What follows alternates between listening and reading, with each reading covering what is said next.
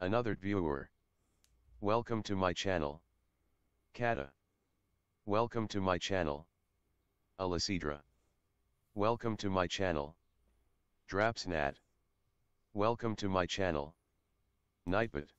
Cowboys. Welcome to my channel. The Wild West. Vladed one of the 1. most classic subjects. Welcome to my channel. You got legendary songs Network. like Dead or Alive by Bon Jovi. Welcome to my channel. Cowboys from Hell by Pantera. Stream Elements. Cowboy by Kid Rock. Welcome to my channel. Goes on. But of all Paradise artists who _ write about for _ cowboys, streamers. by a very, Welcome to my channel. very large margin. Discord there's none more _ for prolific _ streamers than a man named Grant _ McDonald. And you see the Welcome thing about to my Grant's channel. Cowboys, they're naked, Yehodemun. they're throbbing. Welcome That's right. to my For channel. This video, we're gonna take a look Isebe. at Ram Ranch. Welcome to my channel. Streamers _ growth. Welcome to my channel.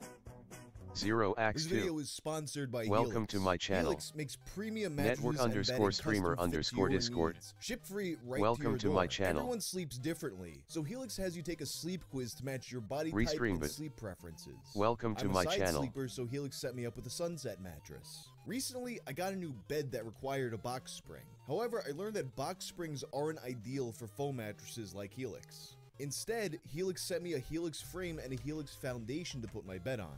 The setup was super fast and easy to do by myself.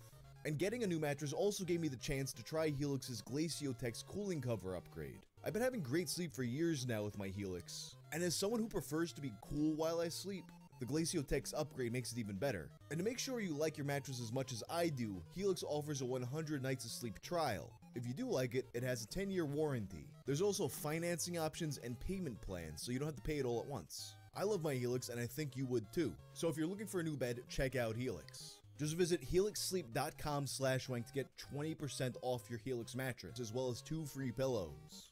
Our cowboy tale begins in, of all places, Canada. In another life, Grant McDonald, the hero of this tale, was actually an investment banker. Eventually, though, he would bore of this career path and leave the field to pursue his creative interests. And he tried a bunch of different outlets for this. Visual art, acting, erotica. And throughout all of his work, there was a consistent theme. That theme being homosexuality, because, he's gay. And that was no different when he began making music in the summer of 2012. That August, he wrote several songs about the risque side of cowboys. And he was very proud of what he made. So he attempted to pitch these songs to radio stations right in the heart of country music, Nashville. But the artist was instead met with backlash as they rejected all 3 of his gay country anthems. And in that moment, he swore revenge for what he saw as homophobia. In anger, he downloads a royalty-free metal instrumental and begins writing what would eventually become his magnum opus, that of course being Ram Ranch.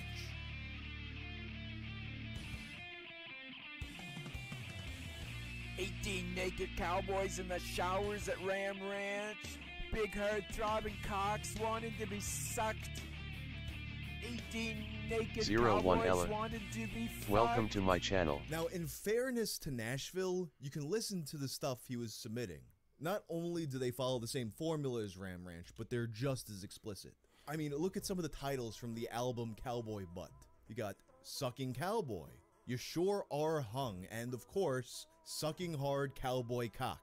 There very well may have been some homophobia at play in their decision, but I can't say for sure that refusing to play a song called Sucking Hard Cowboy Cock is proof of that. I mean, if I was on the radio, I would play that song, but the FCC might not be too happy with me. In any case, Ram Ranch was released without radio support on August 30th of 2012, though it went mostly unnoticed for years. Its first recognition came in 2014 on Reddit's r/WTF. The author of the thread claimed to have received a mysterious package containing one of Grant's CDs. Naturally, Commenters were taken aback by the names of these songs and started investigating. And they quickly found Grant's music online, discovering that he at this point had made over 212 songs. While laughing at the absurdity of it all, some couldn't help but remark that it felt like there was something more at play here. I couldn't help but notice he's rap and country. Those are basically the least gay-friendly genres, so I can't help but think he's some kind of mad genius. If we had received that album at the radio station I was at, you can be damn sure we would have listened to it. It's not the gay parts that's WTF, it's how over the top it is. Even within this massive sea of music, the users fixated on Ram Ranch. There's just something about this song that made it stick out above all the rest. And one user loved it so much that he actually decided to play it on the radio station that he worked at. A lot of people warned him that he might get fired for this, but you know, in my opinion, and clearly this poster's opinion, it's worth it. So he ended up playing it during their Sunday night metal show to surprisingly no complaints. This thread was essentially the first time anyone had acknowledged Grant's music online, but it was far from the last. Months later, the song was uploaded to YouTube, which planted the seed for its eventual explosion. In early 2016, the Twitch streamer Ice Poseidon began taking song requests through donations. He allowed viewers to play music without screening the songs. Naturally, this resulted in a lot of trolling, mostly, you know, raps with naughty words or obnoxiously loud ear rape mixes, and his fans were just out there hunting for the most weird, abrasive, or offensive stuff they can make him play, which ultimately leads them to Ram Ranch. And Ram Ranch instantly becomes a staple in the community. Within months, the YouTube uploaded song racks up hundreds of thousands of plays. This format as a whole proved to be really successful, and as a result of it, Ice's channel grew immensely. And it wasn't long till other streamers took note. And of course, Ram Ranch followed with them, started to be spammed in Forsen's community before making its way across the entire site. It gets so popular that Twitch itself, with its famously inconsistent and inscrutable moderation, gets involved. In August, they start banning streamers who play the song for explicit content. That includes personally warning Forsen off-stream about its lyrics. This decision, as you might expect, pissed off a lot of viewers. And they were quick to point out a double standard where there's all kinds of sexually suggestive content on the site, and in comparison, what's so bad about merely singing about throbbing cowboy cocks, if you can have half your actual ass out for all to see? So in protest of this, a safe version of the song was made. 18. Fully clothed cowboys in the showers at Ram Ranch. Limp, flaccid, relaxed sexual organs, wanting to be left alone. 18. Fully clothed cowboys wanting to read a good book. Cowboys in the showers at Ram Ranch.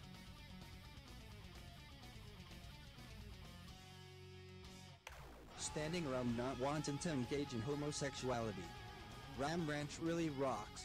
Judging by the fact that this upload got 200,000 views, it's clear that nothing could stop the momentum of Ram Ranch. And the song continues to grow in notoriety throughout 2017, and it escapes Twitch.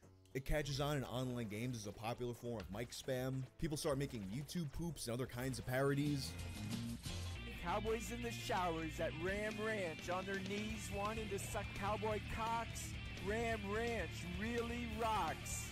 It gets so big that eventually Twitch just has to end their ban on the song, so that streamers don't have to worry about their channel getting accidentally banned over a meme.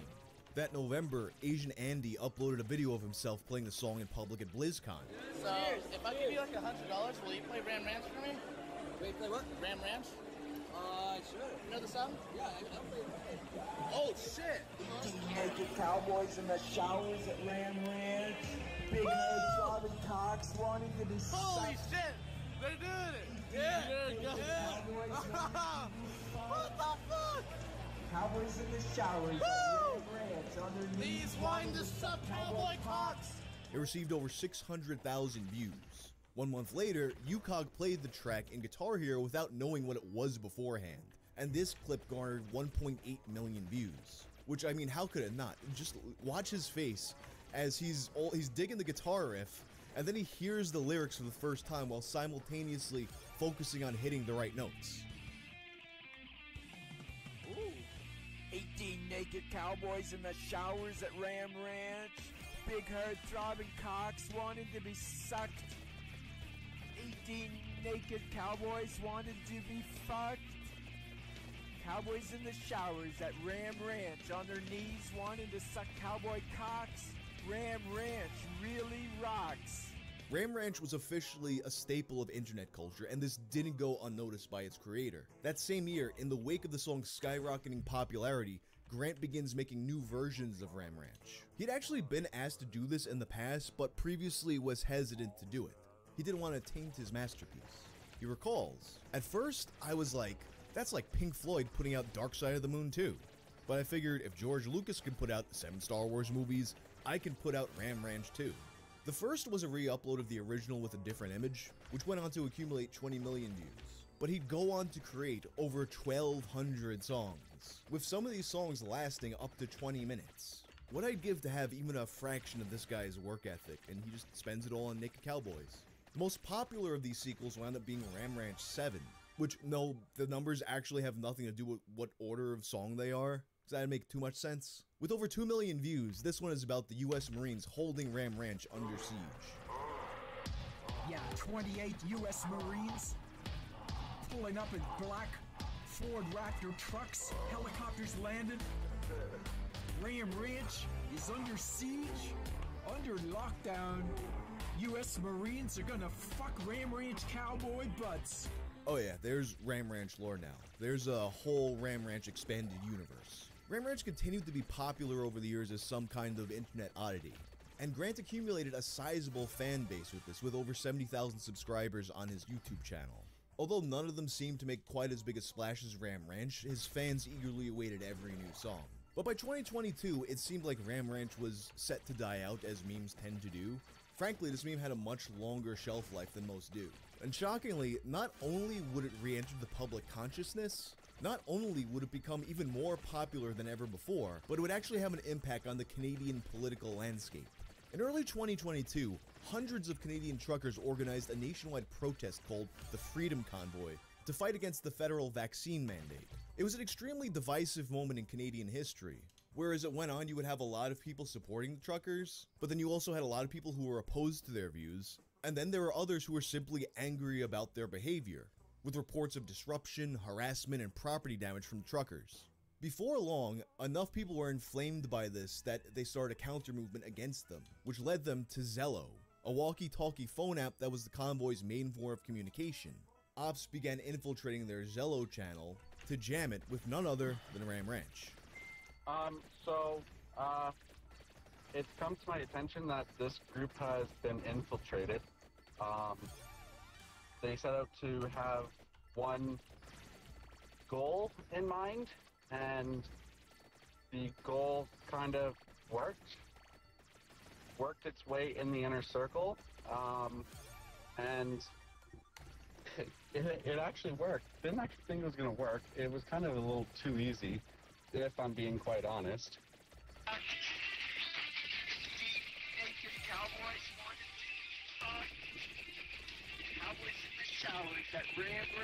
This clip goes viral, inspiring more and more people to join in on the campaign, a movement that's eventually dubbed the Ram Ranch Resistance.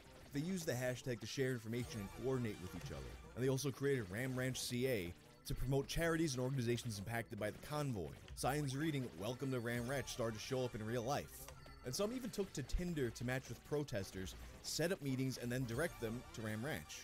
And through all of this, the jamming continued, resulting in 3 separate Zello channels shutting down. And this moment right here is actually where Ram Ranch peaks in popularity. Given that Grant himself was Canadian, it wasn't long before he heard about all this.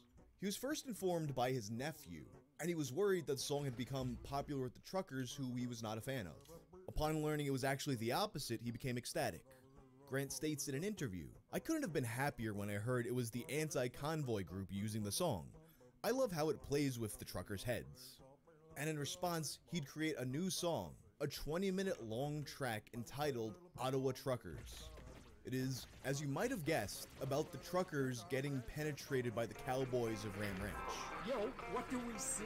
At Parliament Hill, Ottawa, Canada, trucker boys in their big rigs, in their sleepers, stripped naked, holy jeepers creepers, being butt-fucked by the Ram Ranch cowboy. The convoy ends on February 23rd, with the Ram Ranch Resistance disbanding soon after.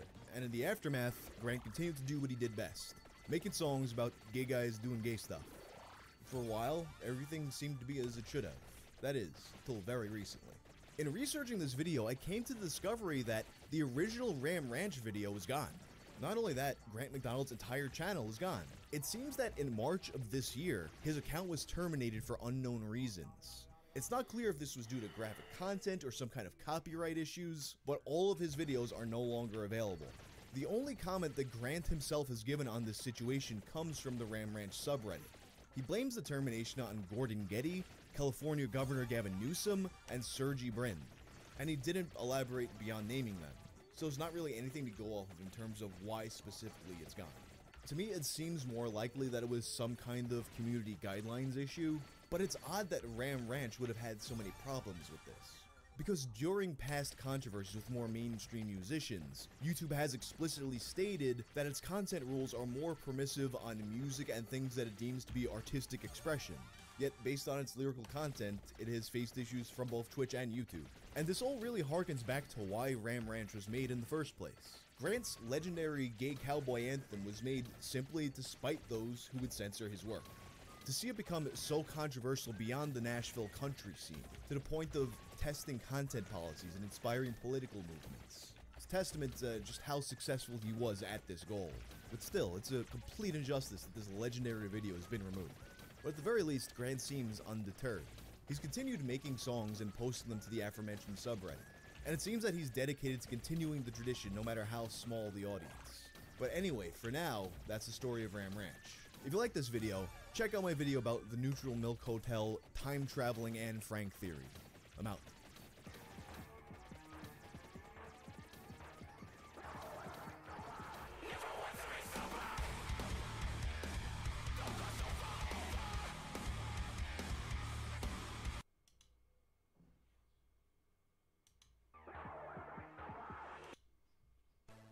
You're probably familiar with the image in front of you, even if you have no idea what it is or what it means. But a good chunk of you probably are aware that this is the cover of Neutral Milk Hotel's 1998 album, In the Aeroplane Over the Sea. This album, perhaps more so than any other in existence, is an album of internet legends for many reasons. The memes, the conspiracy theories, and the fact that a lot of people genuinely do consider this to be a great, if not perfect, album. So for today's episode of Tales from the Internet, let's take a look at the story behind In the Aeroplane Over the Sea.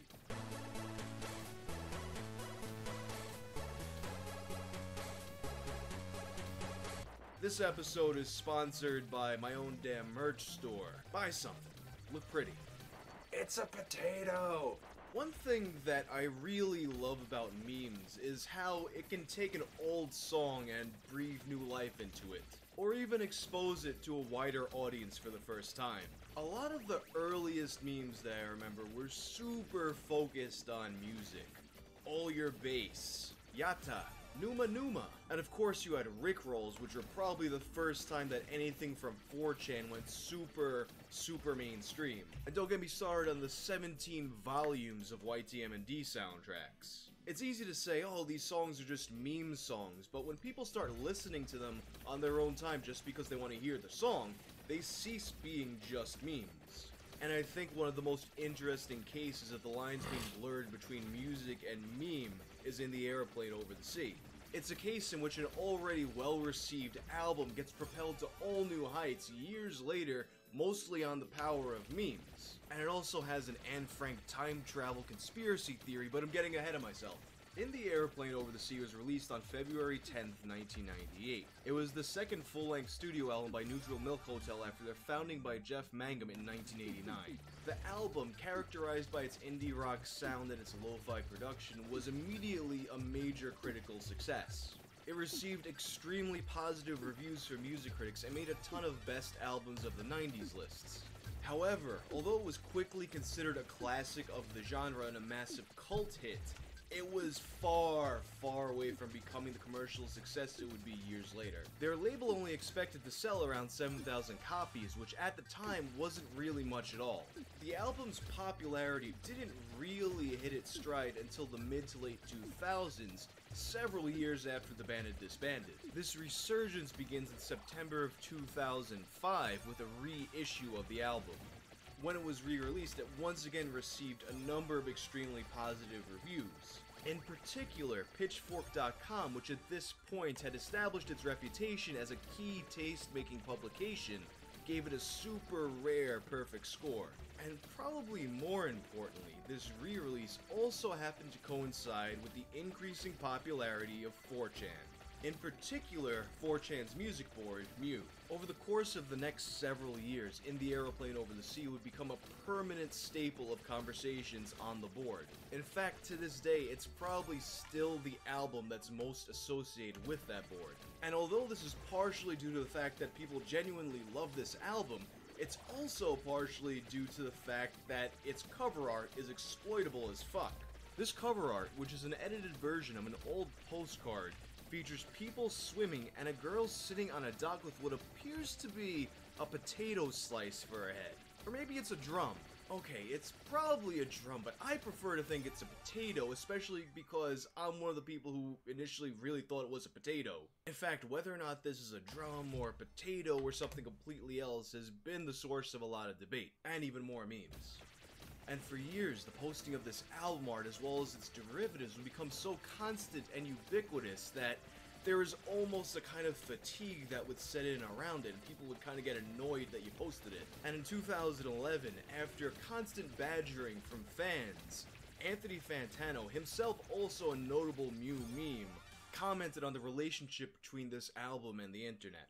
I think this thing is a fantastic record, an amazingly abstract and beautiful record, but the fact that it's kind of become a series of jokes to be typed and repeated in all caps all over the internet is really depressing to me, and I think it destroys the feelings behind this record. And while he did make a good point here, I think there is another side to this.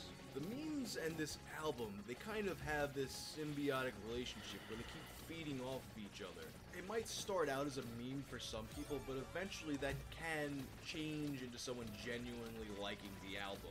Honestly, that kind of describes my experience with the album. I mean, me personally, I was well aware of the memes before I had any idea it even was an album.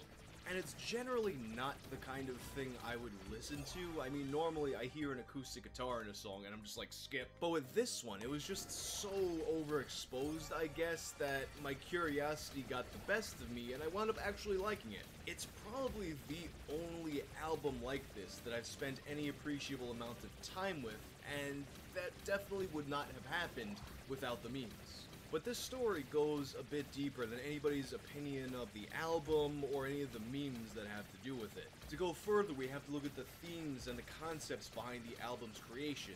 And although there's a lot of different meanings that can be taken from the various songs, one particularly interesting aspect of it is its relationship to Anne Frank. In a 1997 interview with Puncture magazine, Jeff Mangum explains, "Yeah, I know it might sound kind of cheesy. Right before recording on Avery Island, I was walking around in Ruston waiting to go to Denver to record. I don't consider myself to be a very educated person, because I've spent a lot of my life in dreams. And I was walking around wondering, would everything make more sense to me if I knew the history of the world, or would I just lose my mind? I came to the conclusion I'd probably just lose my mind. Next day, I walked into a bookstore and there was the Diary of Anne Frank. I'd never given it any thought before. Then I spent 2 days reading it and completely flipped out. Spent about 3 days crying. It stuck with me for a long, long time. While I was reading the book, she was completely alive to me. I pretty much knew what was going to happen, but that's the thing. You love people because you know their story. You have sympathy for people even when they do stupid things because you know where they're coming from. You understand where they're at in their head. So here I am, as deep as you can go in someone's head, in some ways deeper than you can go with someone you know in the flesh.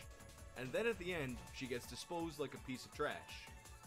I would go to bed every night and have dreams about having a time machine, having the ability to move through time and space freely, and save Anne Frank.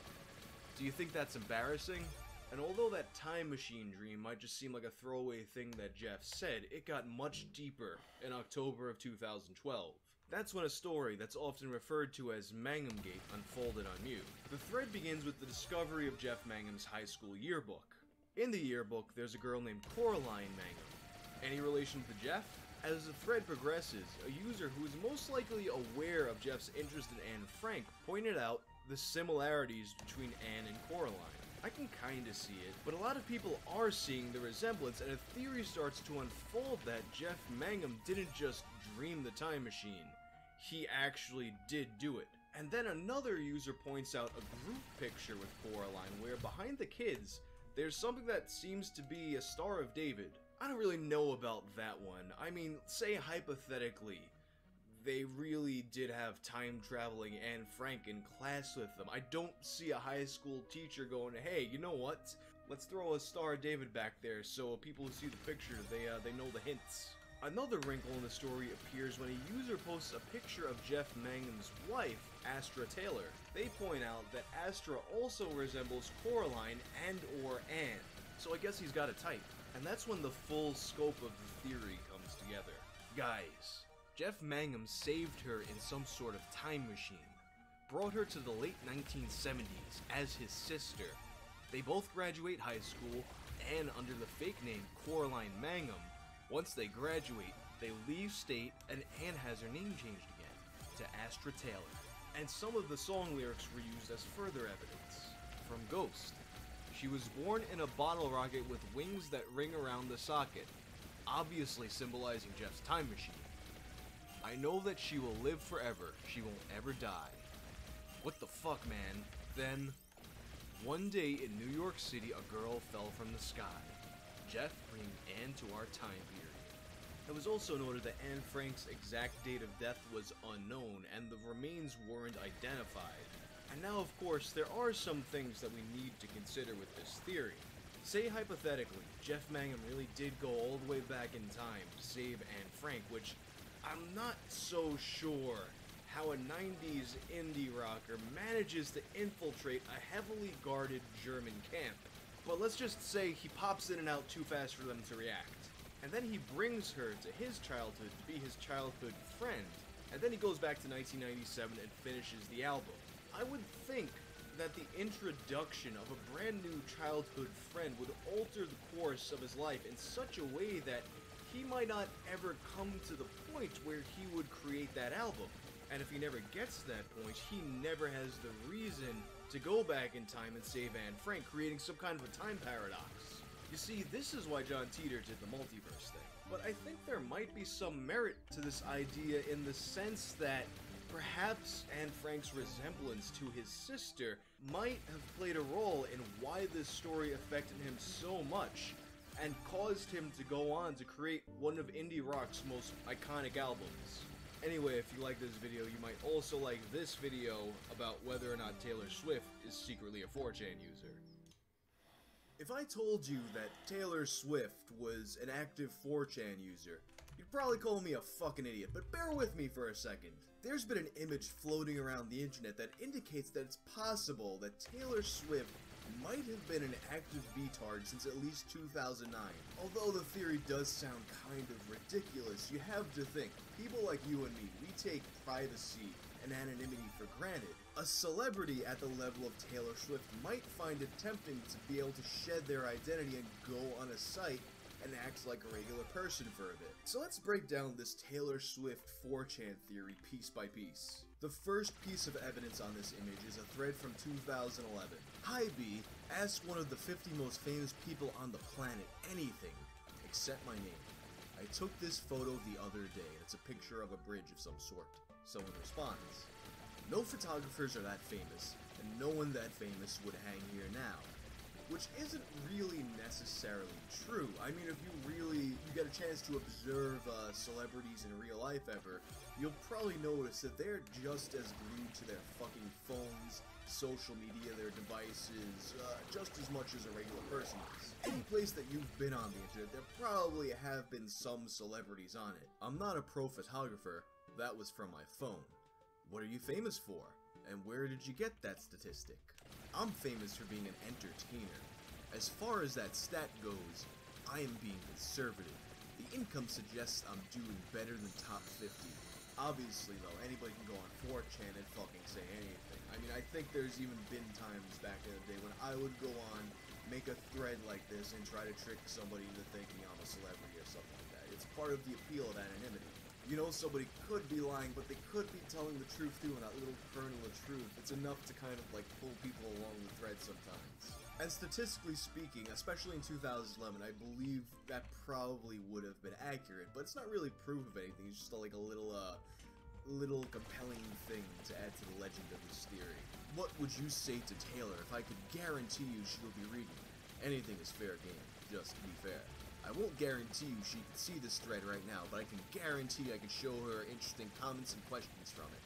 And honestly, I could see someone who has access to Taylor Swift in that kind of way making a post like that for 4chan. Because a lot of times these things are the kind of things that, like, you really want to tell somebody, but you can't fucking tell anybody. So you go to 4chan because there's plausible deniability. Maybe it's real, maybe it's not. Sup, B? I'm out at a New Year's gala here in Nashville with my friends. Pick related, it's my friends, and it's a picture of Taylor Swift and some dude that I don't know who the fuck it is. What makes this one a little bit more interesting is the fact that Moot, the founder of 4chan and at the time the administrator, he responded, "Fuck, that would be shitstorm worthy." And while in and of itself that comment really doesn't mean much, it was pretty rare for Moot to comment on anything back in the day. And he had made multiple comments on threads related to Taylor Swift and had been pictured with her a few times. You know, there are some minor theories around that too, like people saying, oh, Mood hooked up with Taylor Swift, which I kind of fucking doubt, but you never know. It could be just a case of him stirring the fucking pot. Sup, B, do you like Scottish fold kittens? And it's a picture that's pretty much obviously the top of Taylor Swift's head and her cat. And I know what you're thinking, okay, so someone found a picture of Taylor Swift and they posted it on 4chan, big deal, right? The thing about this particular picture is that I ran a Google reverse image search on it, and I was not able to see a single instance of it appearing before the date that this was posted. That doesn't necessarily mean that it was first posted on 4chan, it just means that if there was evidence of it existing before then, it's gone now. Speaking of Taylor Swift's cat, I think one of the most compelling pieces of evidence in this theory relates to her cat. From a thread on November 6, 2011, Trips names my new kitten. For those of you who don't understand what's meant by Trips, every single post on 4chan is assigned a number. Sometimes people will make gambling-styled threads where the person who gets a certain arrangement of numbers will get to name something, get to choose something, and in this case, Trips would be the first person whose post is assigned a number that has the last 3 digits the same. The person who won Trips on this thread picked the name Meredith. The very next day, on November 7th, 2011, news articles are published. Pick. Meet Taylor Swift's new kitten, Meredith. Obviously, this is something that could just be a huge coincidence, and I've seen it said that, well, she picked the name because she's a big Grey's Anatomy fan. There's a character named Meredith, but that could just as easily have been a way to explain it away and keep the 4chan mystery going. The next piece of evidence relates to a selfie posted on September 16th, 2009. Hi B, I'm feeling down. Please make me smile. And the picture attached is a selfie from the nose down of a girl in a white shirt who very clearly resembles Taylor Swift. And the thing about 4chan is if somebody posts a picture of what appears to be an attractive girl's mouth, people are gonna dig around and try to find out what else they could possibly fucking find. And as it turns out, people found something. And like many people who have accidentally exposed themselves to doxing on 4chan, this all relates to what's going on in the background. You know, furniture, walls, that's the kind of shit that people use to figure shit out at 4chan sometimes. And in this case, the walls were also found in a YouTube video that Taylor Swift had posted. But this piece of evidence, as it turns out, is actually bullshit. I did a reverse image search on this picture as well, and as it turns out, I was able to find another instance of it in June of 2009.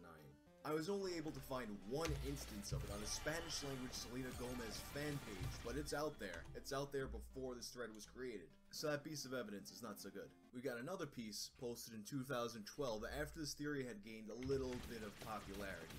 Doesn't Taylor browse 4chan? Pretty much why I listen to it. I chatted to her once over Omegle.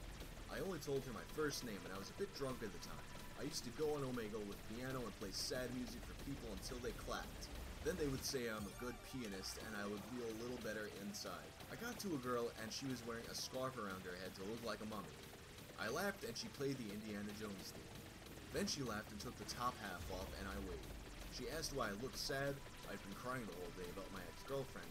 I told her I was tired. She typed, and I asked which country she was in. She said USA.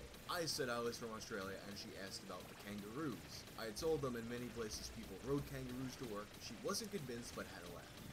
I made sure to warn her if she ever visits of the drop bears.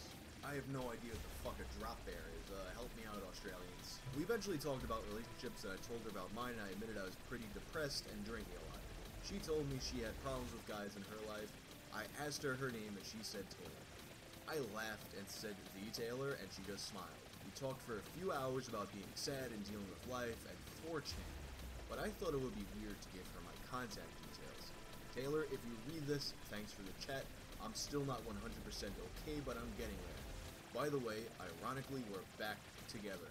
Now, once again, this is another case of anybody can go on 4chan and say anything, but you have to imagine that there probably are some celebrities out there that would want to use a site like Omegle and perhaps fuck with people a little bit like this. It all makes me think of that Bill Murray Nobody Will Ever Believe You story where he fucks with people and just tells them nobody will ever believe you. Those stories, they could be true, they could be false, but as it goes in the story, nobody will ever fucking believe you, so what does it matter? And that brings us to the last piece of evidence in this strangely pasted together quasi-infographic thing that I'm looking at here. On December 28th of 2011, Taylor Swift made an Instagram post with the caption, "Nothing quite like a freezing cold wintry beach." That very same morning, a 4chan user posted an image, "Sup B, nothing quite like a freezing cold wintry beach." Also, Rule 1. Rule 1 being don't talk about B, which clearly I'm fucking breaking here, but honestly that shit was always stupid even back in the day. The EXIF data on that image reveals that this picture was in fact taken that same morning. And unfortunately Taylor Swift's Instagram post is long gone, so we can't really tell what time she posted hers. The allusion to Rule 1 would definitely be a way of saying, hey, I'm here, but I'm not telling anybody, but I know you guys know. It'd be a nice cheeky way of alluding to that if you were Taylor Swift. The fact that the idea of Taylor Swift actually being an active 4chan user became a minor meme of sorts. There's definitely gonna be some people out there muddying the waters, trying to make up more and more posts like this, but that's kind of what reinforces it in some level. Because the more people fuck with it like that, the easier it would be for her to get away with it. So what's the final verdict on all this? It's kind of hard to say for sure. Although none of these pieces of evidence are smoking guns in and of themselves, they do kind of come together to form this picture that makes Ajt na canal de malo iscolaramo. Ainran78. Welcome to my channel. The screenshots are all photoshopped and come from an IP that is definitely not her. Now, although that appears to be him coming out and debunking the whole theory, he knows that the IP really isn't proof of anything, and it's strange that he would take the effort when he usually doesn't post that much to comment on it at all, considering how much Gledam YouTube neki klip na drugom monitoru. Oči mi gore. Oči mi krvar. Nisam trebao da uzem šta je ovo, Supernova.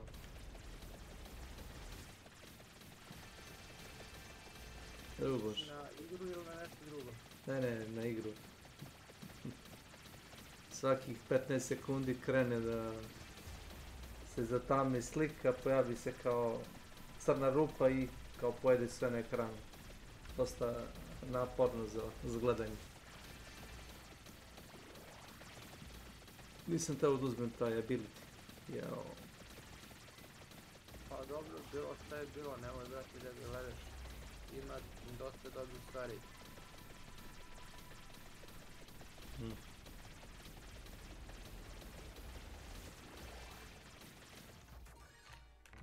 Dobro.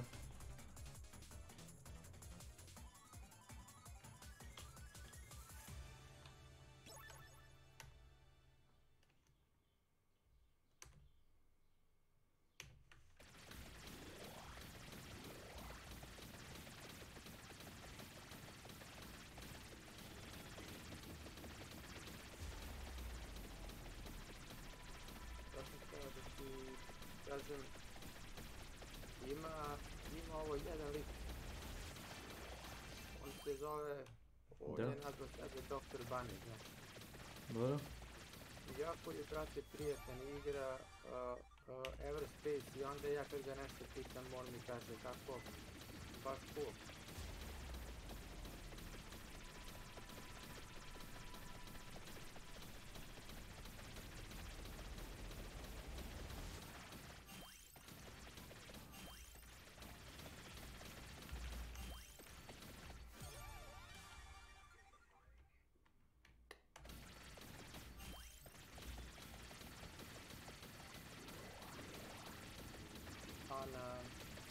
Na Everspace-u ima nešto što se zove rift, znaš, na tom riftu može da dobiješ i legendarne i oružje i sve, ali taj rift baš i need od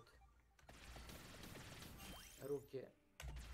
I danas ću da ga pitam jer on ima kao neki štit, znaš, a ja u igri za 200 sati nisam našao taj štit. A možda se trguje, pretpostavljam, za taj štit, možda treba da... Ili možda treba da se boriš na nekom mestu da bi dobio. Jel postoji varijanta da ti, to ti je, pretpostavljam, svemirsko istraživanje, ako se ja ne varam. Postoji neka varijanta da ti se boriš sa kao piratima ili sa nekom vojnom koalicijom? Pa zapravo ima. Možda postoji neko polje, nekih asteroida ili neka vojna baza koju treba da opustošiš da bi našao to. To je moja pretpostavka. Pa verovatno jesam. Mada ja sam bio i za 200 sati ja sam prešao po poho. Ali nešto bre nisam našao. Ali on će da mi kaže da znači.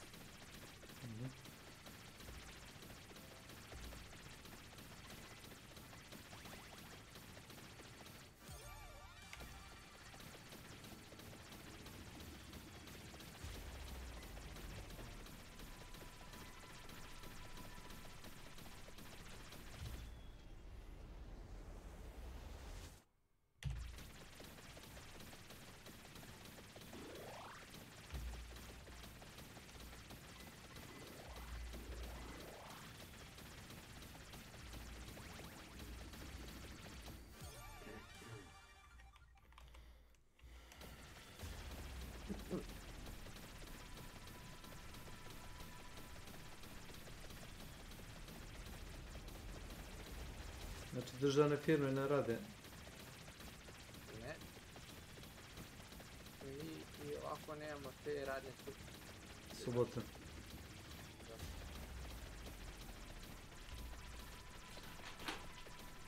Okay.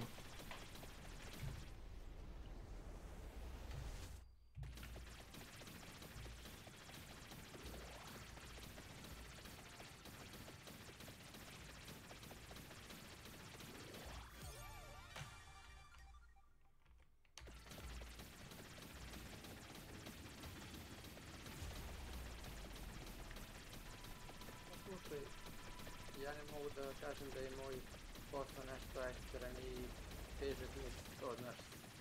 Može bolje, znači uvijek može bolje. Ali ima neke stvari koje su recimo... Prednost? Koje su recimo to dobre, znaš. Ja imam 20 i nešto godina radnog staža. Radnog staža i onda sam izgradio i reputaciju neku na poslu i poštuju me, znaš. I onda sam recimo sad uzeo da ove dve praznike spojim za 9 radna dana od ovog prošlog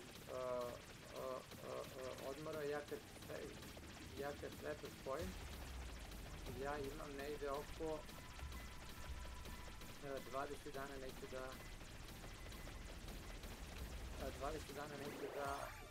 da radim.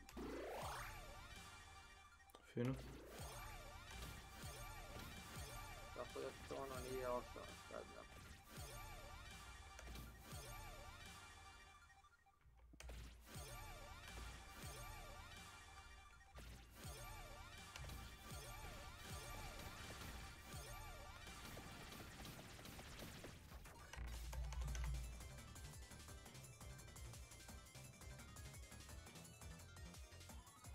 dok sa druge recimo strane od kako je došla Da. od kako je došla SNS vlast pre 2000, znaš, zaposlali su dosta njihovih ljudi bez... Koji nemaju... Da. Nisu podobni za radna mesta na koja su pozicionirani. Samo, nije to baš tako, gledaj, mi nismo, kad dođe da radi kod nas, znaš, ti rektor naš, on ima pravo da ih stavi na koje radno mesto smatra da im je prikladan. Da. Sad, desilo se to da jedna žena je došla sa fakultetom i jednostavno je ograničena toliko mnogo i ne može da uči, da ne može da radi ništa i onda je kao da je šatro neki posao čisto kao da nešto radi, a posto neka grupa, neki grupi, recimo ti 100.000 primaš platu, a posao ti je da pošalješ pismo u poštu. Aha. Znači, shodno obrazovanju i tome što možda se očekuje od te osobe, ona ne daje dobre performanse, da tako kažem. Da. I ono što je najgore, što su nama uzeli 3 velike posle, znači. Gdje su nam uzeli 3 velike posla, to se baš i osjeti da imaš više i slobodnog vremena. Dobro, ja na blagajni radim pa nemam, znaš, ali stari radnici koji rade u našoj firmi već se u firmi plaćaju za svoje radne mesta i sve, jer oni nisu članovi partije i Što nisi komušao sobi, gdje sam ja, mislim, ono. Već si Vlado. A? Da, nastavi Vlado, daj. Nemaš posao, ti možeš da ostaneš onda da... Dobar dan, kume, kako si? Zdravo, Petar Ivanić, što ima? Da, dobro. Eno, nisam ne vidio si uša, brate, a bio sam cijelo vrijeme u sobu. Da. Sveka čovjek priča nešto, možeš ga pustiti da završi. Hoćeš i da... Izbjegavam te, hoćeš li da odem, da ti stražarim ispred kući kad ti uđu gosti da ja upadnem, da ja vodim glavnu reč, ćeš tako da radim. Sad čekaj da čovjek završi što je počeo da priča, ne budi neuljudan, reci zdravo momci šta ima. I onda se čekaj čovjek završi, onda pitaš što ne dođeš, ko ti izbjegava? Vidim da si u sobi sa Borisom Bilićem koji je mutiran, da si ti lud čovjek. Nenad je bio juče čitav dan mutiran, znači bio u sobi za Discord sam sa Borisom Gardinovačkim koji nije bio tu. Ja sam ušao da kažem zdravo, Nenade, tap, nema nikog. Ne pada mi na pamet. Ako vidite da sam online, a svi vidite da sam online na Discordu, znači pošaljite mi poruku, Vlada je malo pre bio i postaje poruku Snake, kaže pa uđi u Discord, kaže da pričam. Šta je s tobom? Izvoli, Vlado, završi šta si počeo. Ništa, brate, pa samo sam to htio da kažem da je dobro što imaš i veliki godišnji odmor i sve, ali je loše što, brate... Što imaš takve kolege? 3 velika posla. Tako da ne znam, jer ovi jednostavno kao da su pali, brate, s Marsa. Svake godine kupuju novu opremu, kupuju te PC-je nove koji mnogo koštaju i ono, to je sve zbog novca, znači jer nama realno ta oprema Snake je toliko nova, brate, da te radne stanice imaju i DD4 RAM, nemaju čak ni SSD-ove nego NVMe, znaš. Jo, brate, ko plus IPA pare. Šta će vama toliko brze mašine? I onda nam Beograd kaže da tu opremu recimo od prošle godine, ta oprema ne sme da se deli radnicima po nekoj recimo Smešnoj ceni. Smešnoj ceni to, znaš, nego mora da se donira MUP-u pa nekoj školi i tako to. I onda tako svake godine se opere mnogo para na toj opremi. I oni recimo tako rade kroz opremu se pere novac, a niko neće da se bori za neki novi posao, da se nešto novo radi, da jebi. Baš su ovako čudno.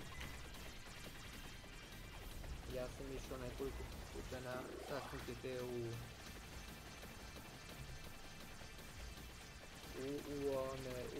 Beogradu da pitam za veću platu čovječe, znaš. I ovi kao, pa znate, nemamo pare za platu i ovo ono. I sad sam se, recimo, spremio kad sledeći put odem. Da tom što je zamjenik kad počne da nam priča da nema novac za plate, ja ću da kažem da nema više potrebe da se ulaže. Ne, da nema više potrebe da se priča s tim, nego hoćemo sa general. Jer on čovjek bio na sastanku jednom i mi smo krenuli da ga napušavamo za plate i on je poslao sada svoje zamjenike da se sa nama bakće. A u principu čemu sve to ako nam ne daju malo veće plate? Mi nemamo neke velike plate, recimo ja sa 23 godine radnog staža, moja plata je oko 52.300. To je smiješna cifra. Pa znam smiješno, ali Jagodina je jako, svi misle ono kao wow, Jagodina, pa turizam. Kao bogato mesto. Da, a to je bre samo na te deo, znači ovdje Palma je napravio kao, znači sve je njegovo i plus je doveo neke firme da ljudi rade za minimalnu zaradu i ovo sad, ne samo što za minimalnu zaradu radi, nego od svoje plate, ima je ta minimalna plata 100 evra, moraju da im vrate na ruci, pa jebim im ja mater, malo.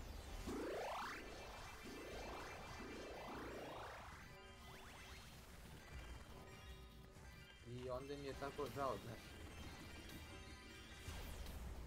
I ja sam rekao, daj da izdržim još ovo recimo godinu i onda neću više da se bakćem sa sindikatom. I direktor moje firme kao ne, Vlado, kaže ti još jedan mandat, kaže ti si neutralna osoba, ti se boriš za radnike i onda mu ja kažem pa ne mogu bre ceo život, ja sam 10 godina već u tom poslu. I još jedan mandat bi bio još 15. Pa jok daj ceo život ja. Pa kao pa doći će neko drugi ko će da se bori samo za prava radnika. Sebe. Ne, neće za ove radnike. Moj prethodnik se borio da zaposli sina, znaš. Znači ništa mu nije bitno. Dok ja kad idem na sastanak, ja za radnike pitam, ja se borim za neki novi posao, za nešto novo. Nikad nisam rekao, ej daj meni. Ja sam recimo jako ponosan na to, mi smo s njih pre godinu dana je sastanak jedan bio i onda neki šašabani, znaš, kao dajte se glasa da funkcija predsjednika da se plaća, znaš. I ja sam od 42 ljudi za to Snake glasalo je samo dvoje, brate. To je super, brate. To je super. Znači, mi smo, još uvek smo, mi smo, brate, te ovo zdravi, mi imamo stav, razumeš? A neko je tu samo zbog recimo ove, kako se zove, zbog novca, zbog da ima što reče, što reče Milan, kao ne neki ćar, ćef. Čovječe, ja neću nikakav ćar, ja hoću da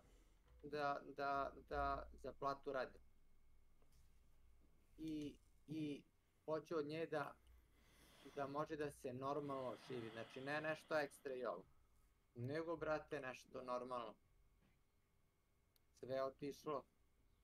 Čovječe, čvarci koštaju 1200 kinti. Med košta 1200 kinti.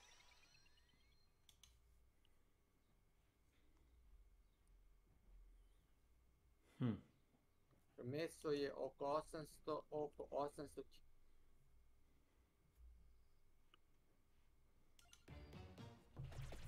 A mora da se ovo jede, te, brate, meso. Mislim, Kapiram. kad se kaže že ovo mora. Ništa nije ono, niti ovo moranje, niti šta, ali je dobro da može da se nešto jede.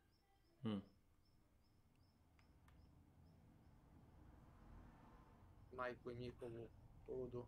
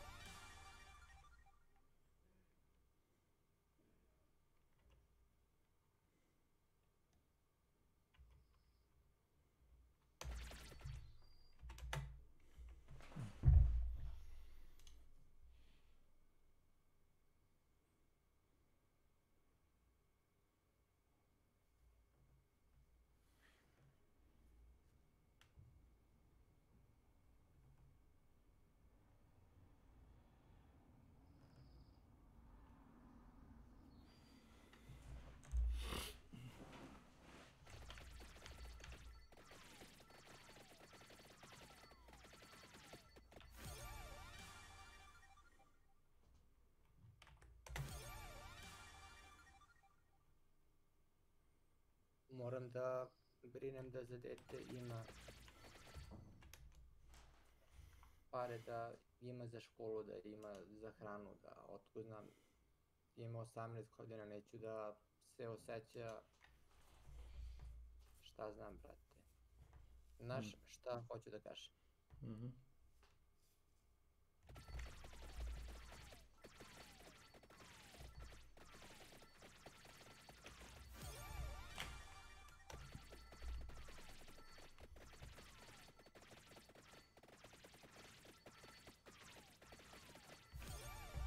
Nećeš da osjeća ne da je kao da ste kao nekoj krizi ili da je stiska za...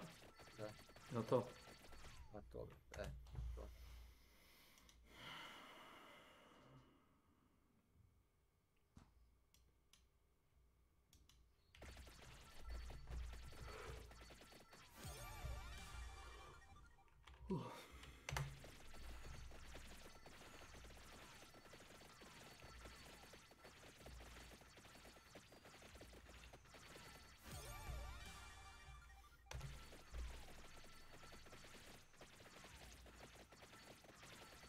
Kod mene jedna žena jako fina, znaš. Kod mene stalno nešto plaće, znaš.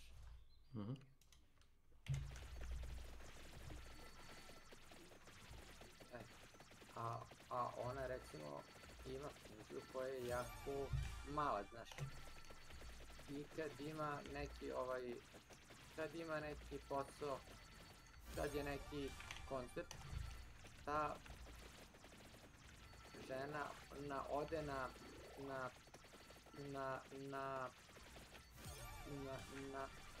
koncept Da. i onda recimo skuplja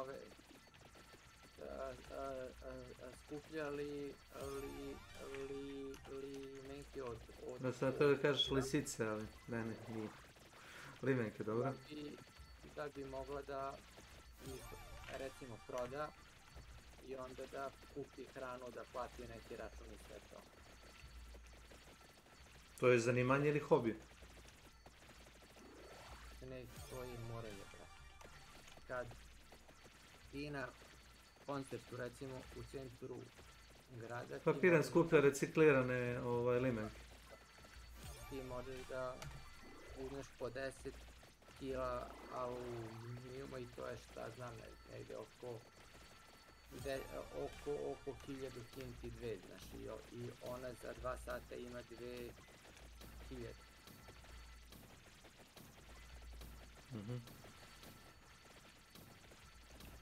Kapiram. Jadna žena.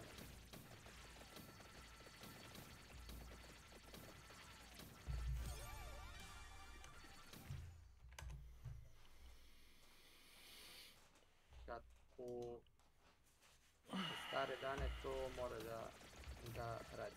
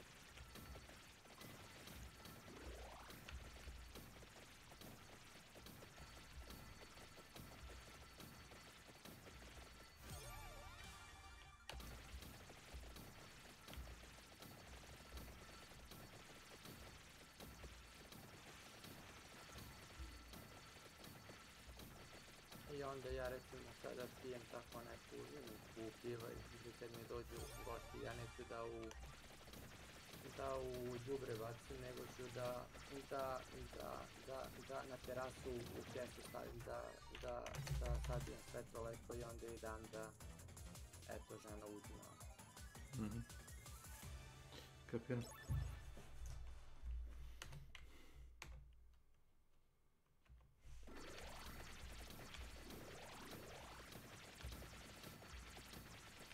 Osjećaš da bi bilo bahaćenje s tvoje strane, da se tako ponaša? Da.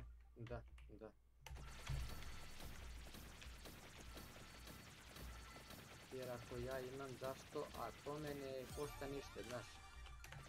Ne ništa. To je ni u džepa, ni u džepa, njoj znači.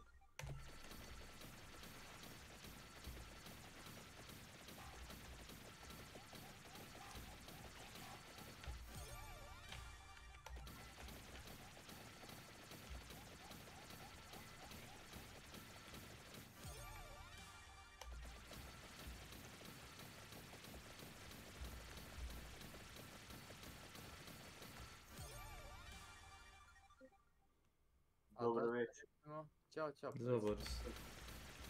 Pa, znači, imam manji otpada, manje svega.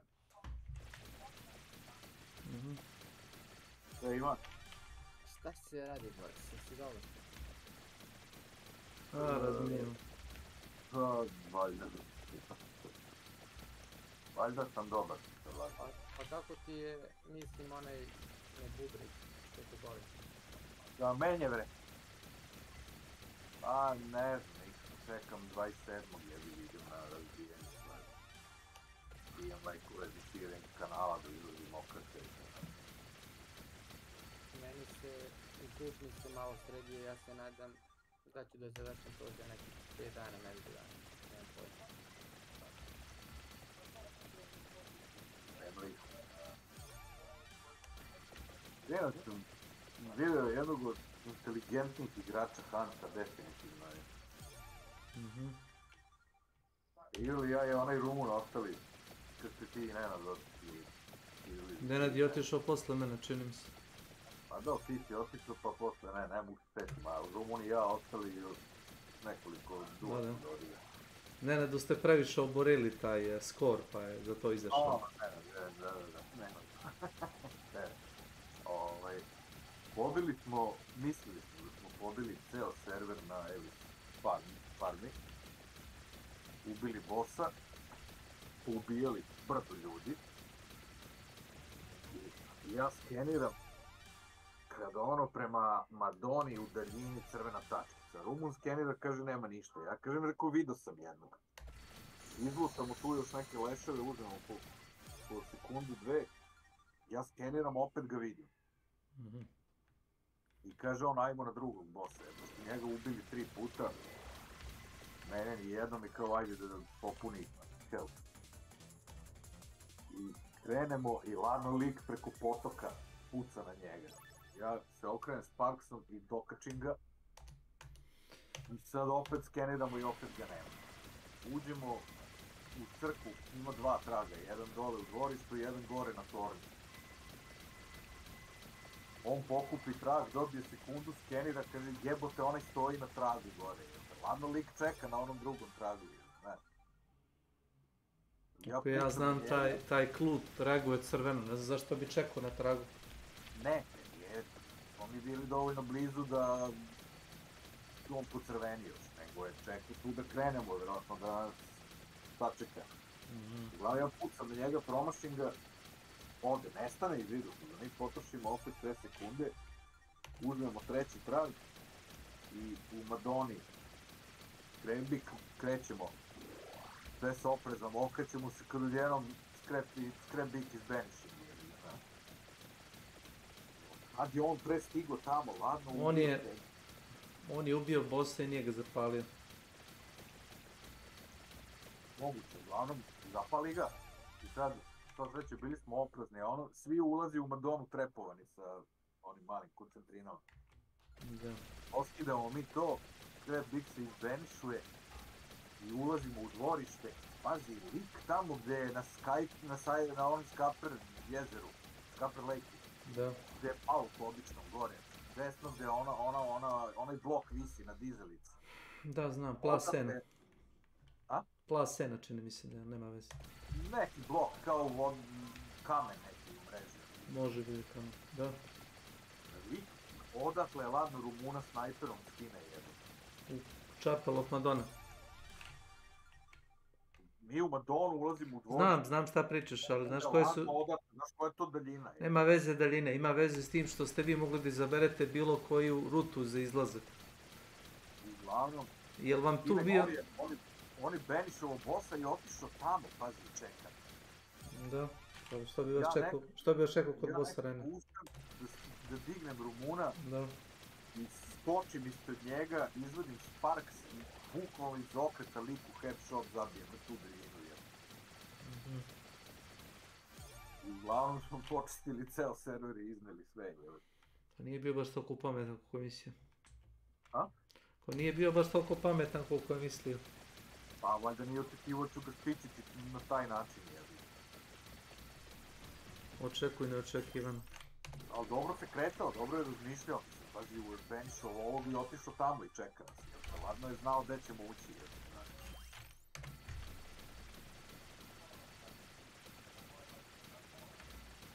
Baš onako, partija za kraj, vrhije. A Rumun napravio Harakiri na Elifan. Imao Winfield sa leveringom. I popili smo se gore na sprat kad smo roknuli bossa. Pazi, dva tima, po dva, jedan levo ulazi na vrata, jedan desno, oni će se vesati iz leveringom od ove. Za 3 sekunde. Čudo. Čudo.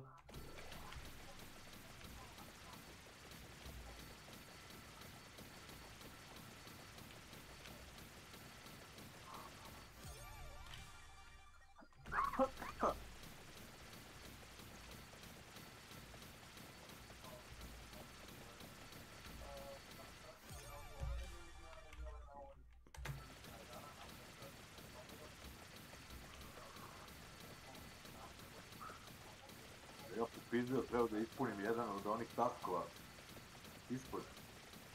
Nagant 1885 officer, da 400 damage napravim.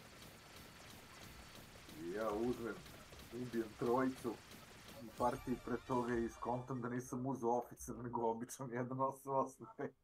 I ništa, poena nisam dobio. Jebe ti, rekao, materije. Ti si uzeo regularni revolver, nešto košta $20. Ma nisam ni gledao video, ono Nagant 1885 i uzeo i nisam ni gledao. Jes. Razlika je što je ovaj dual action, ovaj nije. To je razlika. I uglavnom nisam ni poena dobio. A tamo sam mislio sam završio to, sam trojicu stičio s tim. Stavio sam high velocity municiju, dobar je stil.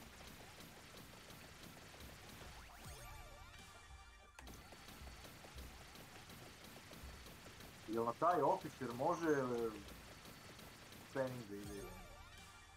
Na koji? Nagant 1885 officer.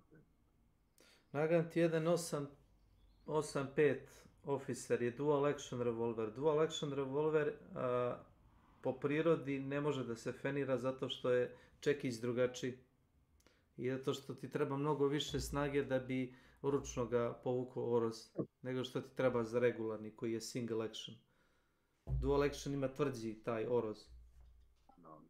Zapravo... Znam da sa običnim ne može, sa onim običnim 1885. Može.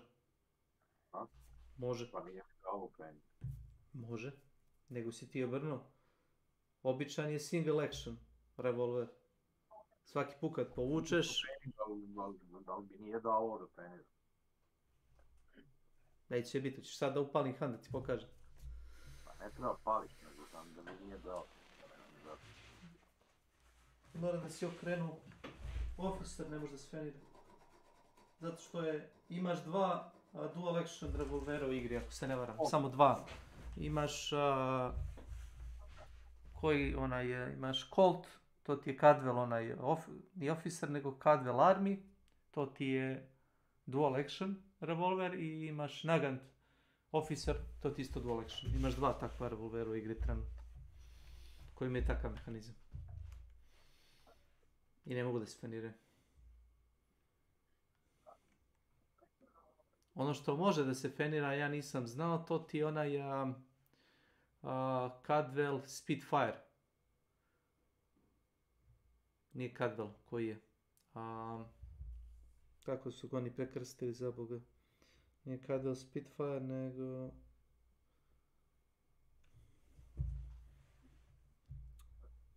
O majku ti... Schofield. Schofield Spitfire, to ti je onaj Schofield što ima skraćenu cev. Što ima cev od, nije koliko, 6 inča, nego je 3 inča ili 4. Znači što ima kratku cev i što ima napred onu kao budžu ispred obarača. On možda se fenira. A nikad ne bi rekao. Ja se iznenadio. Evo sad tu.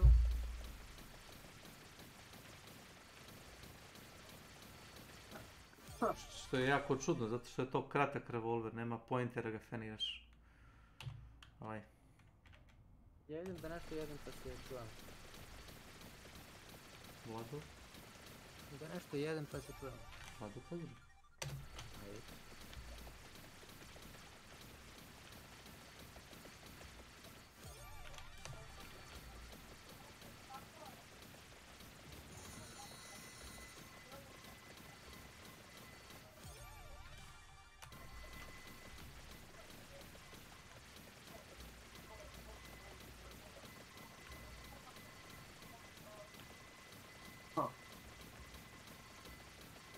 je, napolje leto. To je, ne znam da si ti, to bih voljela znati. Si vrele, a meni hladno je. A meni hladno je, leto je, ne znam da si ti. To bih voljela znati.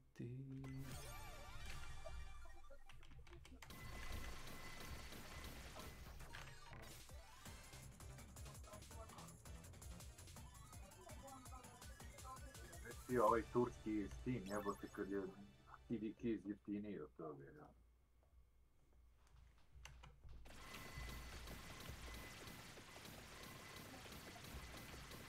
Skoro sve što sam uporedio je jeftinije na CD Keys. Jedino je ovaj Last of Us jeftiniji.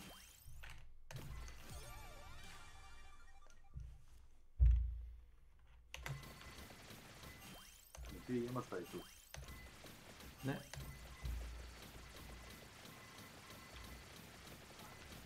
Zato što jedan deo igara ne podržava uopšte family sharing. Znači ne možeš da linkuješ igre između dva akaunta. I ta baš jedna koju sam ja teo da pokrenem nije imala sharing, ja sam samo rekao. V-Rising, ja mislim da je bilo. Platio sam 10-12 evra sam je platio na, čini mi se, mislim da je bilo na turskom ili ruskom akauntu, zaboravio sam. I nije to toliko para bilo puno. Međutim, kad sam probao da linkujem dva akaunta, on je rekao sve u redu, ali kaže igru morate rekupiti i na drugom akauntu jer kao igra ne podržava family share. Ne, rekao super.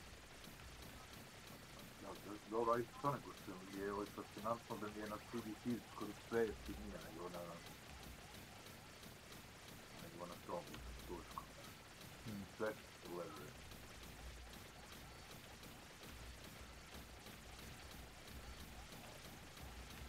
Jedino je Hunt, i Hunt je iz nekog razloga 2,5 evra na turskom, ne znam zašto.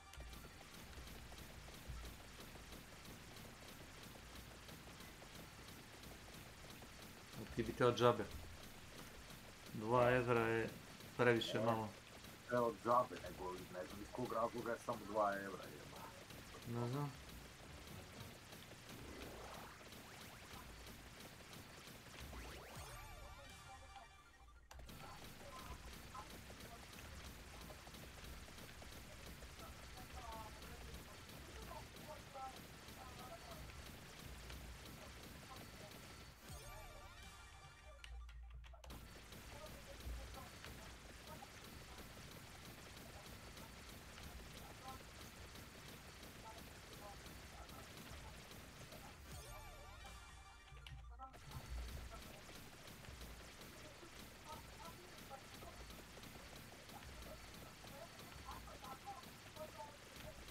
Ima neka free igra na Steamu igrača. Gledam na YouTube-u prilično dobre ocjene imaju. Da nije World War 3? Ne. Sad ću da se izgleda. Kaliber. Kaliber? Nikad čuo.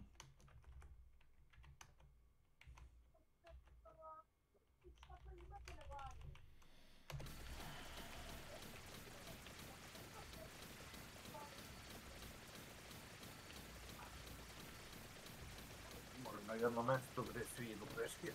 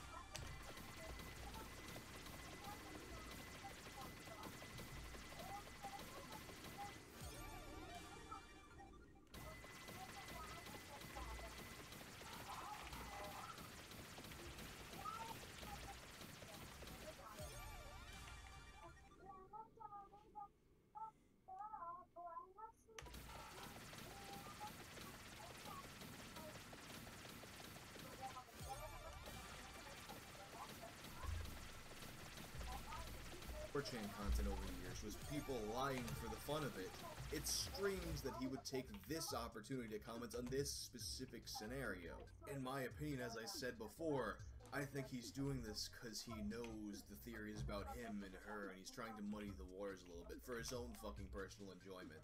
Ultimately, I think anonymous websites like 4chan offer celebrities an opportunity to be private people that they usually don't get to enjoy in real life. So I can definitely see why it would be appealing to them, and honestly, I think it's more likely than not that they're lurking on sites like this or making burner social media accounts just to kind of get a chance to behave like regular people for a bit. It's like fucking aliens, man. They're out there. They're out there. Anyway, go check out this other internet mystery. I'm out of here.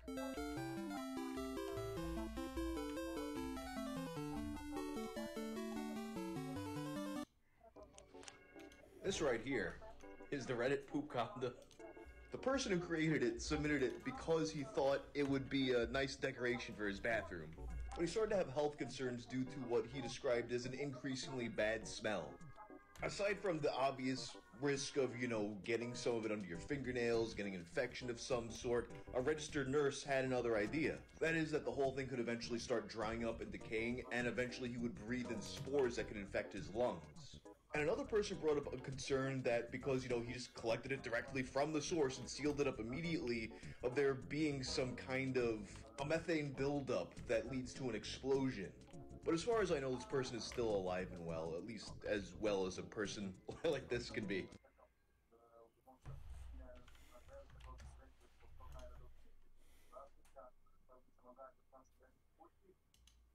People are really upset about this video, apparently. I'm not really sure what I mean, I guess, so basically, Mr. Beast has, this friend Chris, and, Chris is transitioning to being a woman because they're transsexual or something, and people are I see so many fucking posts about this on my Twitter. It is crazy. It's there's and what's so crazy to me about it is the fact that, there will be posts that'll be like, wow, I feel so bad for his kids. He's ruining his kid's life. He's going to regret this so much. This is horrible. And it'll have 50,000 likes, right? Or 80,000 likes. And then I'll see, a comment about how, everybody who says that is, a fucking loser that lives in their mom's basement. And, Chris is beautiful. And, he's the best. And, I wish all the best for him. And that has 50,000, 80,000 likes. It's a very divided, very divisive topic that people have. This Tyson situation could become a complete disaster for Mr. Beast's brand. However, it may also provide some unique benefits. Okay. So let's begin by going over the drama before explaining exactly how this will impact the Mr. Beast channel. Sure. In mid-2022, fans began to notice that Chris Tyson was changing. In the early days, he represented the quintessential southern gun and truck loving dude. Yet beginning in March 2022, Chris began to display increasingly feminine traits, making tweets such as, I mean, I'm gonna be real, everybody paints their nails now. I'm pretty sure Tectone's a dude, and he paints his nails.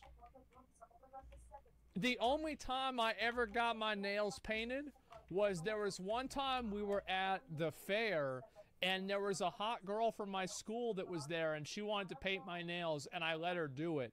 And then my dad found out, and he saw my nails. He's like, what's up with that? And I explained the situation to him, and he said, okay, that's good. He's like, good call. That's the only time I've ever done it. I finally got my nails done at a nail tech. Additionally, Chris would highlight that his facial appearance had changed significantly since the start of the pandemic, which accompanied another post reading, okay, so in 4 different customs I had to prove I was myself because I, quote, look nothing like my passport pic, so much that I'm considering updating my passport. Do you see any resemblance? Prompting replies such as, you went from man to boy. Chris responded by stating, of course, bro. Of course, from this guy, you see, he's got the plaid shirt on. Bro, that beard is down to here. He's got the trucker hat. You're goddamn right, brother. Uh-huh. Yeah. This dude plays classic, guaranteed. Nah, to be honest, I just really started taking my mental health seriously and eating better. Yet his Twitter photos kept insinuating that Chris was becoming more feminine, with this same kind of look showing up in his Mr. Beast appearances. Okay. For example, on the 6th of January 2023, Beast Reacts uploaded a video titled "I strapped a GoPro to a fish," in which Chris How wouldn't it come off the fish?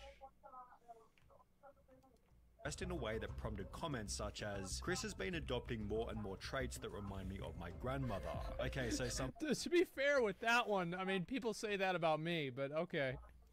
people just gonna ignore Chris's nails. Chris had to have lost a bet. The look is getting wild. Yeah. The response to the video then prompted Which I feel like those comments, I mean, it's just, I don't think there's anything wrong with those comments. I mean, it's not like they're hateful or divisive or they're not meant to hurt the guy, right? It's just people that are making comments, at least so far. countless viral TikToks, such as this one with 700,000 likes, stating, "How did Chris go from this to this?" While others even made the claim that Carl had turned him gay.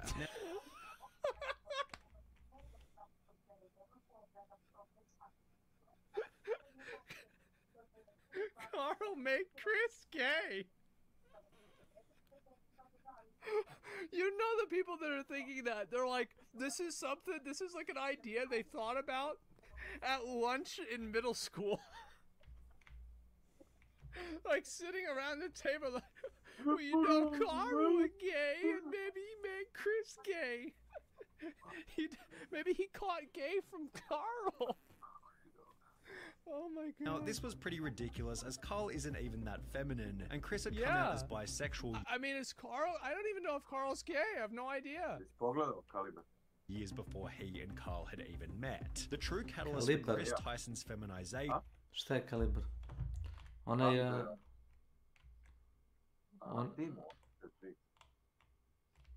Kalibar.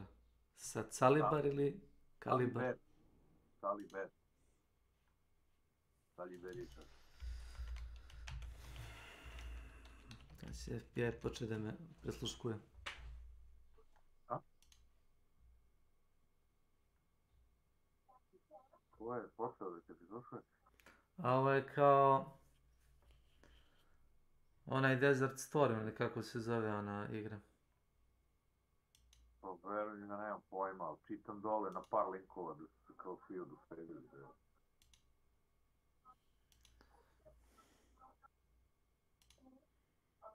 Dobro, grafika izgleda dobro. Kao neki tactical shooter, ne? Kao klon Counter Strike, okej.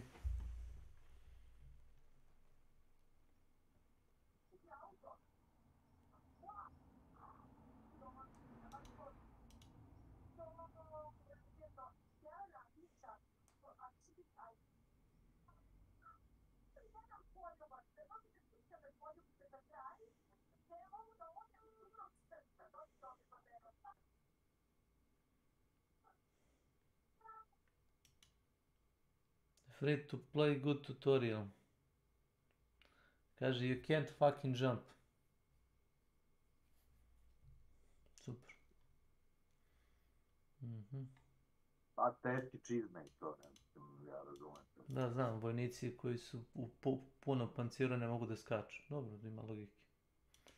Kako ćeš da skačeš sa 4 okvira na borbenom prsluku i sa rancem punim, ne znam, nije gluposti. Teško skačati. Sperali sa RU-20, onim uređajem koji ima 20 nešto kila plus baterija rezervna je na nekoliko komanda, svaka po 3-4 kila i punom ratnom opravom se popim na brdo, jebote, jedva sam hodao, a ne da skačem, jebote. Kako sam od skakanja. Ne znam, 800 pozitivnih reviewa, 400 negativnih. Ne znam šta ti kažem. Instaliraj pa probaj. Možda se i reši instaliravati. Besplatno je, jedino što te košta je vreme. Sve te što su free to play igre su besplatne, instead seemed to have come from his marriage. In January 2022, Chris would post a photo with his wife to his Instagram, yet after this, the family photo stopped altogether. Fans also noticed that he'd removed his wedding ring, with the ring's absence correlating perfectly with the very first post in which he'd painted his nails. Chris confirmed the split in a post from March 2023 reading, "For a little over a year now, me and Katie have been separated," with this also confirming that Chris's transformation began as soon as his marriage came to an end. Chris went from lighting campfires and raising a family with his beautiful wife to now trying to be a wife with his man buns and long Hey, God, I don't know about that last part. That's a, oh man, that's a bit too close. I don't know about that. That is, yeah. I mean that's not it. I will say that, like, I mean, whenever somebody gets divorced, I think that it's not out of the question, but I don't think that it's necessarily true that it's like the reason why Chris got divorced is so he could transition because his wife wasn't okay with it. Like, I bet that probably wasn't the only issue, and I don't know. I think that also, like, I've known people that have gotten divorced and it's like completely reoriented their life. And it's like, it could be because, like, after that he's like, well, I'm finally gonna be me now, or something. Now, there could be a lot to it, and I mean, really, like, this is just one of the it's one of the negative things about being like a public person, is that whenever you break up with somebody, everybody is going to have a reason for it, even if you don't provide one. And it always sucks whenever that, because this happened with me, right? Whenever people provide a reason and then the reason isn't true. But like they're not satisfied with there just being a, uncertainty of it. Could have been lying to himself his whole life before after that he's like the person, his wife married. Yeah, I mean, there's a good chance meni žena koju znam, evo ja od kad sam tamo krenuo pre 2 godine, koja radi kao kasirka, i ona mene pita, marrying a guy and then the guy wanting to be a woman, I think that's a huge transition in life. And, some people are attracted to men, some people are attracted to women. Reserved, to znači da ga je ubacila u neku prodaju trenutno, ako tu ima nešto. Ima P&R, to je packed and ready, to znači da je za isporuku spakovano i da se šalje. Ima available, znači koliko je ostalo. I ima adduced, ako ima potrebu da ručno podesi količinu, da nešto promeni, ima kolonu adduced na kraju. Ona mene pita, posle 2 godine, a da li bi neko bio ljubazan da mi objasni šta znači reserved and pack and ready? Možda je... Me zajebavaš. Ne, me zajebavaš. Možda je zbunjena žena. Ili se naduvala, jebi ga tamo, pošto oni svi zaposleni tamo, svi zaposleni imaju i svoje kartone i kao mušterije, pored zaposlenih kartona. I svi imaju medicinske recepte da kupuju bez poreza sa popustom trauma. To što ko ima recept od doktora, oni ne plaćaju porez. I oni svi imaju recepte od doktora, svi zaposleni, i mogu zamislim onda onaj ko to uživa svakodnevno više puta u tome. Dobro, možda se ljudi zaborave, ti ne računaš na to. Ja, znači, nisam tu dugo, ne znam šta znači to packed and ready, jevi ga.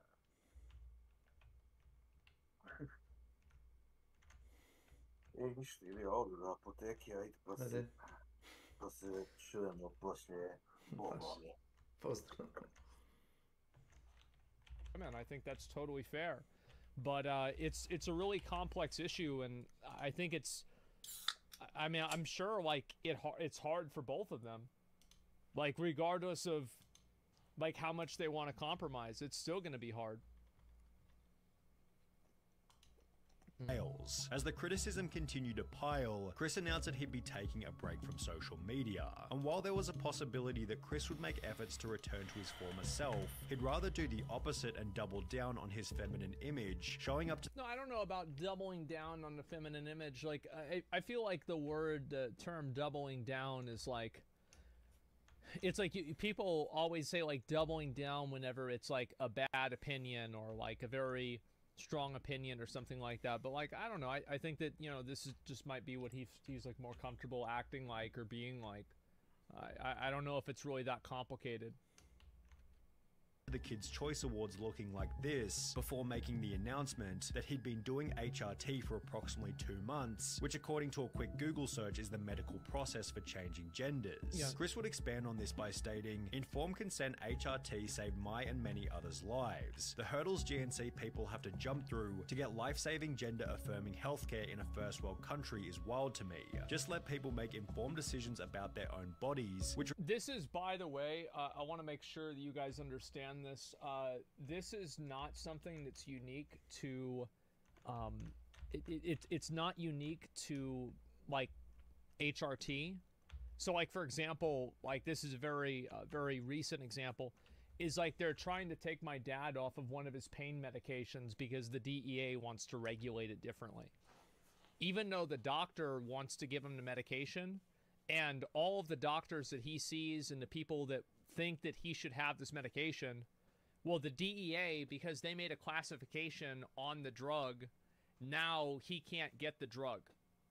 And like, he used to take fucking hydrocodone and morphine, and they took him off of that like 10 years ago, and he had to go through like withdrawals and like fucking everything, going off of like morphine and hydrocodone that he was taking for like chronic fucking pain. Because he only has, like, I think he has one vertebrae on his back that works. That's about it. So it's bullshit. It's complete bullshit. So I know there might be some people who are, you know, they're not fans of trans people, etc. But I hope that you can look past that and realize that what Chris is saying is very true. And it's a huge issue. And the HRT is just it's the tip of the iceberg. Received a positive response from both Carl and Mr. Beast, who wrote, "Got you, I did one more heart than Carl because I'm a better friend."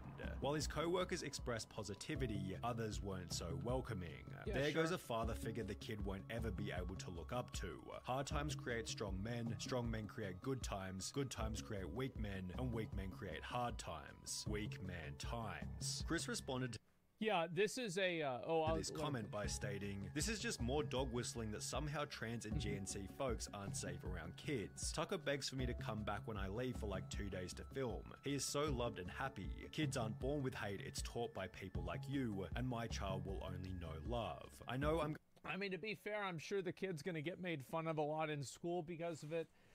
It sucks, but I don't think that means that Chris shouldn't do what's best for him. You know, he should definitely do that. At the end of the day, you know, like, he's doing the best he can for his kid, but he's also got to live his own life and do what he has to do and be who he has to be, right? I think that's fair. Truth is that, yeah, I mean, obviously, you know, like, the hard times create, you know, fucking strong men. Like, yeah, I think there's, like, some truth to that, but I don't really think this is necessarily an example of it. Especially with, like, if you contextualize Chris coming out about transitioning, Chris never even said anything about it until it went super viral on Twitter. It's not like he really made a big announcement about this, because before that he was like, hey, I'm just changing who I am, etc. And I think that's kind of the best way to do it, because I think that the way to treat people like that is to just treat them the same. Like, I don't know, like, I'm sure it's awkward and weird for, like, you know, Mr. Beast and all of them, like, to have a friend that's going through something like that. I'm sure it's confusing. It's very complicated. It's the same as, like, you've probably had friends that have gone through, like, really big, like, personal changes like that, and it's probably really hard to deal with. Sure, and I think that this is probably the same thing. Again, it's not, doesn't mean that Chris is wrong. It's just that that's what happens. And yeah, PTSD. Yeah, PTSD is a good example of that. And overall, like, I don't really think it's that big of a surprise that you know, it could make people uncomfortable, or people might have a hard time adapting to it or whatever. But I mean, you've got to remember, like, yeah, they work together, everything like that, but he's their friend, and so they're probably going to try to support their friend. That's what really matters. Chat's imploding in a civil war. Well, there's a lot of people. Looking for fun underscore bot underscore master. A lot of people. Welcome that to are my in, channel. Like, Western culture have like such a Western-centric mindset for this that I don't think they realize that in many places in the world, I don't know about most places, I'm not sure, but in many places in the world, you're not able to be trans. Like most places in the world, as far as I know, I don't think have a positive view of trans people. So you shouldn't be surprised whenever there's people in chat that, and this, I mean, this is a global chat. Any English speaker can come into this chat and talk. So if somebody from a country that it's against the law to be gay comes in here, they see this, well, of course there's going to be a culture shock. So yeah, that's how it is. Like Russia, I don't know how they do in China. It's divisive in America too. Yeah, but what I'm saying is that we're on a global platform here, and there's going to be people who disagree with it. And like, I think it's silly.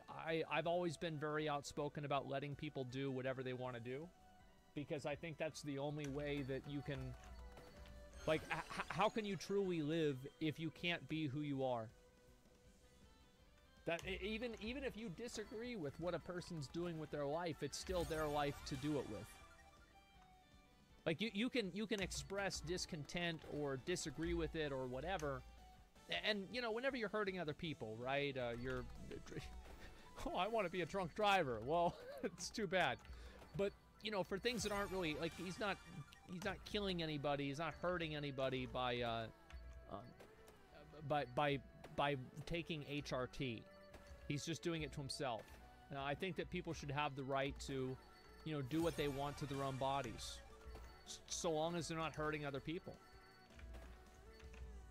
His family? Well, I think that's his family's decision. His family should be deciding whether they're okay with that, and not the government or not a society of people that doesn't know him. I don't think that's really fair. Because, like, he's spraying this bullshit to children watching Mr. Beast's video. Yeah, I mean, I think that you can make that argument with a lot of stuff. Like, for example, I'm sure that people said the same thing with Mr. Beast blinding people, or not, curing people of blindness, and giving people money, etc. Yeah, I think that people say the same thing, and you know, there's an element of truth to that, sure, but also, like, people choose to watch Mr. Beast's videos. Like, all the kids that are watching his videos are choosing to watch his videos. And I mean, like, if they don't want to watch the videos because of Chris, then that's their own prerogative. Like, I'm not going to tell a 12-year-old what to do, right? I mean, that's just what's going to happen. So, I don't know. As when you're becoming liberal and anti-God, I can't support this. I don't really get the. I've always been very outspoken. It's weird for me to hear people say that, because like, you guys know, I volunteered to like work with like you know, like Planned Parenthood and like other like Greenpeace, like other political organizations of that time, like the Occupy Wall Street type stuff. I applied to do that. I got hired to do that in 2009, right? I was 19. So it's just like, where is this, like, where is this coming from? I think that any time that I express any sort of political opinion, people think that I am extremely, like, super progressive or super conservative or something like that. This is my general opinion. People should be able to do what they want to do so long as they're not hurting other people. I think also people in general have the right to hurt themselves. If you want to do something that's unhealthy for yourself, I think that's fine. I don't want to go around, and the reason why is that everybody can say, whoa, well, you know, what about this, what about that? I don't want to spend my money, my tax money, on enforcing this. I don't want to enforce my worldview on somebody else. I don't want to spend my money on this. It's a waste. He's hurting his kid, though. Yeah, I mean, maybe, maybe not. I don't know. I think there's plenty of people that are hurting their kid. Like, I would argue that being an alcoholic will probably hurt your kid probably more than being trans. In, like, every single way. Should we make it against the law to be an alcoholic? No. Now, I think that we should provide a ton of help for those people. We should do everything. But I don't want to put them in jail. That's not the solution. I don't want to waste my fucking money on this shit. I don't. It's a fucking waste of my money. Stop it. Going to be a great parent, and so is every other person who puts the love of their child before everything. I made this decision because I wanted to show up as my best and happiest self for him. In a way, this was for Tucker. Chris's response received some positivity such as, "I'm convinced you're an amazing father. Tucker is lucky to have you and also lucky to have all of those who surround and support you in his life, as well as I adore that. I'm glad you made that decision." I don't know. I mean, I don't...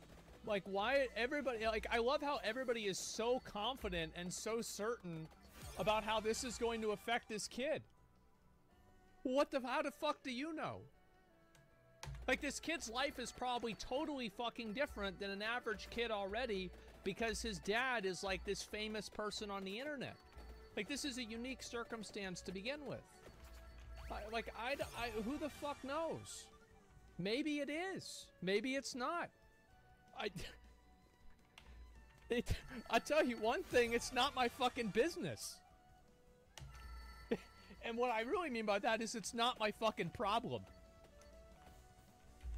It's so much easier to be a parental figure when you're not struggling with dysphoria, yet he'd also receive an equal amount of backlash. You ripped apart your family and took a father figure away from your son just so you could paint your nails and act zesty. Pathetic. He will get torn apart at school, won't want to have friends around his house, a life full of difference and being alone. Must have missed. I bet kids probably at school might tease him or make fun of him, or like I bet kids treat him differently. I don't know what the response is, to be fair, but I could assume, at least. I don't know. Again, I'm not sure, but like, I don't know. Like, I feel like if I was in school and I found out that like one of my friend's parents was like really famous or something like that, that would change the way that kids like would probably interact with that other kid. I think. Like, I don't know.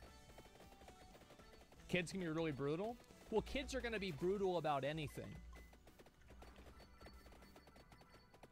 The point in that tweet. How's this for him when you're depriving him of a father figure? Although Chris wasn't altered by these comments, as he'd once again reiterate his certainty in a new post reading, "It's never too late to start being yourself," which received praise from Mr. Beast as well as Nolan and Carl. However, these comments also added extra fuel to the fire. In a few years, look back at this thread and remember they were never your friends. Only yes men cowards. Hope you come out of this safe. Mr. Beast responded to this with a simple opinion irrelevant ratio, to which the original commenter would state, "I have 30 followers, so go ahead and ratio me. I'll still rest easy knowing that I'm not a coward who idly sits by watching my friend ruin his own life." In some, I think that it's a very complex issue whenever you have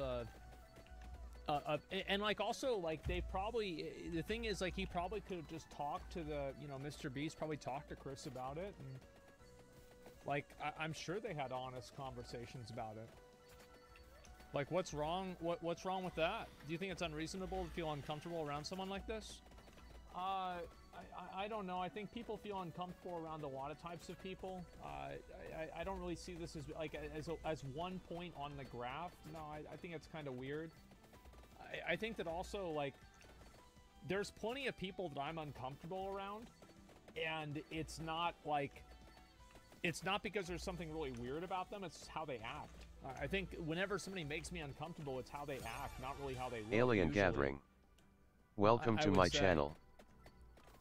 If it makes you uncomfortable, that's on you, not them. And yeah, also, like, if it makes you uncomfortable, then stop being around them. Yeah, I mean, I'm not telling, the thing is, like, I don't tell people, like, oh, well, you have to be okay with everything, and you can't ever choose not to be around somebody. Like, then just stop being around them. Because, like, whenever I say let people be who they want to be, that's a two-way street. So, like, if you don't want to be around somebody like that, then just don't do it. Like, I don't want to force somebody to do that. That's crazy. How can you force someone to feel a certain way about something? Yeah, exactly. Yeah, stay in your lane. Stay. Don't worry about what other people are doing, man. If you're ruining your life, then it's suddenly not your friend's problem. Take accountability. Yeah, and I think that's also true. I mean, it's Chris's life. It's not Mr. Beast's life. It's not Carl's life. It's his life. And so if he wants to, quote, ruin his life or do anything like that, it's his life to ruin. And he has the right to do that because he's an individual. And if you can't be who you want to be, then why are you? What's the point?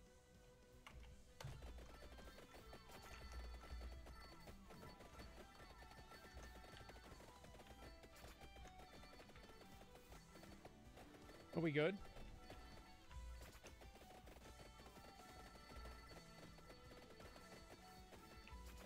Yeah, Matrix got me. Yeah, obviously.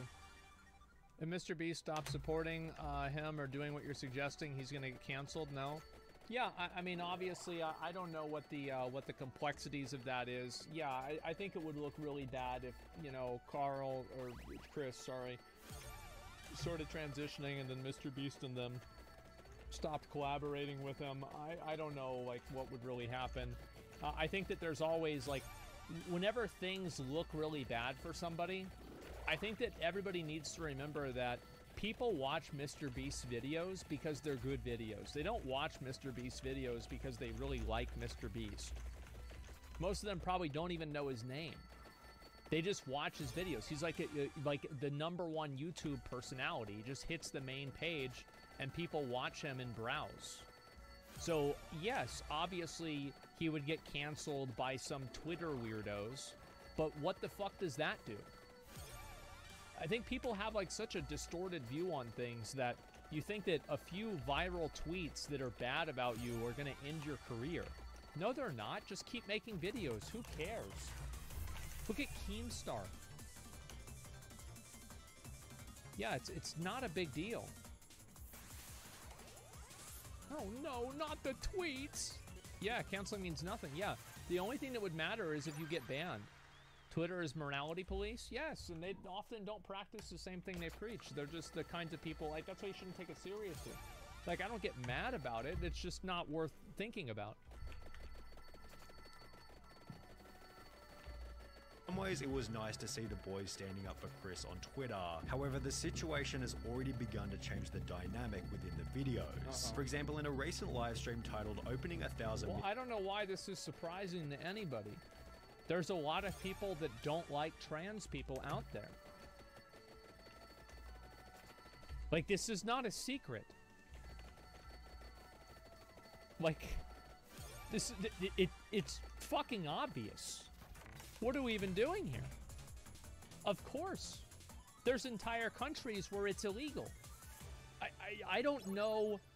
I don't know the laws in being trans in every country. I don't know what it's like in China, Russia, Japan, I've seen crazy shit that happens in Africa. I don't know what the fuck their laws are on this, but there's some places in Africa where apparently they kill you if you're gay, so I assume that this might be the same. Middle East, I think you can pretty much assume is the same. South America, really hard to say. So it's like, you shouldn't be surprised that a lot of people don't like something whenever you have a global audience, and the way that a global audience interprets something is going to be very different whenever it's put in front of them. Like, that's just, like, it's a massive social issue. Everybody's talking about it. That doesn't mean Mr. Beast is wrong. Just because a lot of people disagree with you doesn't make you wrong. I don't understand why people have like this. This is a very bad thing I think the internet's created. And I think Reddit's probably the worst part for this, worst place for this. It's why I actually like 4chan. Is that on 4chan, you can post the hottest, most unpopular take, and your post is just as popular and just as promoted as every other person out there who is repeating the same exact thing. But the problem is that on Reddit, the people who are popular, the people who get the most visibility, are the ones that appeal and appear to the hive mind. They're the ones that toe the company line. They say the right thing at the right time, or they have the funny, you know, the funny joke or something like that. And I think YouTube is the same thing. You know, bigger number, better person. So just because a lot of people disagree with you about something doesn't make you wrong. And also, like, there's a certain issue where, like, nobody knows what really the right answer for this is. Like with the trans stuff. Because every single person is different. You don't know Chris. You're not sure. So people are basing it off of, oh, well, I knew somebody who was like this, or based off of the statistics, or based off of something else, based off of this or that, based on how I feel. Like, what do you mean? Yeah, it's crazy. It's all speculation. Yeah, it's all speculation. Disagree on places like Reddit and Twitter can get you banned. Well, yeah, it can, and that's the thing, is I'm sure a lot of people were probably blindsided by the amount of negativity about this, but the truth is that the reason why you haven't seen so much anti-trans sentiment is because everybody who expressed it for the past few years has gotten banned. Now that Elon owns Twitter, and you can't really get banned for saying that stuff anymore, you're seeing a lot more people saying it. It's not like there were more people that started that didn't believe this. It's just that they were shut down and they couldn't have it, like they were just getting deplatformed. But what happened is that they all went to Rumble or they went to another platform. And at a certain point, if you deplatform enough people, you create another platform. And like, look at Kick, for example. I mean, Rumble is, again, these are all websites that have a fraction of the population that YouTube does, but it's not where they are, it's where they're going. So yeah, what I'm saying is it was definitely an echo chamber. This, for me, like, this is not a surprise at all. Of course people are going to react this way.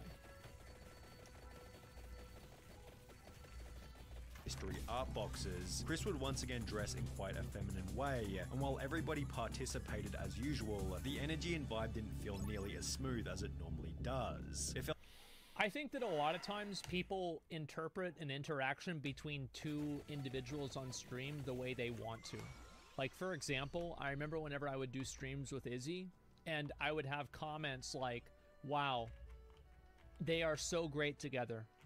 This is so natural, it's so great. And then other people that are like micro-analyzing, look how whenever he moves towards her, she moves her hand away. She wouldn't do that if she was attracted to him. She's in it for the clout. I knew it. Uh-huh. Yep, just another one, boys. Man. Just like my ex-girlfriend, huh? So yeah.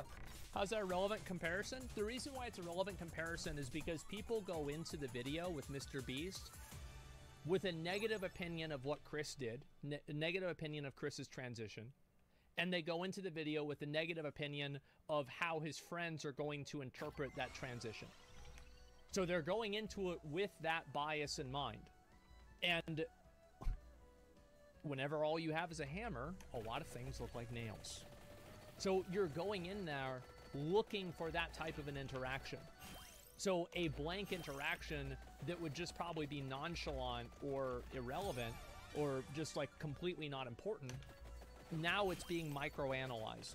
And it's being microanalyzed by people who have, number one, their own bias and opinion about the subject that they're not going to change. Number two, that have no personal interaction with any of the people in the video, and so they don't know how they act personally. And number three, you're only seeing a very small window of that interaction through a camera. You see what I'm saying?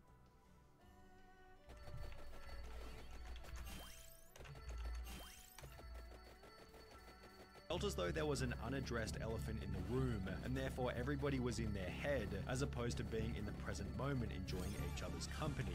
Maybe everybody was simply too busy opening packages, but Chris did make these bizarre jokes about Jimmy being female, making him incredibly uncomfortable. Oh my god, Jimmy, look, they drew you! Jimmy, they drew you so well. It looks just like you. Oh yes. Oh my God, it's Jimmy. How did Yeah. fan art? This is what we were looking for. Yeah, I think it's probably it's probably really hard for them, you know. And I don't think there's anything wrong with that. Yeah, no, it's probably pretty hard. Cause like like obviously like, I mean you've got to remember like these guys are really good friends and. Like, this is his friend, and his friend just went through a fucking divorce. He's going through this transition thing. His friend's getting harassed on the internet constantly. He's getting harassed constantly. They've never dealt with this level of criticism before. It's like, fucking thousands of people all the time. Like, you have to look at what the relationship is between them, and, like, you have to contextualize that to an extent. And I don't really know everything about it, but yeah, it probably fucked up his head, like having that many people that were like shitting on him, and then Mr. Beast. It's like it must be really hard dealing with this. Straight up, like I feel like it's probably really hard. I guess it sucks to be famous sometimes. Well, yeah, of course. I mean, everything sucks sometimes. That's it. There's no excuse to act like that. I don't know, like I've had friends of mine that have been in, bad situations and they've made other people uncomfortable. It's just, sometimes life is like that. Yeah, it sucks. Be honest, be kind, Mr. Beast. That is my tagline. Becoming even weirder when each member started to pay each other compliments. Hey, I gotta eat one of these candies, see if they're any good. I gotta get old Mr. Beast to send me some of these. Shirt. Thanks, dude. Nice shirt. Hey, nice shirt. Thanks, dude. Nice shirt. Thanks. Nice shirt. Nice shoes. For the most part, the live stream was devoid of awkward moments. However, it would act as fodder. Well, and it's also like a problem where they can't really probably make any jokes about it, because if they make jokes about it, then you're gonna get hit coming both ways, right? You're gonna get people that are like really liberal that don't like you making jokes about it and don't like you goofing around about it, and then you're also gonna have people that like you doing it and then they don't take it as a joke and then they just keep shitting on them. So it's like that you're under this like massive fucking microscope and you can't approach you can't approach something like this like a normal person would, because you're in front of an audience of so many people that they desperately don't want you to be a normal person. They want to take things out of context as much as possible. You see what I'm saying? So like they can't even act probably how they act off camera. I think this is 100% like it's probably very stressful for them. Who cares so much about this? But will it hurt Mr. Beast brand? Well, let me finish the video. I'll talk about it more. For another 100 million views worth of drama and criticism. Chris likely believes that people will slowly adapt to his new appearance over time, but is this really going to happen? Well, maybe. No, it won't. There's just people that don't like trans people. They're not going to like him in a year after he's been trans for a year. They're going to like him less. That's just that. I mean, some people will. Some people, they'll adapt to it. A lot of people will not. And that's the truth. Difficult to say as the situation is fairly unique, especially when considering Chris's reputation and influence. However, if Chris continues to transition, would it be unreasonable to say that he could jeopardize some of the personality traits which made him a successful member in the first place? Yeah, I think that's definitely changing your gender and everything, that's definitely going to have people see you differently. And I think that absolutely there will be people that used to be fans of him that are not fans anymore. And I'm sure he knows that. That's Chris's decision to make. Like that's because he's making that decision himself. perhaps the opposite will happen, and he'll instead pick up new personality traits that better resonate with the current MrBeast audience. This was put forward in many comments supportive of Chris, who imply that there'll be millions of queer kids who look up to him, although this doesn't necessarily mean that it'll add any value to the videos. MrBeast has likely cultivated a massive LGBT audience, all of whom are already watching anyway, and if we've learned anything from Hollywood in recent years, it's that adding over-the-top LGBT characters for the sake of relatability rarely works as intended, and is often nothing more than a distraction from the premise of the movie or video. Well, if the only reason why he's there is because he's trans, like, yeah, I think that's very true, but this is like his friend he's had for years, so it's not really the same thing.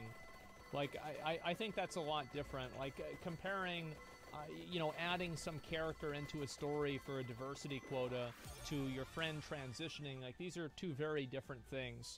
And, of course, people will interpret it to be the same, and I do think that, like, at a certain level, yeah, there probably will be people, definitely, that will stop watching the videos because of Chris. Absolutely. And I'm not saying this is a good thing. I'm not saying it's anything. I'm just saying this is what's going to happen.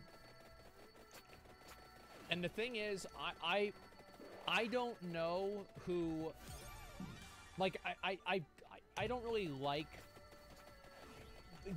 becoming this hypothetical. But I'm assuming that Chris probably talked to MrBeast about this a lot, like off camera. And he's like, do you think I should like not be in the videos anymore or anything like that? And I bet MrBeast said, no, fuck that. You're my friend. I want you to keep being in the videos. The truth is, like, if I had a friend that transitioned, that's what I would fucking say. Because at the end of the day, I mean, he's already going to be successful. There's nobody, I think, it even really comes close to Chris, or sorry, not Chris, MrBeast in terms of like popularity. And I think that being true to who you are and sticking by your friends rather than trying to chase view count and trying to just constantly, like, I mean, he's already gotten like how many billion views? Like, how, like, at what point, like, when's it enough? Like, why not stand by your friend? I mean, yeah, I don't know. I think that's what makes sense. So yeah, true friends love you unconditionally. Yeah, that's what I would say. You know, his viewers drop it to half. He'll still be one of the biggest. I think he probably would be the biggest. Yeah, stand by our previous. Yeah, I mean, that's your friend. And that's what really matters. Like MrBeast is set for life. He's fucking super rich. What are you doing with your life? Like, it's more important for you to keep pandering to people, and it's also like, think about the kind of people that are that you're retaining. You're retaining people that would leave you and stop being your fan just because of a person that you're friends with. Is this really something that you want to do? On top of this, it can be uncomfortable and unrelatable for the silent majority, although as we have seen, a situation like Chris's does have the potential to create an otherworldly amount of discussion, which could be seen as a benefit for the MrBeast brand. I think that you'll really not know, I don't think you're gonna know if this is a positive or not for like 2 more years. Because that's how long something like this is gonna take to really play out. Is good for growth, 100%. That would be an easy way to up my so you're if a I got Keemstar? it. The problem is, this type of situation is probably the last thing that MrBeast wants to attract, as he's forced to agree with Chris. And like, I don't know MrBeast, you know, like privately. I've never talked to him or anything like that. Contrary to the 4chan copy pasta, we don't have meetings about how to, you know, take over the, MrBeast, did I say that? Take over the fucking internet or something like that, because we both are represented by the same agency. It's just, that actually doesn't happen. Hell, I've never spoken to the guy. I have no idea anything about him. But if he's anything like my friends, I bet they probably joke about this shit all the time behind closed doors. They probably fuck around with it all the time. And you know why? It's because they're friends. And that's probably what I would do. That's what all my friends would do. Yeah, it's not a big deal. But it's like, whenever you're in front of a big audience like that, anything that he says about the topic is gonna be like a massive fucking thing. Yeah, Oh God. That would it's the worst thing to be part of. They're scared to talk about online? No, yeah. Wouldn't you be? Anything that you say is gonna get like fucking micro-analyzed. You're gonna see videos like this, tweets come up on like videos that have 1 million views. Think you wanna fucking deal with that? Oh fuck, that'd be awful. His position, as he has no way of manipulating the situation without being painted as the bad guy. It's a lose-lose situation for Mr. Beast. I think Jimmy is in an inescapable situation. If he kicks out Chris, cancelled. If he don't, his channel will die for real. Welcome to my channel. As I said, I don't know this, but I bet that Chris probably offered to Mr. Beast, hey, you know, if you want me to stop being part of the channel, I will. And I bet Mr. Beast said, no, fuck that. You can still be part of the channel. I highly doubt that he just randomly started doing it without even asking them. That's a big assumption. Yeah, Sonny's making. I mean, I don't know. I think that if Mr. Beast did kick him out for being trans, people would be upset about it, but I don't think it would really affect viewer count that much. Probably not. Because people will be mad about it on Twitter for a while, and then, you know, like, again, Mr. Beast's audience is like a lot of browse viewers on YouTube, so it's not like they're not going to make that decision. An inescapable situation is a pretty good way of describing the drama, which is also why it deserves the harsh label of being a nightmare. Jimmy has no option but... Did he really ask Mr. Beast before he decided to be trans? No, he didn't ask Mr. Beast if he could be trans or not. But he said, listen, you know, I'm going through a lot and I'm going to do this, and I know that it can be really weird for the channel. Like, this is probably what I think happened, right? He's probably said that. He's like, listen, do you want me to just, you know, not be part of the channel anymore or what? And I bet Chris probably asked him that. Like, these guys have been friends for years. I don't know. To publicly express acceptance of Chris's transition. Look at this, starting to say Strong actually wants to cry. Like, this is just like, holy shit. Oh my god.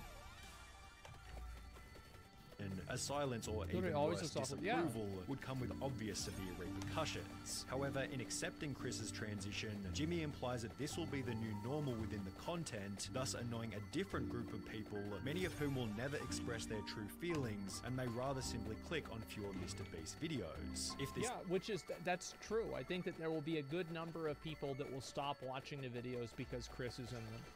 Because a lot of people don't like trans people. Like, that's just what's gonna happen. Sure. If this is the case, Jimmy has no option but to accept this fate, as removing Chris from the videos in any kind of way could create an even more severe media firestorm. The only clean solution, should things go south, might be for Chris to resign himself, and even then rumors and bad press will be unavoidable.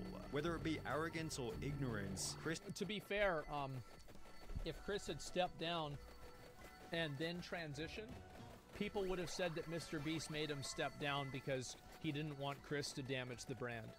Even if Chris did that completely voluntarily. Like, this is a literal no-win situation because everybody is going into it and they already have it. They know what happened and they're just going to tell you what happened. Seems oblivious to how this whole thing might impact Jimmy, forgetting that he achieved his current level of success by avoiding this exact type of drama. I don't really think that the reason why Mr. Beast is popular is because he avoided drama. I think that's kind of I don't know, I think that's kind of silly. Like, obviously, it's commendable, and I think it's mentioned a lot that Mr. Beast avoids drama and, you know, never really gets involved in that kind of stuff, and I think that, yeah, sure, it probably helped a bit, but to say that, like, that's why he's successful, I feel like that's a little bit compartmentalizing. Mr. Beast replied to the video on Twitter. Well, I mean, like, obviously, you know, he's going to defend his friend, and that's all there is to it. I'll read what he said. Sure, why not? Let me see if I can find it. Mr. Beast. Let's see. Yeah, this is getting absurd. Chris isn't my nightmare. He's a fucking friend. Things are fine. All his transphobia is starting to piss me off. Well, yeah, because, like, and I feel like anybody would feel that way. To have a bunch of people that don't know you, that have never met you, that also, I bet in a big sense, like, are massively less successful than you, try to tell you, the most subscribed YouTuber, this is what you need to do. Yeah, I bet it would probably piss me off too if I was in his position. Absolutely, it's fucking annoying. Let's see here. I'm gonna stop dumping on Chris, let them live their life. I mean, why people care so much? I mean, I think there's a lot of reasons. It's very complex.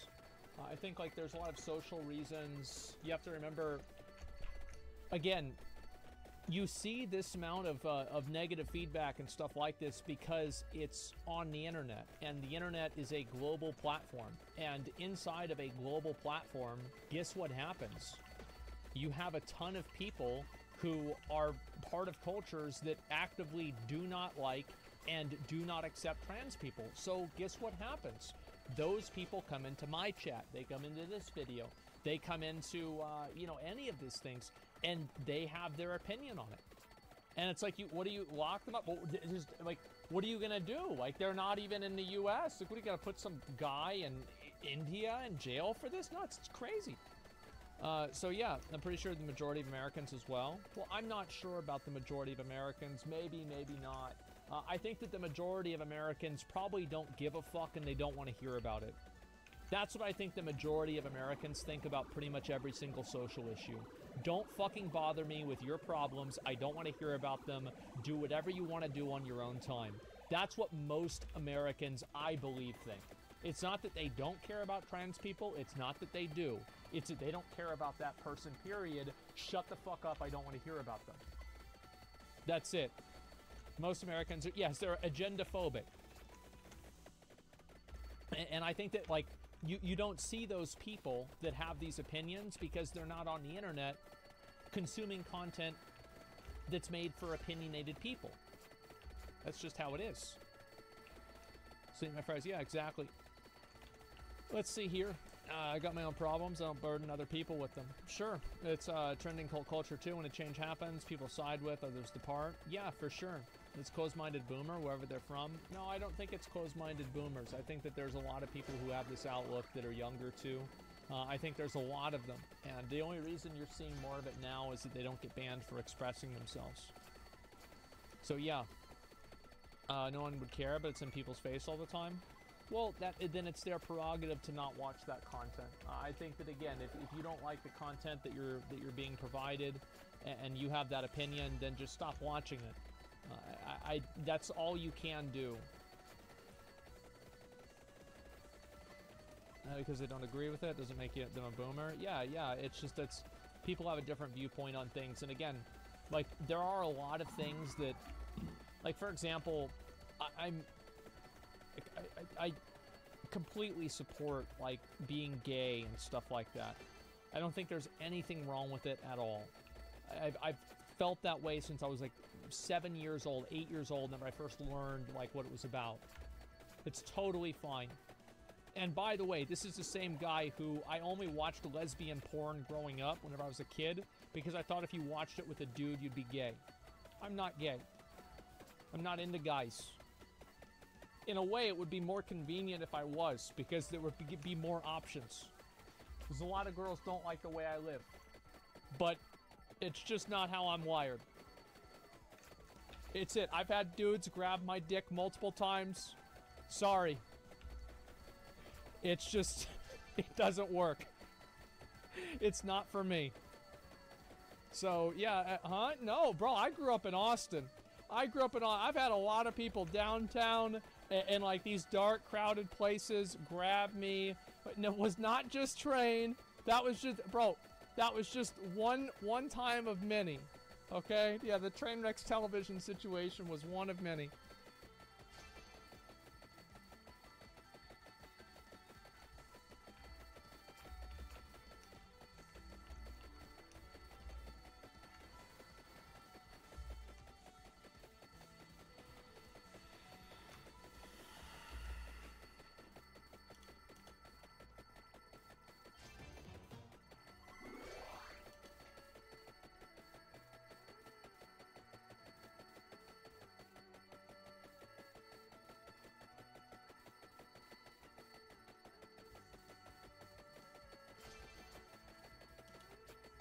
When two young men suspect a member of their own circle may be their friend's killer, they collaborate with law enforcement and go undercover to capture secret recordings. Why did you say that? Why did you say you just wanted to talk to me? What the? What the? Oh my god, oh, what you got? Leave your hands out of the vehicle! Beloved cheerleader Emma Walker was just a few months into her junior year at Central High School in Knoxville, Tennessee, when her life met a tragically abrupt end. Initially, it seemed it was some sort of terrible accident. There was no other way to explain it. However, investigators would soon untangle a twisted web of lies and uncover the horrific reality. Someone had wanted Emma dead. Growing up, Emma's ultimate dream was to become a neonatal ICU nurse someday, and the honors student was putting in the necessary effort to ensure she'd get there. She was making the most of high school, and her innate ability to excel in her endeavors was also exhibited in her role on the cheerleading squad. Her third year had just gotten underway, and she was loving it. Then, the morning of Monday, November 21st, arrived. Like she'd done so many times before, Jill went to her daughter's room to wake Emma for school around 6 o'clock. Right away, it was apparent that something was terribly wrong. I just tried to wake up my daughter for school, and she has no pulse. How old is she? She's 16. You said that she's non-responsive? Yeah, her tongue's hanging out of her mouth. Stay on the line. I'm transferring you to rural Metro. Word of the mysterious tragedy spread quickly. Among those hit particularly hard by the devastating news of Emma's death was her boyfriend of 2 years, Riley Gall. The two had first met in the fall of Emma's freshman year at Central High. She was the only freshman to secure a spot on the cheerleading squad. It was right around then that Emma caught the attention of junior and star wide receiver Riley Gall. It came as no surprise that the two were soon inseparable. A steady stream of posts with photos saturated their social media feeds, documenting the fun times they shared. There were collages such as the one that read, "Look how lucky I am," posted by Emma in May of 2016.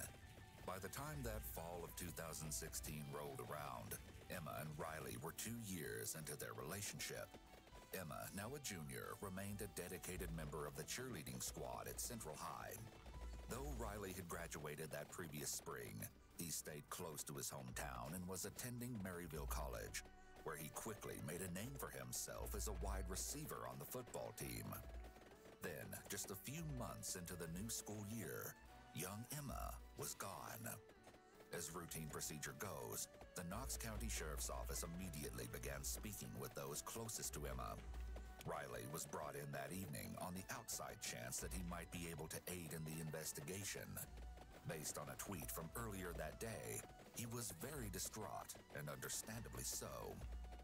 "That's my beautiful Emma. Rest easy now, sweetheart," it read. And it just so happens, word has gotten back to law enforcement that Riley has some particularly eerie information to share.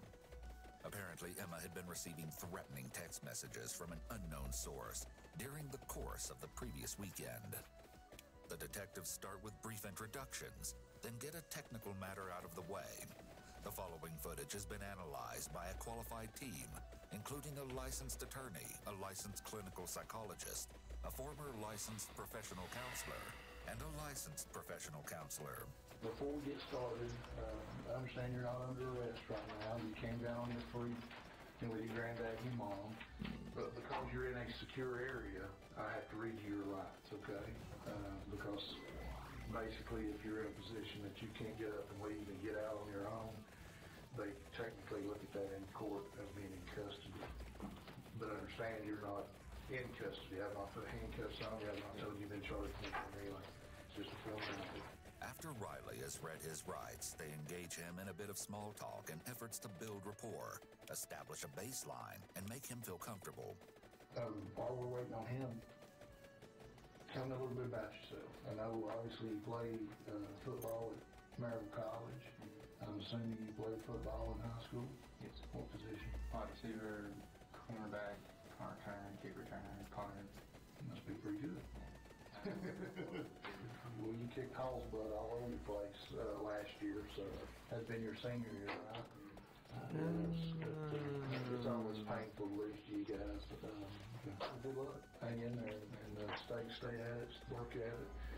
A few minutes later, the detectives dive into the true reason for the meeting. They ask Riley to provide a timeline of his whereabouts over the previous weekend. Let's start with Friday. What, do you have classes during the day? Wednesday, Friday, I have an 8 a.m. and a 9 a.m. And Tuesday, Thursday, I have a 6 a.m. and an 11 a.m. And then the other class on Monday, Wednesday, Friday is a 1 p.m. Wow. You stay pretty busy, don't you? Let's start with Friday. You get out of class at 1 p.m. What happens from there? Riley explains that he headed to his grandparents' home that evening, then went to his friend Noah's home shortly after, where he spent the night. Then, according to Riley, his seemingly normal morning took a chilling turn, and it all started with a message from Emma. And she was kind of acting frantic over the phone, and she said that someone was trying to get into her house. Somebody was dressed in all black. They had a face mask on. She said that she saw them. She said she thought they were just taking a walk in the neighborhood, and then when she passed them to pull into her driveway, they put on a pair of glasses, and they started, like, she said they kind of, like, sped up, so she went into the garage and shut the garage, and that's when I dropped all the stuff I was in at my stepdad's house and drove all the way to her neighborhood. Did you say she texted you that information? She texted me, like, she was asking if it was me at first, and I told her, no, what's going on, and that's when she FaceTime called me. She was crying and freaking out, so I said, okay, give me a minute, I'll come down there and check it out. Riley raced to Emma's home, and approximately 10 minutes later, he arrived. I went to her backyard, made sure, nobody was back there, checked under the porch and everything, looked up and down the street. But by that time, the would-be intruder was gone. Still, a residential surveillance camera captured a few seconds of footage as the man walked down the street. Riley returned to Noah's house somewhere around 8 p.m. and stayed the night once again. Time do you leave and where do you go Sunday morning? I don't know what time I woke up, but when I woke up, I went back to my grandparents and then went back over to Noah's house. And I got back to campus around 11:30, 11:45. Naturally, the college freshman had left his homework until somewhere around midnight Monday morning.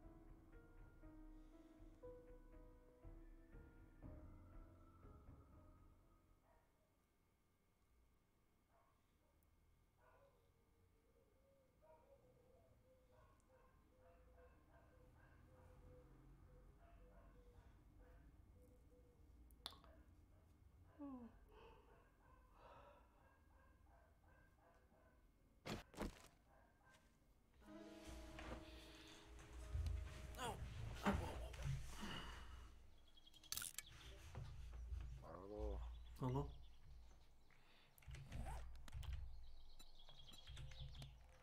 Trebaš slati invite ili me vidiš sad?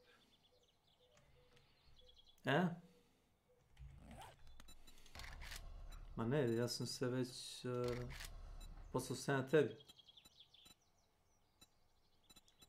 Ne znam da li vidiš.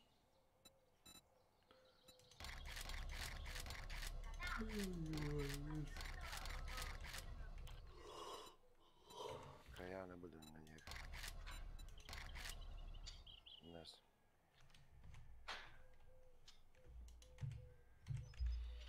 Ne vidim gdje si dok ne prihvatiš taj invite.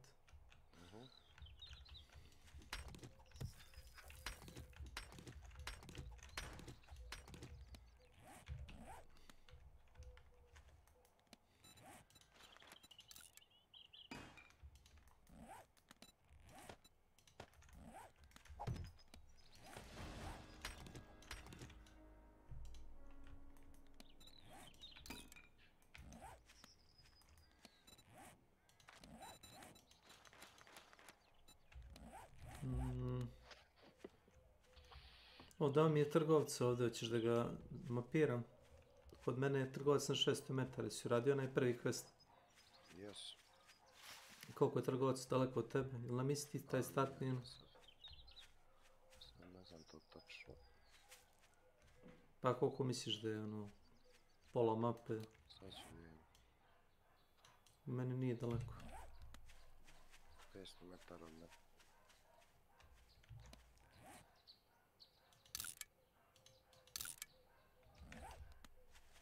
500 metara od tebe, znači ovo je drugi trgovac. Da.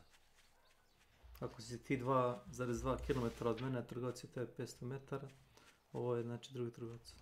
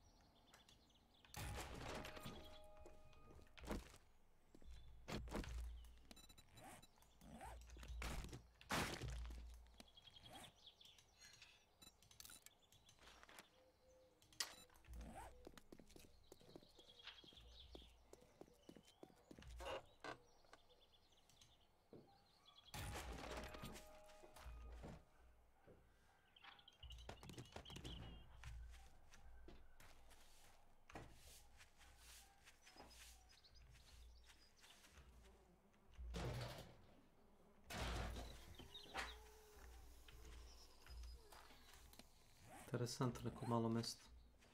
A u sred sela je ovaj trgovac, znaš? Meni je pored.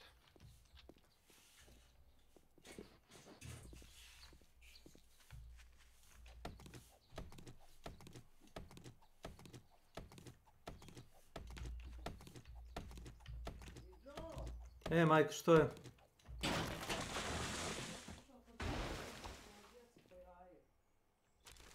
Šta za jaja?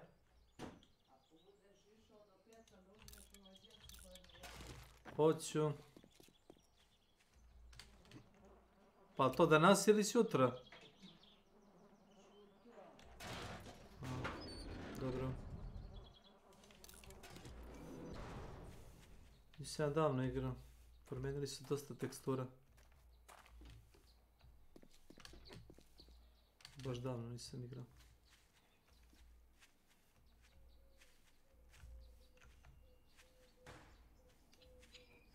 Jedino što je isto kao sa drugim Unity igrama su drveći.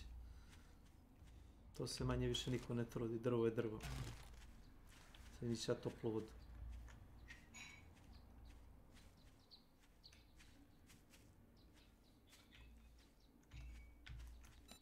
Sam dobio skill point. Yes.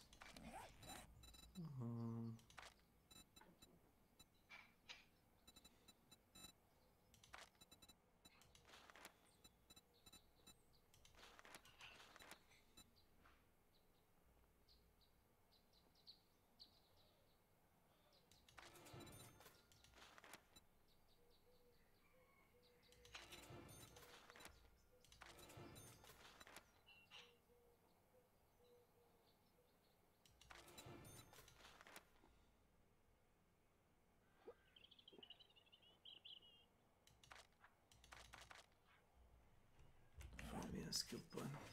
Dobro.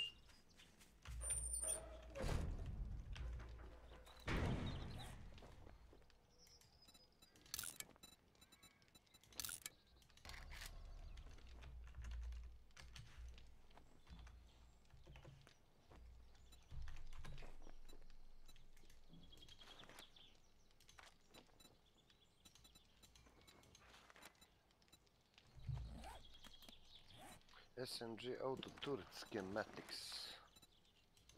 Electric Fence Schematics. Podelio sam ti lokaciju ovoga trgovca.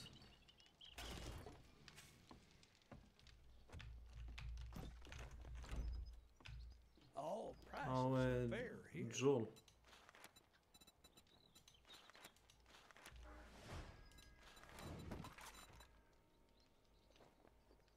Šta prodaje? Prodaje građevinski materijal, municiju.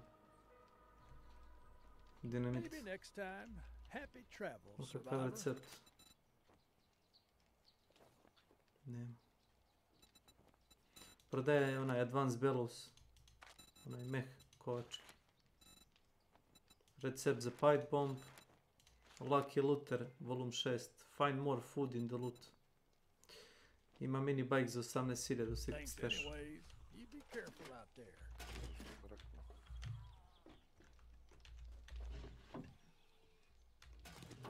Ovo ga sjeme za kukuruz. Dobro.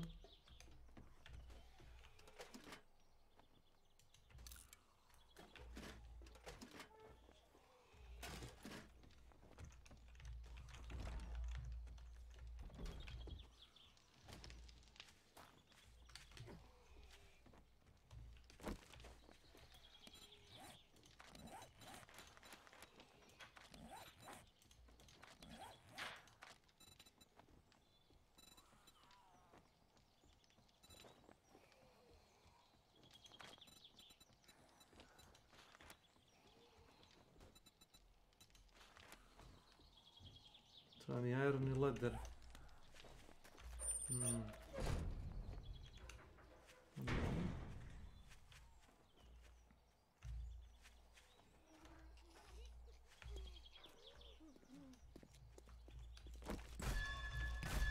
Kepičku.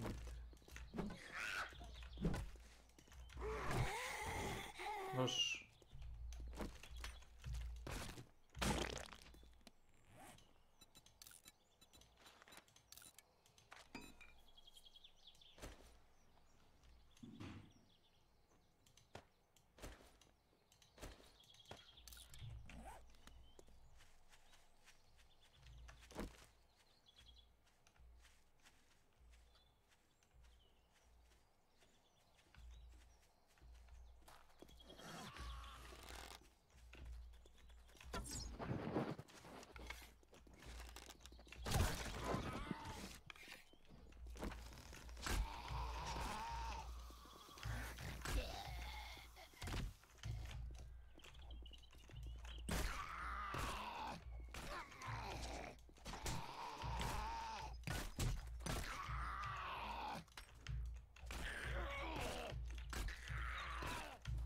Ne znam si primetio da zombi ima onaj turbo mod kad ga udariš, ne znam koliko healtha kad padne, onda udari gas prema tebi.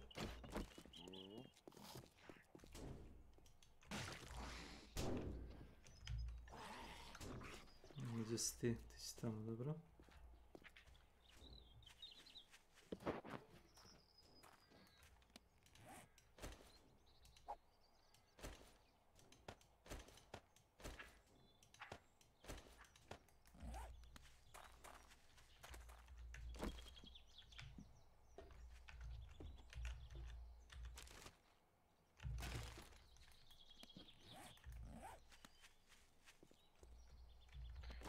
Nisam našao wrench.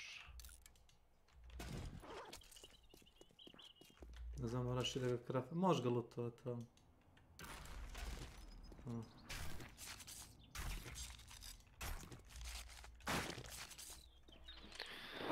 Ne može, ali...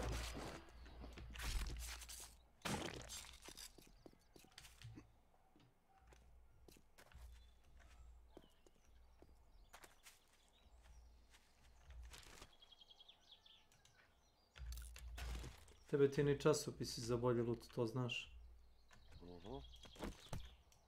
Lucky Looter mi na level 4. To je samo skill. Knjige za to.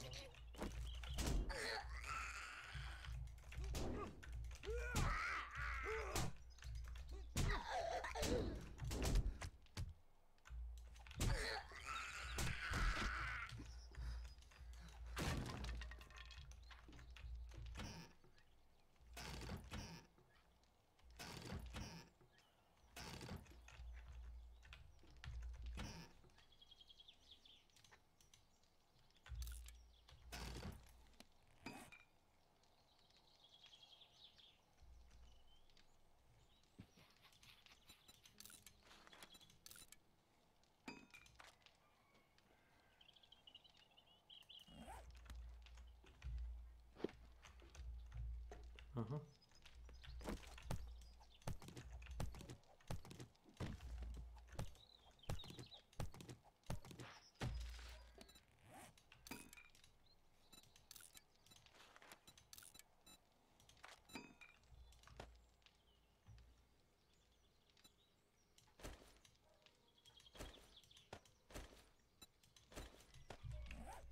Aloja vera sjeme.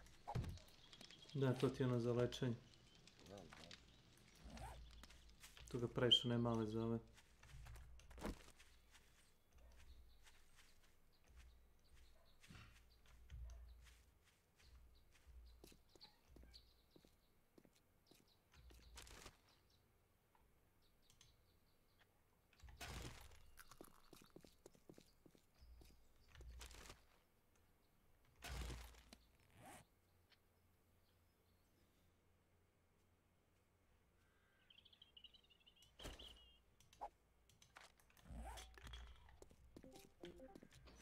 Gdje ste ljudi?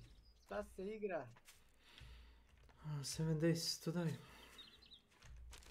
Pa koliko je dana prošlo? Još nismo umrli. Ko to pitaš? 6. Dobro, ima vremena, ima. Pa previše... 10 dolara, brate, pa imaš za pivo i za bahaćenje, a? A to novac ti ne vredi puno u ovoj igri. Zato što... Znaš sam to bolje nego ja, da bi valuta imala vrednost mora da je podržava nešto.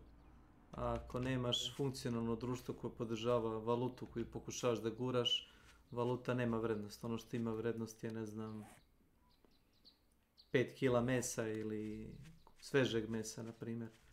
Ili kutija lekova ili 2 paketa municije, na primjer. To vredi. 5 svježih jaja isto ima veću vrednost nego gomila novca. Nego 3 sveža jaja. A novac možeš da podereš u papir.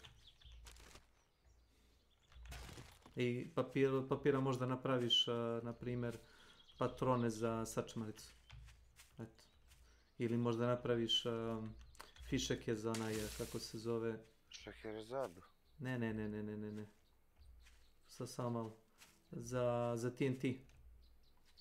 Od kartona. Ako možda nađeš ugalj i nitrat. I ne razneseš se dok ga praviš.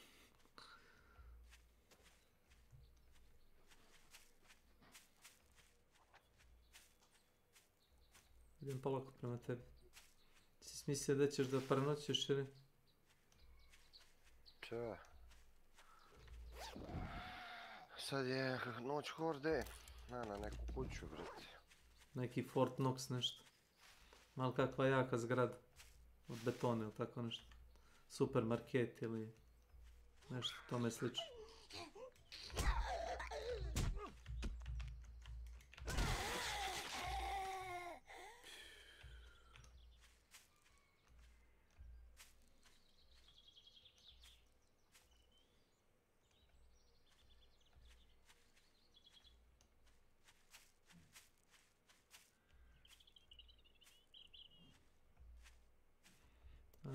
Gleda se nas u onome Alpha 21 su rešili da, između ostalog, da koplja za bacanje, da isključuje im funkciju da možda ih bacaš. Jer, na primjer, znaš da možeš koplje da customizuješ, možda mu staviš bolju dršku, oštar vrh, onaj kao dijamant tip i tamo neke budžotine, znaš. Možda ga fino customizuješ, radi dosta štete kao i svako oružje, ali... Da misli, lanciraš ga negde u neku stenu ili negde da ga ne vidiš. I ovdje koplje.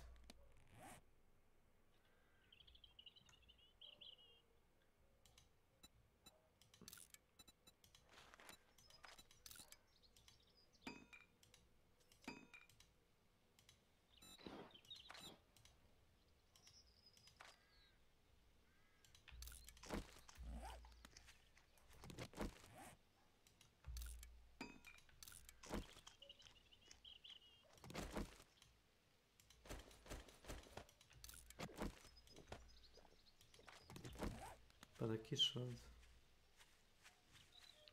Sada kiša i hladna je. Kao jesen 90. Kada si rekla da me ne voliš. Nema da bježiš od mene, slučajno. Ne bježi. Gdje si ostani? Ako si u nekom mjestu, ostani tamo.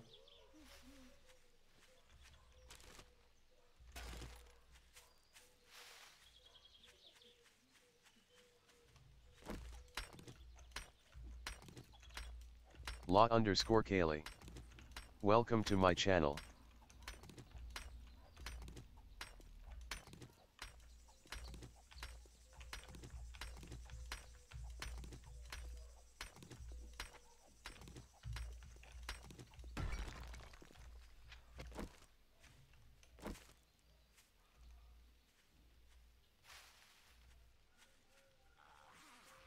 Ok, sad sam na manje od kilometra.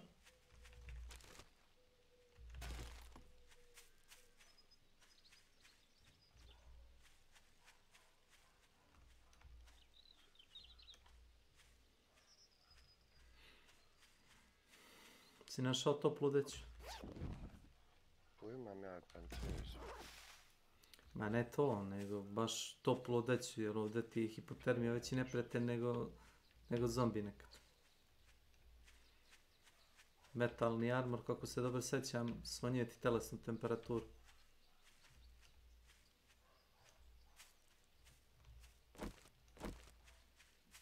Nisi imao problema s učenom sličnim. A ladnoća? Ne znam u kom si bio. To ovako ova umerena klima kao kod mene ili? Zelan je bio. Aha.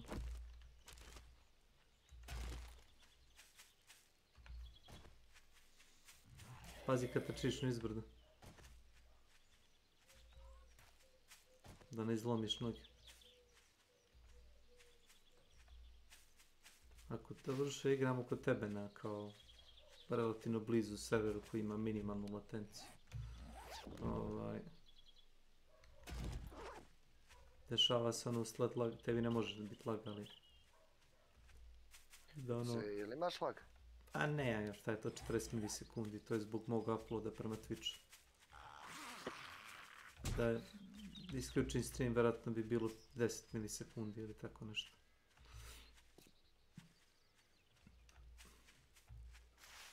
Skroz nebitno. Upload mi je relativno mali, 5000 kilobita. Nebitno. Ne treba ti ne znam šta za konekciju.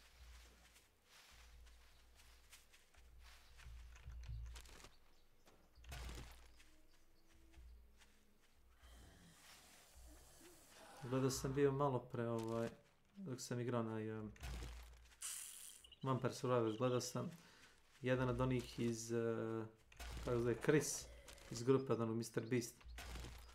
Šta s Chrisom? Pa Chris je... Chris je trans. Transmen. Kako je transmen kad ima ženu i dijete? Kako?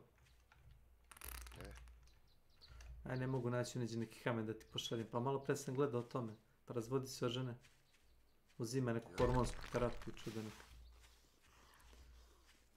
A pošto su mu ovi drugari, znaš, neće da ga kikuju. To ti podbroj, neće da ga kikuju. Zato što znaš, malo je bilo svinski, stavili ga žena i dijete i sad i oni da ga je šutiraju, znaš, Šalje mi to da vidim. Što svinski, brate, kad je on džukela? Pa kao što rekoh, moja pretpostavka je da je možda on i hteo da odstupi, znaš, iz grupe, ali možda mu oni nisu dali kontant, znaš. I sad koji god šalu da probaju da naprave javno, znaš, jedna ne pije vodu zato što, nezgodno. Eto, pogledaj. Ovo sam gledao na drugom monitoru, kažem ti. People are really upset about this video apparently. I'm not really sure what I mean, I guess so basically The Chris Tyson situation could become a complete disaster for Mr. Beast's brand. However, it may also provide some unique benefits. So let's begin by going over the drama before explaining exactly how this Einfactually 42. Ma ne ho nešto je glavno. Welcome to my channel. Brkati ti. In the early days, he represented a quintessential southern gun and truck-loving dude. Yet beginning in March 2022, Chris began to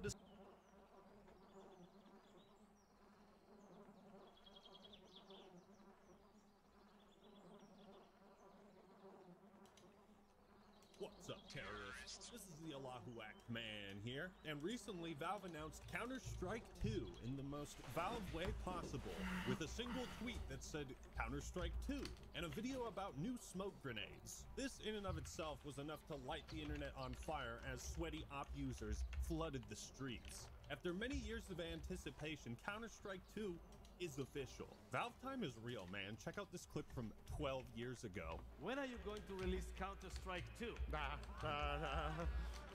We have to ship Portal 2, and then we have to ship Dota 2, and then we'll worry about Counter-Strike. But are we going to see it or not? I can't say. And just a couple weeks ago, CSGO had over 1.5 million concurrent players, beating the game's previous record of 1.3 million, which was set during the height of the COVID pandemic, when everyone was stuck inside and had nothing to do but play video games. How is this possible? Global Offensive is almost 11 years old, Pogledaj, 300 metara sam od tebe. Kerovi. This game is a remake of a remake, and somehow it remains the top Dobre, dog of first izgubili person su interesovanje za Love mene, it, bješ? hate it, or feel completely indifferent. Bili I su na think nekom everyone is smetlištu. amazed Si vidio neko smetlište tamo u gradu. success of Counter-Strike. Pored policijske stanice. Imaš policijsku stanicu ovdje gore. Why has Counter-Strike only managed Bez. to grow Si bio na despite how smetlištu little pored it's changed over the policijske years? stanice. How did this tactical shooter rise to prominence, and why has it maintained such a firm grip on the FPS genre? I had to know, I had to understand, and I believe I found the answers. This is the unstoppable rise of Counter-Strike.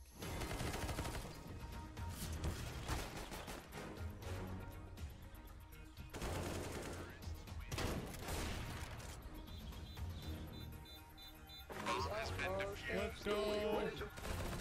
Gdje ti je trgovac? Bliže od tebe. Tamo gore na kraj grada. Nije bio to smjer.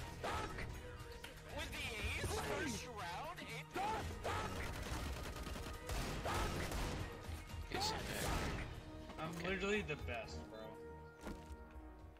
But first, are you tired of cookbooks weighing you down?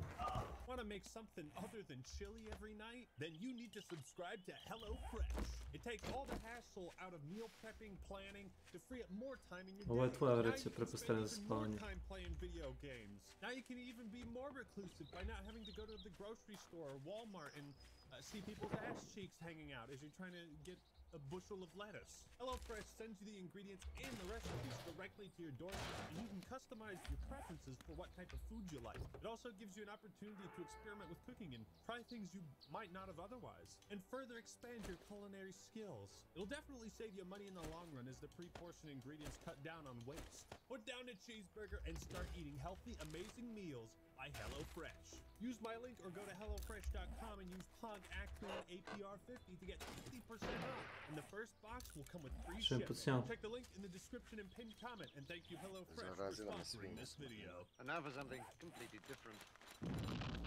I feel like even the most popular games and genres eventually fall off for some reason or another. Trends are always changing, right? Take StarCraft 2, for example. In its heyday, it was pretty big competitively, but real-time strategy games have more or less been replaced with MOBAs or MMORPGs. I'm still waiting for Warcraft 4. It's never gonna happen. StarCraft never sucked, necessarily, but people's interests changed. Or think about 3D platformers in the N64 era, the motion control craze with PlayStation Move, Kinect, and Wii, zombie games, battle royales, advanced movement. Counter-Strike has survived and thrived throughout all of these trends, while at the same time never attempting to copy any of them.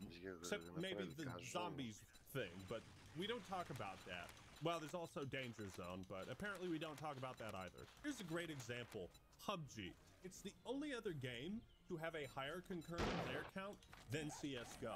However, in the long run, CSGO has retained a larger, more consistent audience than PUBG. I mean, granted, there are more popular franchises like Call of Duty and whatnot, but this type of longevity, I mean, there's nothing else quite like it, in my opinion. Counter-Strike's success and popularity is nothing but a pure anomaly in the video game industry. It's a juggernaut, but just how popular is it? I mean, you really don't need me to tell you. Just for some perspective, let's go over some fun numbers. So the YouTuber Anomaly made a video going over some data, and he alleges that Valve makes $54 million per month on CSGO cases on average. Shut your mouth and look at my wad. While Dexerto reports that all the recent buzz on Counter-Strike 2 has generated over $100 million in case sales in just the last month. This is a journey into money. Like, what the fuck, man? Can I get some of that money, Valve? Pay my rent, please? No doubt many are trying to unlock the most valuable skins before everything moves over to CS2, because who knows how the market is going to change. In 2018, the game made over $400 million in revenue. The average monthly player count borders between 31 and 37 million. Counter-Strike not only makes a shitload of money through arguably unethical means, but it checks all the boxes in every other category. High viewership on Twitch, popular views on YouTube, esports attendance is usually sold out. Even when there isn't a tournament, viewership on streaming platforms is consistently high. And with its major championship tournaments, Valve offers prize pools up to $2 million. On esports charts, CSGO has the second highest overall prize pool payout and the fifth highest all-time peak concurrent viewers at 2.7 million. God damn. CSGO in particular is such a competent, technically sound game that one of the biggest changes Valve is making is with smoke grenades. In business, there's only one thing more important than make it better, and that's don't fuck it up. Valve hasn't fucked it up. Most Counter-Strike fans don't seem at all concerned that CS2 might play and feel almost identical to Global Offensive, and that's the point. They could care less. It's the same thing when Dota 2 came out. It was basically just an overhaul of a pre-existing game. One last thing. While looking on SteamDB, I found what is probably the most mind-blowing stat of CSGO. This, of course, depends on the time of day, but when I checked around 6 p.m. on Monday, it said there was 4.6 million people playing video games on Steam. And CSGO had a player count of 648,000. So if you whip out your handy-dandy calculator and crunch some numbers, this equates to roughly 14% of Steam's active player base was playing CSGO. There are over 10,000 games on Steam, and just one pulled 14%. This is the largest digital distributor of video games on PC. It's like fucking insane how popular this game is. So how did we get here? Well, despite its massive insurmountable success, even Counter-Strike had its humble beginnings. With the release of Half-Life, Valve had taken the world of FPS by storm. Many fans were quick to create their own mods and custom games. Wonder where this is going? Counter-Strike began as a mod for Half-Life, developed by Min Lee and Jess Cliff. The original Counter-Strike would see its fair share of betas, slowly gaining an audience with each new one. The creators actually had to beg people to try the beta out so that they could get feedback and make adjustments. Early on, we had to beg people to help us out. Even just to get playtesters, we had to beg people, hey, do you want to come play our mod? And a lot of people would be like, no thanks, not interested. So we just kind of put it out there, thinking, you know, a couple hundred people might think it was cool. But by the time the 5th beta came out, Counter-Strike's audience was well established, and it caught the eye of Valve, who would hire Min and Jess to work on the mod full-time as its own standalone release. And Valve would acquire the intellectual property of Counter-Strike, which this and the acquisition of Dota 2 remain two of the biggest fucking power plays in the history of gaming. In a landscape dominated by fast-paced arena shooters like Quake and Unreal Tournament, Counter-Strike was a surprisingly bold take on the FPS format. Its design was the polar opposite of what was popular at the time, and it's a format that hasn't gone out of style, unlike Fedora's. Min Lee felt that adding rounds and making it a one-life mode could create intense encounters and encourage players to work together. Like Nostradamus, his prediction was dead on, and the Counter-Strike community continued to grow and thrive. Many of the aforementioned arena shooters may have seemed daunting to players new to first-person shooters in PC gaming, but Counter-Strike was extremely simple znam and gdje padaju accessible, koplje, and it pod was koju this kategoriju. simplicity that drew in Lovačka. casuals, but because it was Mislio sam hard da je to na Perception, master, it drew in hardcore gamers too. The modern setting of Counter-Strike pitting terrorists against counter-terrorists Nisam našao also 12 made it knjiga. stand out from the crowd. Nego When radiš most statnik other koji si shooters dobiješ like 3-4. Half-Life had a more sci-fi setting. The release of 3-4 CS poene 1.0 dobiješ saw the beginning of the kad game's radiš na prvi competitive quest. scene, and the addition of a spectator mode back then, it Tu was a gdje je pretty big američka deal. zastava, The final tamo major idi, ne ovamo version gdje of ja stojim. Counter-Strike Vidiš. 1.6 created a huge surge of interest in the Mhm. game and began what many believe was the first golden age of Counter-Strike and the birth of modern-day esports as we know it. The first big tournament was hosted in 2001 and it offered a prize pool of Pa šta ti tamo bazi? $150,000. Pretty substantial for the time, and every year since then, the series has had countless Gdje desno? tournaments. Izvolite. Counter-Strike struck gold. In many ways, it pioneered esports and competitive desno. gaming and set Ovo the je desno, ovo je standard desno. for what tournaments and Dobro, ali events like these should kako be si like. bio The krenut, ja success ti of its pričam early o tournaments momentu. Ne, moj nije pričati o momentu, to je tvoja navigacija. 1.6 wasn't the only Pravo version of pričam. To je tvoja Counter-Strike. navigacija. We're Ti gonna ne talk umiješ, about the versions idi desno. nobody really cares about anymore. Ti znaš da With the rise of strefuješ. consoles and Ti znaš da Xbox strefuješ launches dok igraš, and ono, unprecedented da success of hodaš i da gledaš 1.6, na kontra Valve saw stranu. an opportunity to bring Counter-Strike to console. And would Ne, you look pravo at that, nisu I still kreteni. got my copy. What the fuck is that? The #1 online PC action game in the world, now on Xbox. The results were interesting. Visually, the game looked worse than 1.6, but I remember having a blast back in the day, and the game sold well enough for what it was. If anything, for console plebs like me Neki who weren't big into automobili, first-person shooters on prikolice. PC, it put Counter-Strike on the map, and it did mark the introduction of bots to the series. But if you didn't have access to Xbox Live, there was little point in playing it. This was the first new Ovdje je Counter-Strike neka- release after Neki 1.6, kafe, and it ti seems si that rekao da Valve idem found iz it ulice. challenging Dobro, to vraći se evolve vamo and nazad, iterate on the vraći se Counter-Strike nazad. formula because of how fine-tuned and simplistic it was. Introduced too many new mechanics or gimmicks, and it could have disastrous results. So it's a good thing they added the tactical shield. While the console version of Counter-Strike did surprisingly well, Valve soon asked a very important question.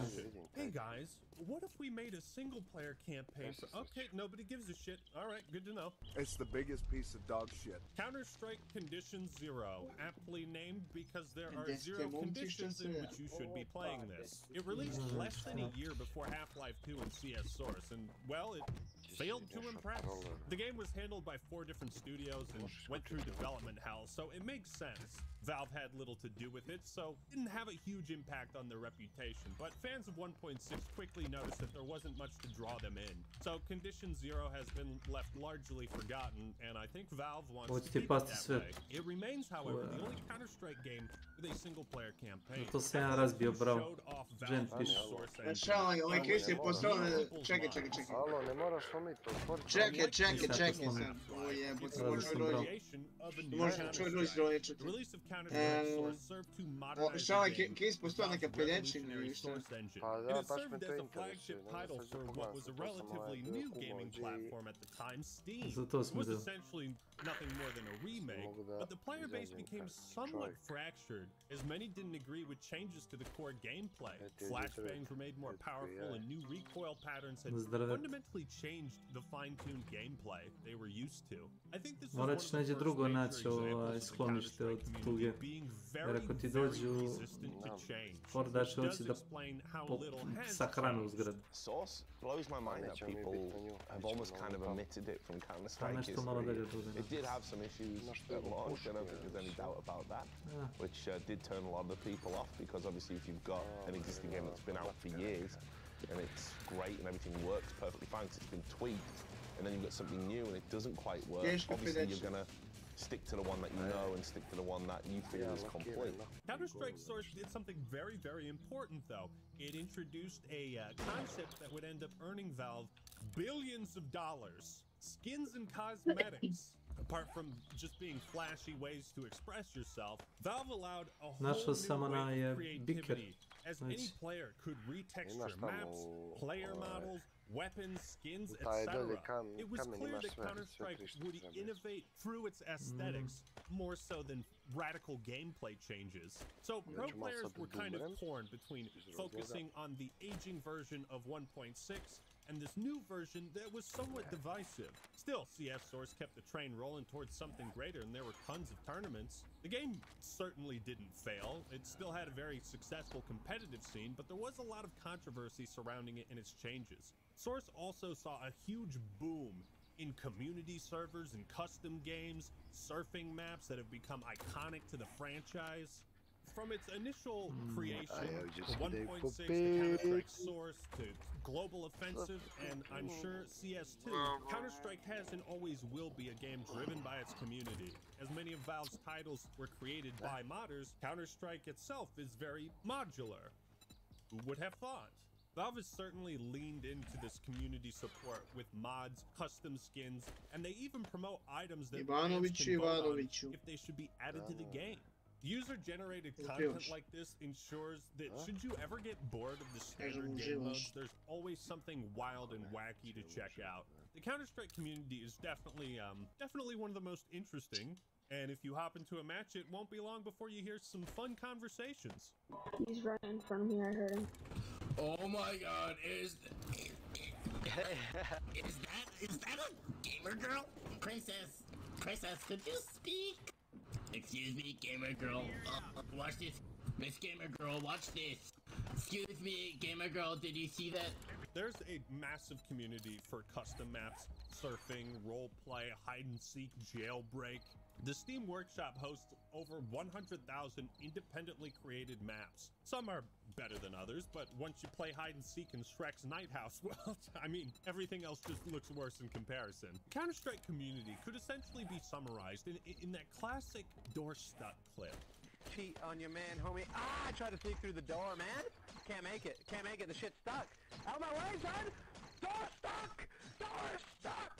Wacky, goofy fun in a game that appears to be super serious. So CSGO released on August 21st, 2012, at just the right time, and fan reception was mostly positive. Though there were some rough areas of the game and balancing issues, these were quickly patched out by Valve. It's interesting to note that there are 360 and PS3 ports of CSGO, but I'm pretty sure they have literally never been updated. Like, why bother? The gameplay was straight up not tuned for controller, and they didn't even change the aiming. It's the exact same as it is on PC, so it just doesn't work. The release of CSGO came at the perfect time, when streaming was starting to really pick up. This, combined with the growing esports scene and, you know, new tournaments for this new Counter-Strike game, it only made CSGO rise to greater and greater heights. The game arguably returned to the roots of 1.6, and Valve listened to the competitive community. Today, CSGO is almost 11 years old, and though it definitely shows age in the visual department, technically the game is pretty much flawless. Aiming is as precise as it can possibly be, the core mechanics remain solid. Counter-Strike as a series is laser focused on one single thing, and that's a key to its success. Gameplay.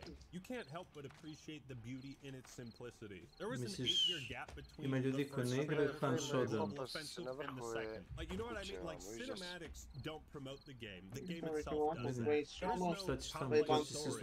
Valve isn't trying to sell you new heroes or a cast of characters. Moram se popet gore s tobom. Every major franchise is trying to Odmah. be a multimedia juggernaut. Counter-Strike just is like, hey, play our fun game. No flashy gimmicks, no wall running or custom classes or campaigns or any of that shit. All the mainstream trends that other shooters have adopted are things that Counter-Strike has never really cared about. Therefore, it's always maintained its identity and stood out from the hordes of other shooters, many of whom have become irrelevant or have lost a substantial audience. Counter-Strike has never really tried to be something that it wasn't initially. Like, there's never been a space Counter-Strike in space, or a medieval Counter-Strike. But that's the thing, because the game is so modular and the mechanics so competent, Counter-Strike in space does sound kind of cool.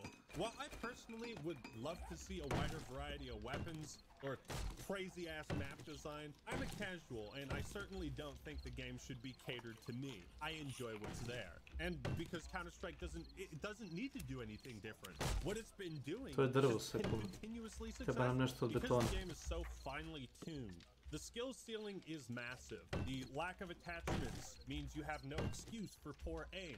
There are no crutches and no cripples allowed. The lack of outside factors or random bullshit makes it a purely skill-based game, which means pulling off some badass plays, it feels incredibly satisfying. And again, it doesn't have the feedback of, you know, Modern Warfare 2 where you level up and there's this badass guitar riff. You know, you don't have points appearing on the screen when you get a kill. It is as basic as it can be.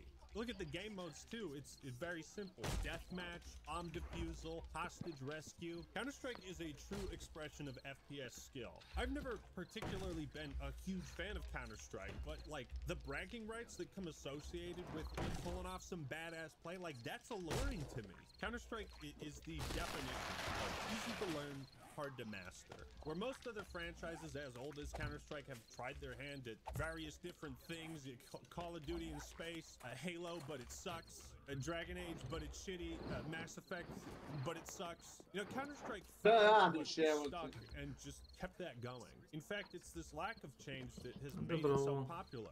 Anybody who's ever played a video game can watch a match of CSGO and know exactly what's happening without ever touching the game themselves. Try showing someone StarCraft 2 who's never played a real-time strategy game and watch their fucking head spin as the screen is... Though I'm not as experienced in Counter-Strike, I'm willing to bet that there are individual patches in League of Legends that have introduced more game-breaking things than the entirety of Counter-Strike's history.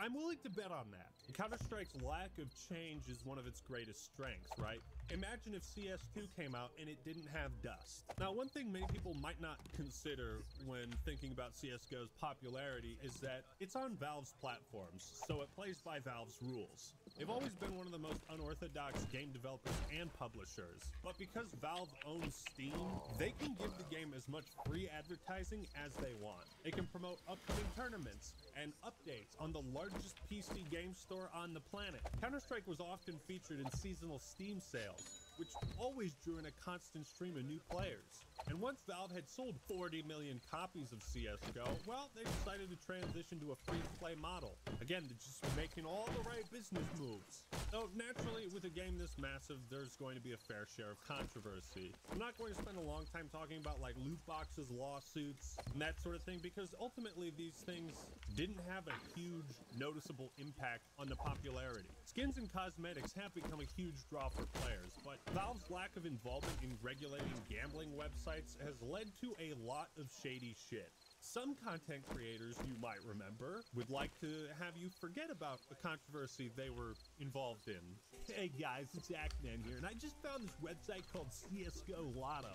I totally don't own it. You should go there and spend money. Hey guys, I just found this Patreon from a guy called the Ackman. I don't know who he is, and I don't own this Patreon, but you should go and donate. You know, Valve has had some lawsuits filed against them, and it took a long time for them to take action against these illicit websites, but, you know, these egregious, arguably unethical monetization practices didn't slow the game's popularity. Now, many thought the release of Valorant in 2020 would have a huge impact on CSGO's numbers, but no, not really. Up until 2021, CSGO had only grown. There were some months where the numbers dipped down, but it was never for long. Until 2021, where the game's player base dipped for 5 consecutive months. The first and only time this would happen in CSGO's history. Previously, the game had never lost players for more than 3 months straight, so this was concerning. CSGO was bound to fail at some point. Like that's ever gonna happen. So why did it lose players at this time? Well, in an effort to combat cheaters and hackers, Valve put out an update that threw ranked matchmaking behind a paywall. This didn't go over too well with parts of the community, as it seemed like, hey, maybe improve anti-cheat or, you know, ban their IP address or something. Maybe there were just better alternatives to focus on instead of paywalling ranks. This decline was short-lived, and CSGO is once again back on top and breaking records. Which brings us to the current day, and the release of Counter-Strike 2, which will likely further cement the game's legacy and position as the gold standard of first-person shooters. Still, it is a delicate balance to maintain, and if Valve isn't careful, CS2 could be the start of Counter-Strike's fall from grace. Unlikely as it may be, the possibility is still there. The unstoppable rise of Counter-Strike still amazes me. After investing all this time and effort into researching, playing, and making this video. It seems like Valve captured lightning in a bottle, and rather than trying to recreate that, they've simply been remaking it. As I can't think of any other game that has changed as little as Counter-Strike maintained such a massive level of popularity. Given how resistant the Counter-Strike community is to change, it's incredible that CSGO has seen hundreds of updates over the years, and that most of them haven't pissed off the core fan base. Also, that level of support for a game almost 11 years old is quite rare. It appears that Valve doesn't want CS2 to repeat some of the mistakes Source made, and I don't expect many radical changes to happen. Few update videos they have put out have resonated with the community. From humble mod to worldwide esports titan of the industry, Counter-Strike has been a dominant force in the FPS genre for over 2 decades, and I doubt that's going to change in the next 10 years. And that has been the unstoppable rise of Counter-Strike. So thank you all for watching. Hope you enjoyed the video. Leave a like if you did, and subscribe to the Act-Man for more awesome content. Don't forget to subscribe to HelloFresh and get yourself some incredible food and recipes delivered straight to your house. Use the link in the description and comment. All right, everyone, that's all I got for today. This is the Act-Man signing out. Peace. But do you know the one thing that makes Counter-Strike better than Valorant? Gambling.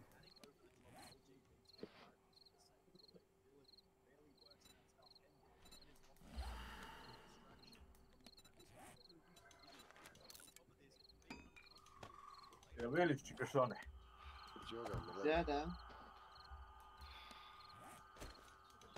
Vidi ga bre. Onaj Chris.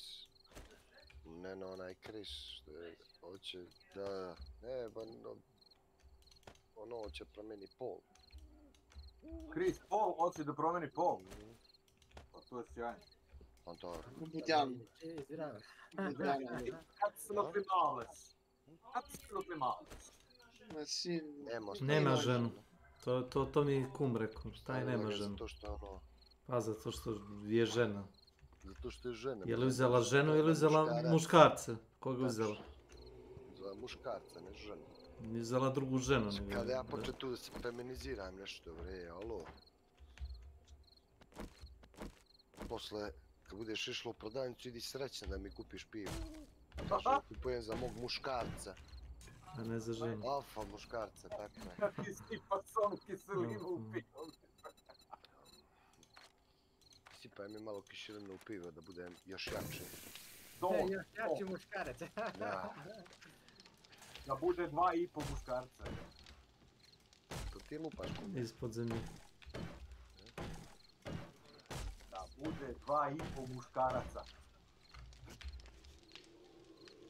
Crkam bude bez bude.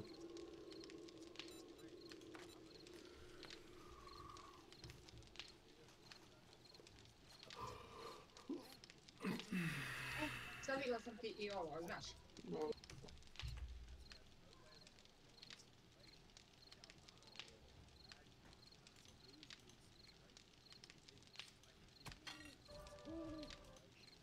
Permanently! Shut up, fucking noob!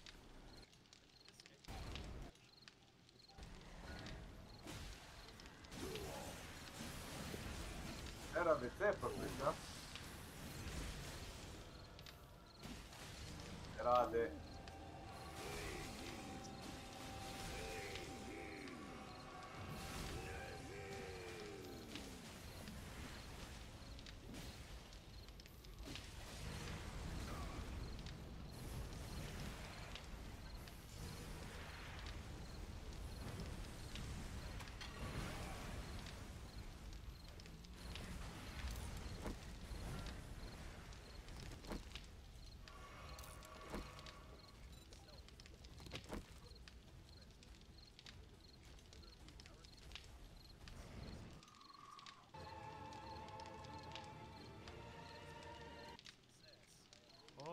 This red zone.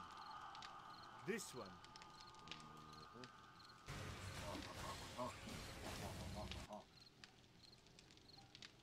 Alright.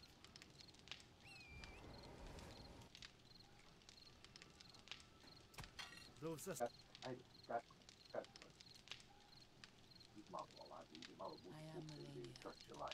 Melania, Blade of Mika. sad ova horda najtko, ne? I'm hearing them. Uđi igru pa vidi. Krieg! Treba da bude crveno je broj.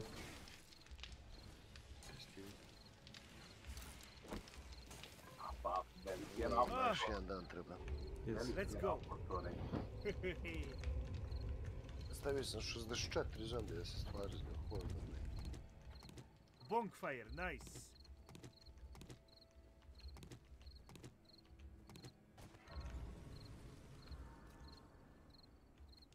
$1,545 is the limit of this cactus.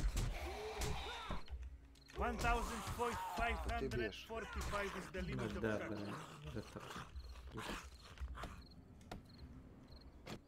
Let's go. Što si napravio Stairway to Heaven i to? Napravio sam onaj Minecraft elevator. Jesus, you need to like fucking dig through Classic. half of the game to get here. A kontam da će to brzo pasti. Tako da za to nisam će da komplikujem. Hello.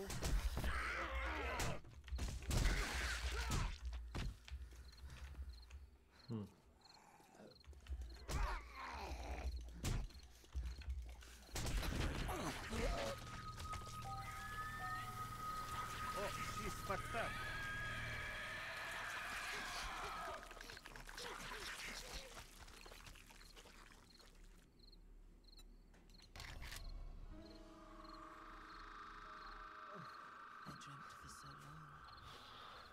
Scrap, advancing armor tools to weapon, guys, even use My flesh was dull gold, and my blood steel sledgehammer parts. Corpse after corpse left in my wake. As I awaited his return.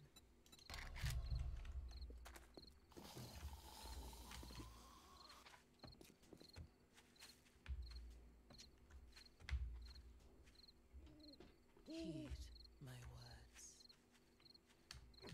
I am Melania, Blade of Mikola.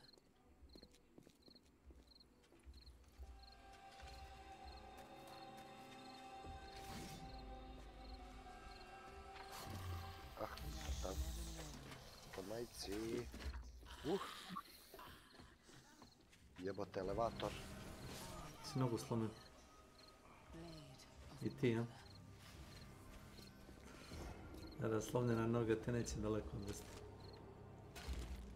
That was fast.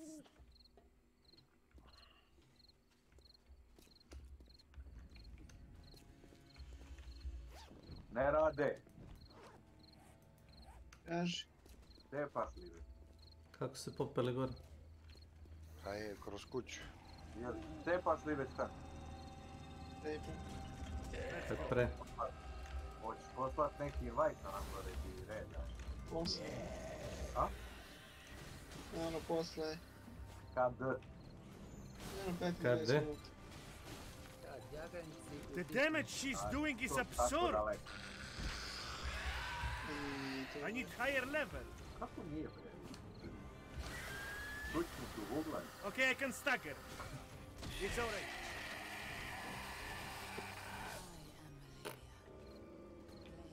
Gdje ti je krevet blago mene? Nedaleko od ovdje. Možda 30 metara. Nije na krovu. Još uvijek. Ne vidim. Imali Ispod tebe glasnogovornika.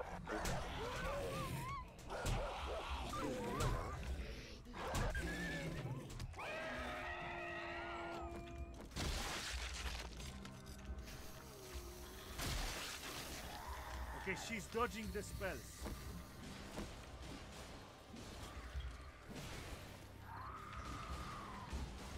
Možda ovo malo previše brutalno. Da. Jevi ga, pa šta bi ti horda zombija da bude lagana, šta? Ne, nego ono, znaš. Ne, nego... She's... Kvalitet ovih zombija je dosta... Oh my god. She likes stealing from the damage. Po normalnoj progresiji, igra ima svoju progresiju, ti si samo brzao. Po normalnoj progresiji tebi ne dolaze odmah oni mutirani, radioaktivni, nabildovani retardi, razumiješ? Nice. Koga se može da žege zombije? Ono kad smo mi imali onu našu bazu, ono je baš bilo katastrofa i PSF-ovi. Well, I'm just gonna level up and we're gonna beat her. 99 strength and 99 int, and she's done. Prebrz internet. Easy boss. Jel ti je, kume, si ima stvarno laga? Ne još. To je dobro. That's absolutely marvelous. But her damage! The damage she's doing is absurd!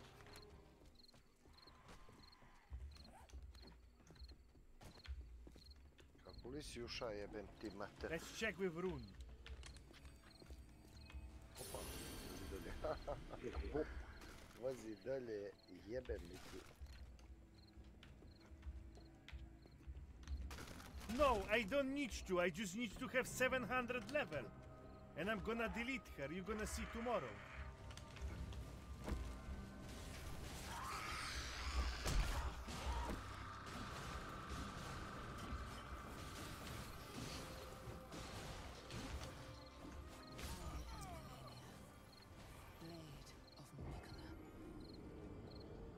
Yeah, you can stagger her easy.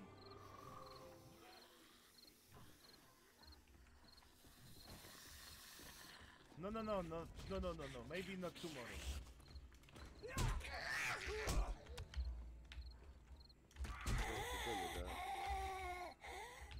Tepaš. Ili da se biješ s njim, jesi ti lud? Kao lud sam, daj ili... Dobijem se.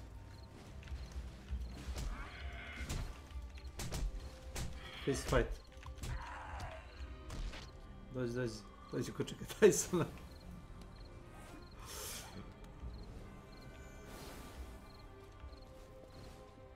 Bio sam bar 10. S čim? Bokserom.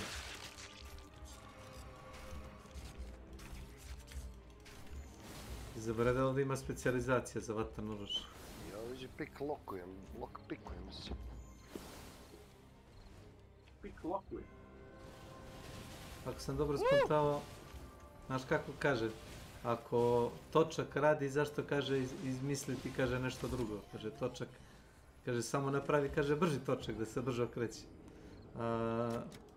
To se veže na, mislim da hoće da naprave onaj sistem kao u Skyrimu, znaš, ono, gdje možeš da pick lockuješ i Fallout.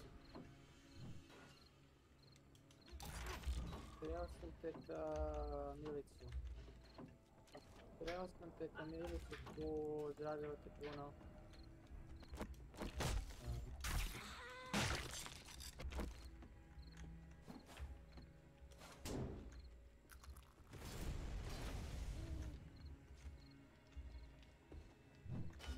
Lagano se protrči kroz ovu kuću, samo da znaš. Lagano se protrči kroz ovu kuću, nije čudo što su tako brzo došli na korov. Bi trebalo da pregradiš svaki sprat da bi ih usporio.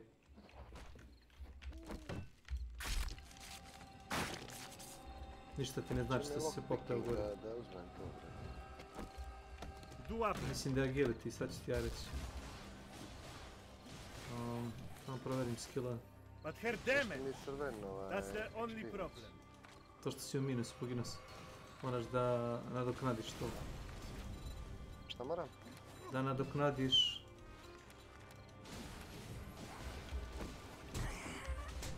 Ili agility ili perception, odmah ću reći šta je. Šta je što? Bez ničim. Šta je sad agility? Ili... Ajde vidiš ovaj sef. Ili da ga izlomimo. Samo... Lockpicking, to ti je perception. Nemoj da ga izlomiš. Obi ga. Nemam s čim. Perception, možda praviš lockpickova.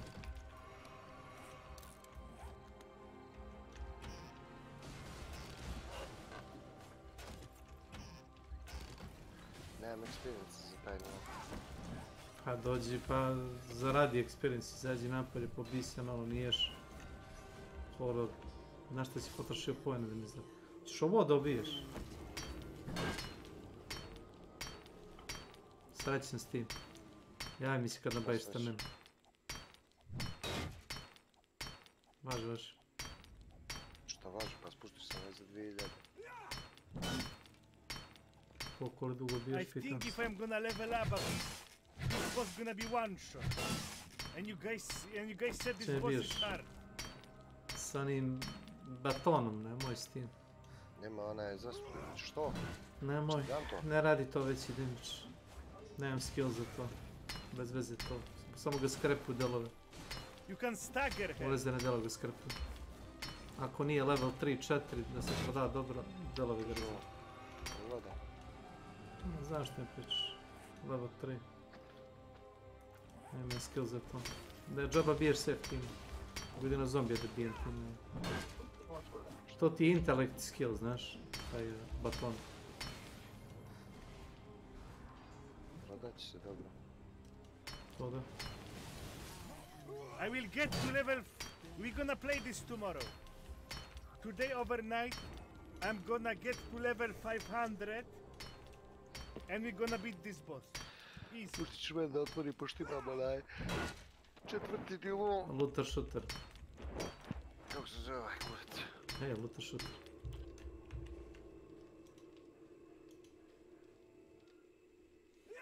Čekaj, stamina se napuni.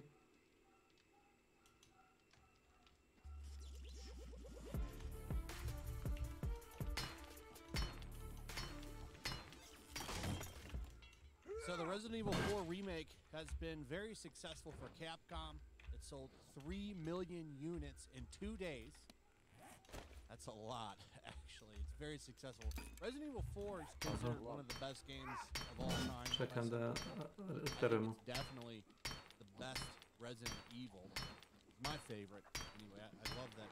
I love that game. And I've really been enjoying the remake. I'm halfway through it. It says I'm 66% done. So I'm slowly chipping away at it. I've been having a lot of fun playing it. It's been a good time. Resident Evil's in a really good place for Capcom. It's such an interesting thing that they're doing with this series because you can they're actually redoing the past. They're remaking the series while at the same time making new stuff. It's at two different points and they're both successful. It's actually pretty interesting. So the game is very, very successful. They really haven't messed with the formula of the fourth game too much. It really is in many ways just a prettier version, though there is cut content, which is unfortunate. Imam bolji bokser koji se ja napravio. As well, which is still pretty damn good at the game. Holds up. Jedino ako nađeš metalni, taj knuckle duster imam ja. However, game journalists are going to game journal. They're having some trouble. There's multiple articles complaining about the beginning of the game, which is a little tough, I'll admit, but it's not that bad. It took me 3 tries to get past it. And I'm playing the game on hardcore, by the way. Game journalists, people who get paid to play video games, all bitch and complain about the beginning part in the village because, well, it's difficult. It's a difficulty spike right at the beginning of the game. And it's fun, you play that and it's like, now this is just the credits? This is just the beginning? It's done to set a tone, like you're in for a ride. That's why it does that. But they're all complaining about it. In fact, they're even publishing skips. The Resident Evil 4 remake Bell Skip isn't just a workaround, it's a peace offering to long-suffering players. Opinion. It's not cheating if it's literally in the game. So here's the thing, you skip this, but there's other parts that are more difficult than that. Particularly, and this isn't much of a spoiler if you haven't played this, but there's a point in the game where you pick up Ashley, who is the objective of the first part of the game. You're trying to rescue her. You get her. You have to run past all the I don't even know what you call them. They have the Las Vagos or whatever it's called, virus in them. So they're like human zombies or whatever the hell they are. have to run past them, and then you run into this house where you literally get swarmed. And it's tough. It's way harder than this shit. If you Ma can't nazar, beat imaš the još first čitav part, dan da... how the hell are you gonna beat Imaš još that? čitav dan da istražiš ovo sam. But now they're all whining about it. Who skip it? How are you gonna skip that and then get through some of the parts at later points in the game? These people are all insane, and they're probably playing it on easy mode, and they still can't get past this shit. The other big complaint that some outlets are running with now is that Resident Evil 5 can't be made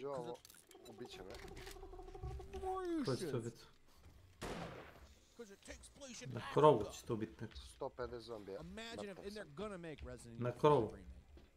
It's gonna happen. 100%. They're gonna make a Resident Evil 5 remake. My question is, will they change it and make it a better game? Take that co-op shit out of it too. Number one, I hate co-op in horror games because it takes away the suspense and the fear. It doesn't need to be in there. And make it a little bit better. Resident Evil 5 not that bad. It's way better than 6. 6 is a piece of shit. But I hope Capcom makes it. Imagine the meltdown over Resident Evil 5 if they remake that game. Because there's already about 4 or 5 articles saying that they shouldn't make it. They're going to make it. Because Resident Evil 2, I don't know about 3, but Pa gdje si naišao zombija? U lift. I tu je, brate, ovaj... 5 zombija bilo. They want to keep making money. They're going to milk this shit Ovdje je bilo dry. svega, brate. I'd like them to remake 5, and I'd really like them Ima to ovdje remake i Code ovih Veronica. čestova i svega ima. U lift. But I don't know. Popi se gore na sprat i I siđi. feel like they should have already done that, but Da it would be siđu. cool if they would Siđu u remake lift. that one as well. But this is the one that they're all. Ne znam kako da siđemo, to je problem. Anyway. Popneš se skroz gore. Great Skroz that gore. it's selling well. I like I good prođi games tamo, vidjet ćeš that do rupu. well, so we get more good games. And Resident Evil 4 remake is a good game. Game journalists, of course, can't beat it, and they're all crying in their pillows about the next Zašto ja ne vidim ovo? Na krovu. Anyway, that's pretty much it. Let me know what you guys think Uđi about all u, this. I'd like to znači hear u from you. Also, potkrovlje. please like, subscribe, Potkrovlje. share the Pogledaj video. tamo pored, Hit vidjet that ćeš. like button, hit that notification bell, check out my Rumble and Locals, and I'll see you on the next one. Make sure to check out my Locals. There's a link in the description. It's a fun community that I'm trying to build over here. If you don't want to support me on YouTube, you can come over here. Some of that money goes to YouTube. You also can just come over here for free. But if you are a supporter over here, I do plan on doing an extra live stream once a month and throwing links to the supporters so you can actually come on and have a supporter live stream with me. Also, it's a good place to catch Možeš all se my zakriti u liftu, content. mislim da ti je Don't have to svaki worry zid. about notifications like Ne, sam. YouTube. They'll definitely Health work point. over here. So come Ne. check out my Locals. Ne. 500 health. 500 health. Imaš Ovo je nekih beton. antibiotika nešto. Ne, ništa, nikakvo lako ne.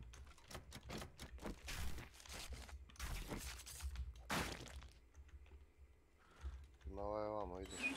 Imaš prekidač za napade.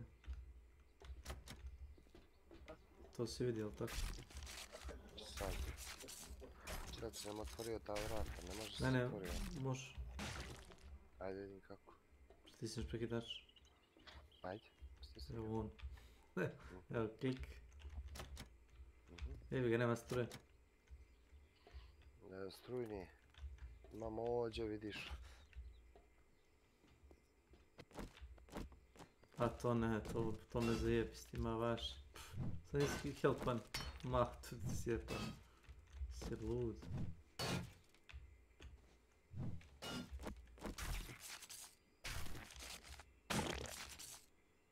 Imaš ti pojena lockpicka i ništa. Nemam. Naši ti. Imaš lockpick tamo 3-4 komada, evo ti imam ja 3 komada, drži. Daj. Daj, da li imaš ikakve pojene onoga uopšte dexterity, oni gluposti? Imam. Pa nadam se da imaš. 4-5.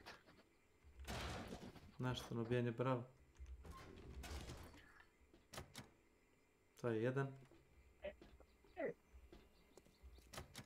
To je 2. 3. Na 3 sekunde mi je stalo. Gdje ima još tih Pa lopova? nađi. Pogledaj gore ima li sanduku tamo. Gdje si bačio na krov. Mislim da nema tamo. siguran. Kaže Rock, are you sure about that?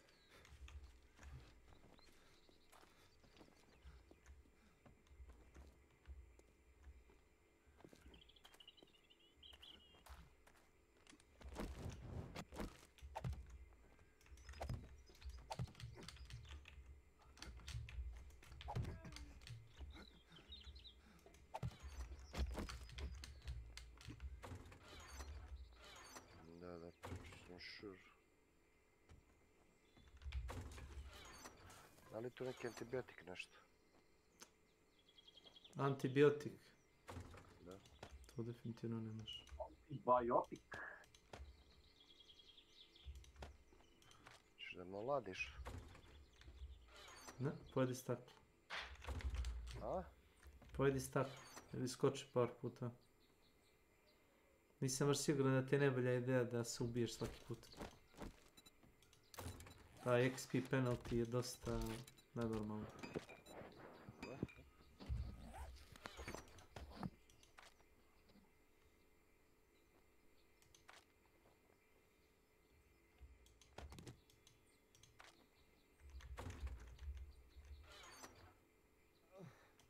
Ja sam predstaviti s toga da se borim do zadnje kapi krvi.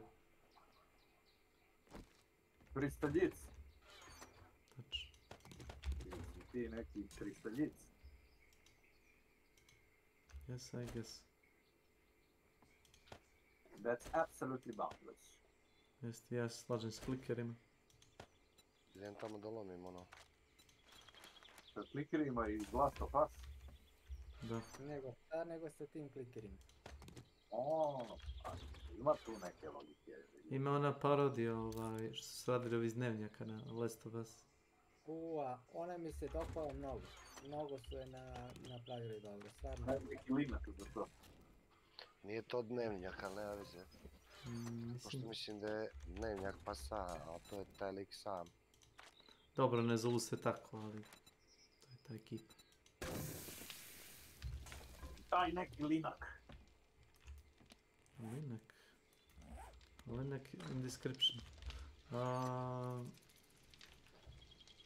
Ima negde u General Gamingu, ne znam kako zove, Posljednji od nas. Parodija. Posljednji od nas. Parodija.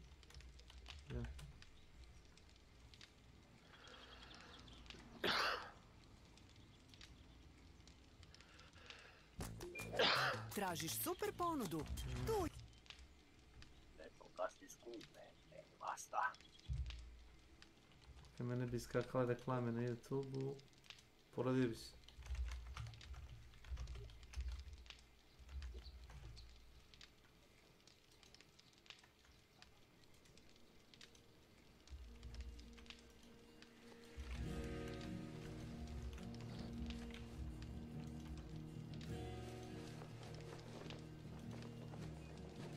Izvoli, Boris.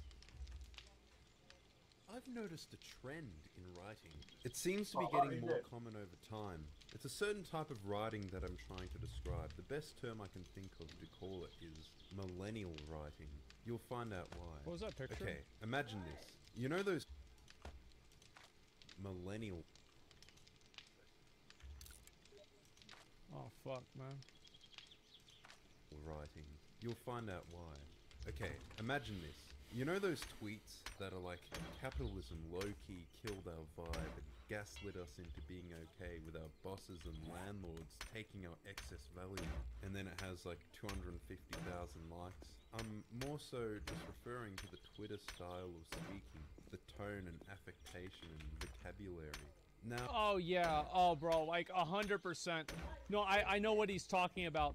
There's like a certain type of vocabulary and way of talking, and like even I have a certain way of talking where it's like the aloofness of the vocabulary lends itself into being more cool because people are less invested into it, so it's seen as they don't care as much, which sounds more cool. Sure. Have you noticed this style of writing in modern games? I'll go through some examples to shed further light. Okay. Remember the cringe Saints Row reboot or new Tales from the Borderlands? There is undeniably a certain style here. By the way, I'm using footage with credit from YouTube for these. All within fair use, because I'm sorry, but why on earth would I want to play these games? Why would you expect or even want anybody to play these games? Say what you will about Telltale movie games, Tales from the Borderlands was a very well-written game, with well-wrought and interesting characters. It'd be reasonable to be excited for the follow-up to that on the basis of your enjoyment of the previous one. What you may forget is that this game isn't made by Telltale, it's Gearbox, who made Borderlands 3. Borderlands 3 is an excellent example of this style as well. In fact, the gradual collapsing quality of Borderlands writing maps onto this trend really well. Borderlands 3 had excessive pop culture references, like a mission where you need to get the big suck. I can just imagine the millennial... Yeah, I think that's kind of cringe as well. Like some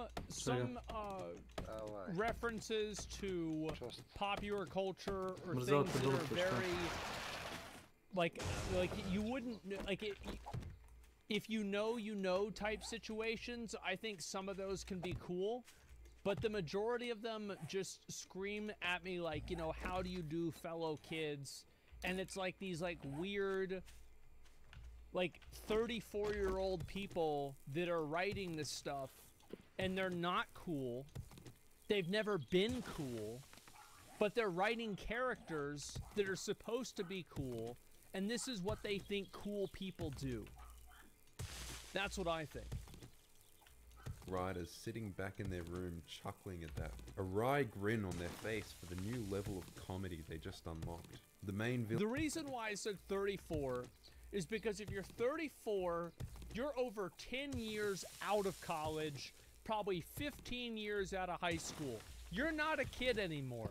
You're not even a young adult, you're a fucking adult, and you better pretty soon think about buying your own health insurance, scheduling your own doctor's appointments, buying additional insurance for your car, calling Geico and increasing your coverage. You know, different things like that. Talking about homeowners insurance, things like all of the really boring stuff. But at the same time, you don't have the... you know, body of knowledge that a person who's like 55 would have. You know, you don't have like 30 years in a career yet. You don't have, you know, that much more education of just being alive and seeing things change. No. So you're in between, so you're not cool to young people and you're not old enough to be cool in a more timeless way that's more interesting. So you're just in like this middle ground where you're obnoxious, annoying, and nobody can relate to you. Does that make sense?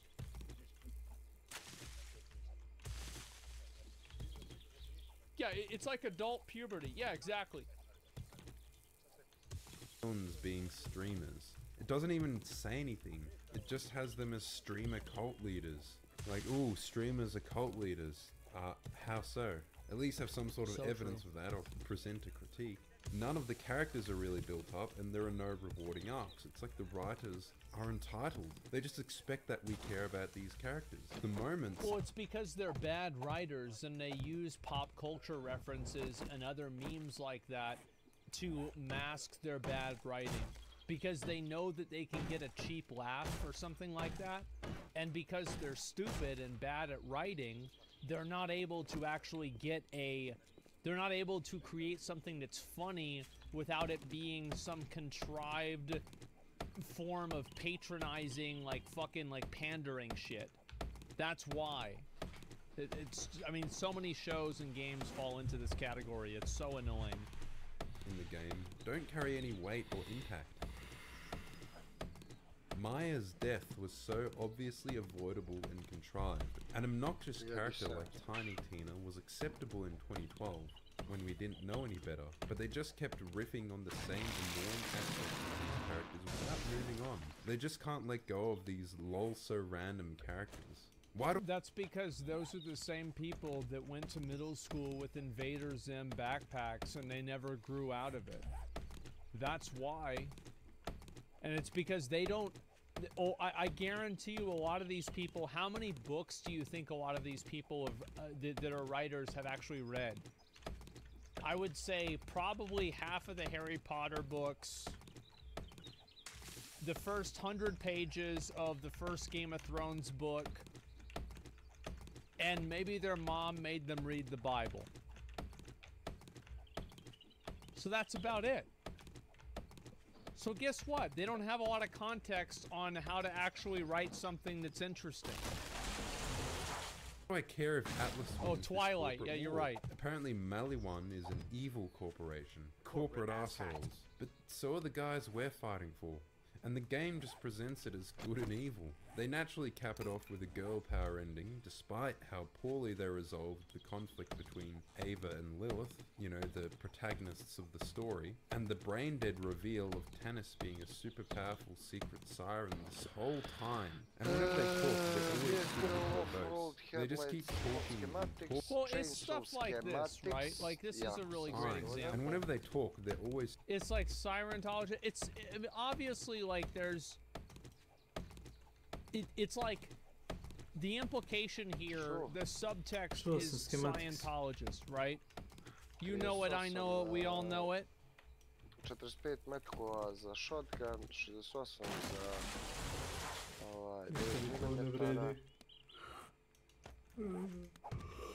I'm a fist fighter. Thank you. Dosta korektno.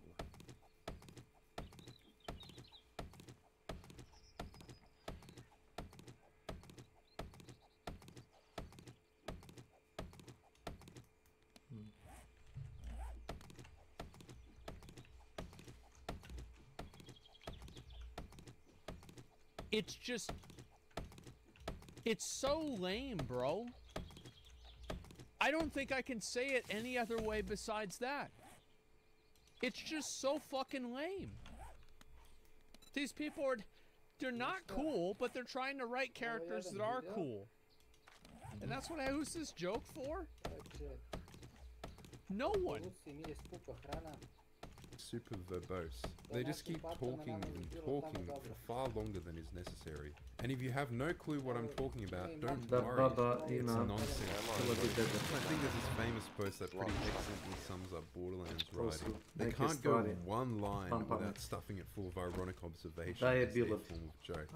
The normal line would be like, if you can get some fuel canisters, then I can react. Ne vidim nešto ruske seljake da dolaze u Srbiju da rade. Ruske pečalbare. Hey, buddy. Great job killing those mutants and all. You're really good at that. Shooting things, that is. One problemo, though. As it turns out, a bunch of monsters on this planet are gonna terrorize out if we don't get the shield back up. And this is just my opinion, but that's gonna suck. Not having eyes sounds terrible. Like, how am I supposed to read my collection of bodacious space babes without any flippin' eyeballs? So... Am I right about 34-year-olds that were never cool? Like 100% man. Yep. Here's my brilliant plan right that I got written on this here napkin.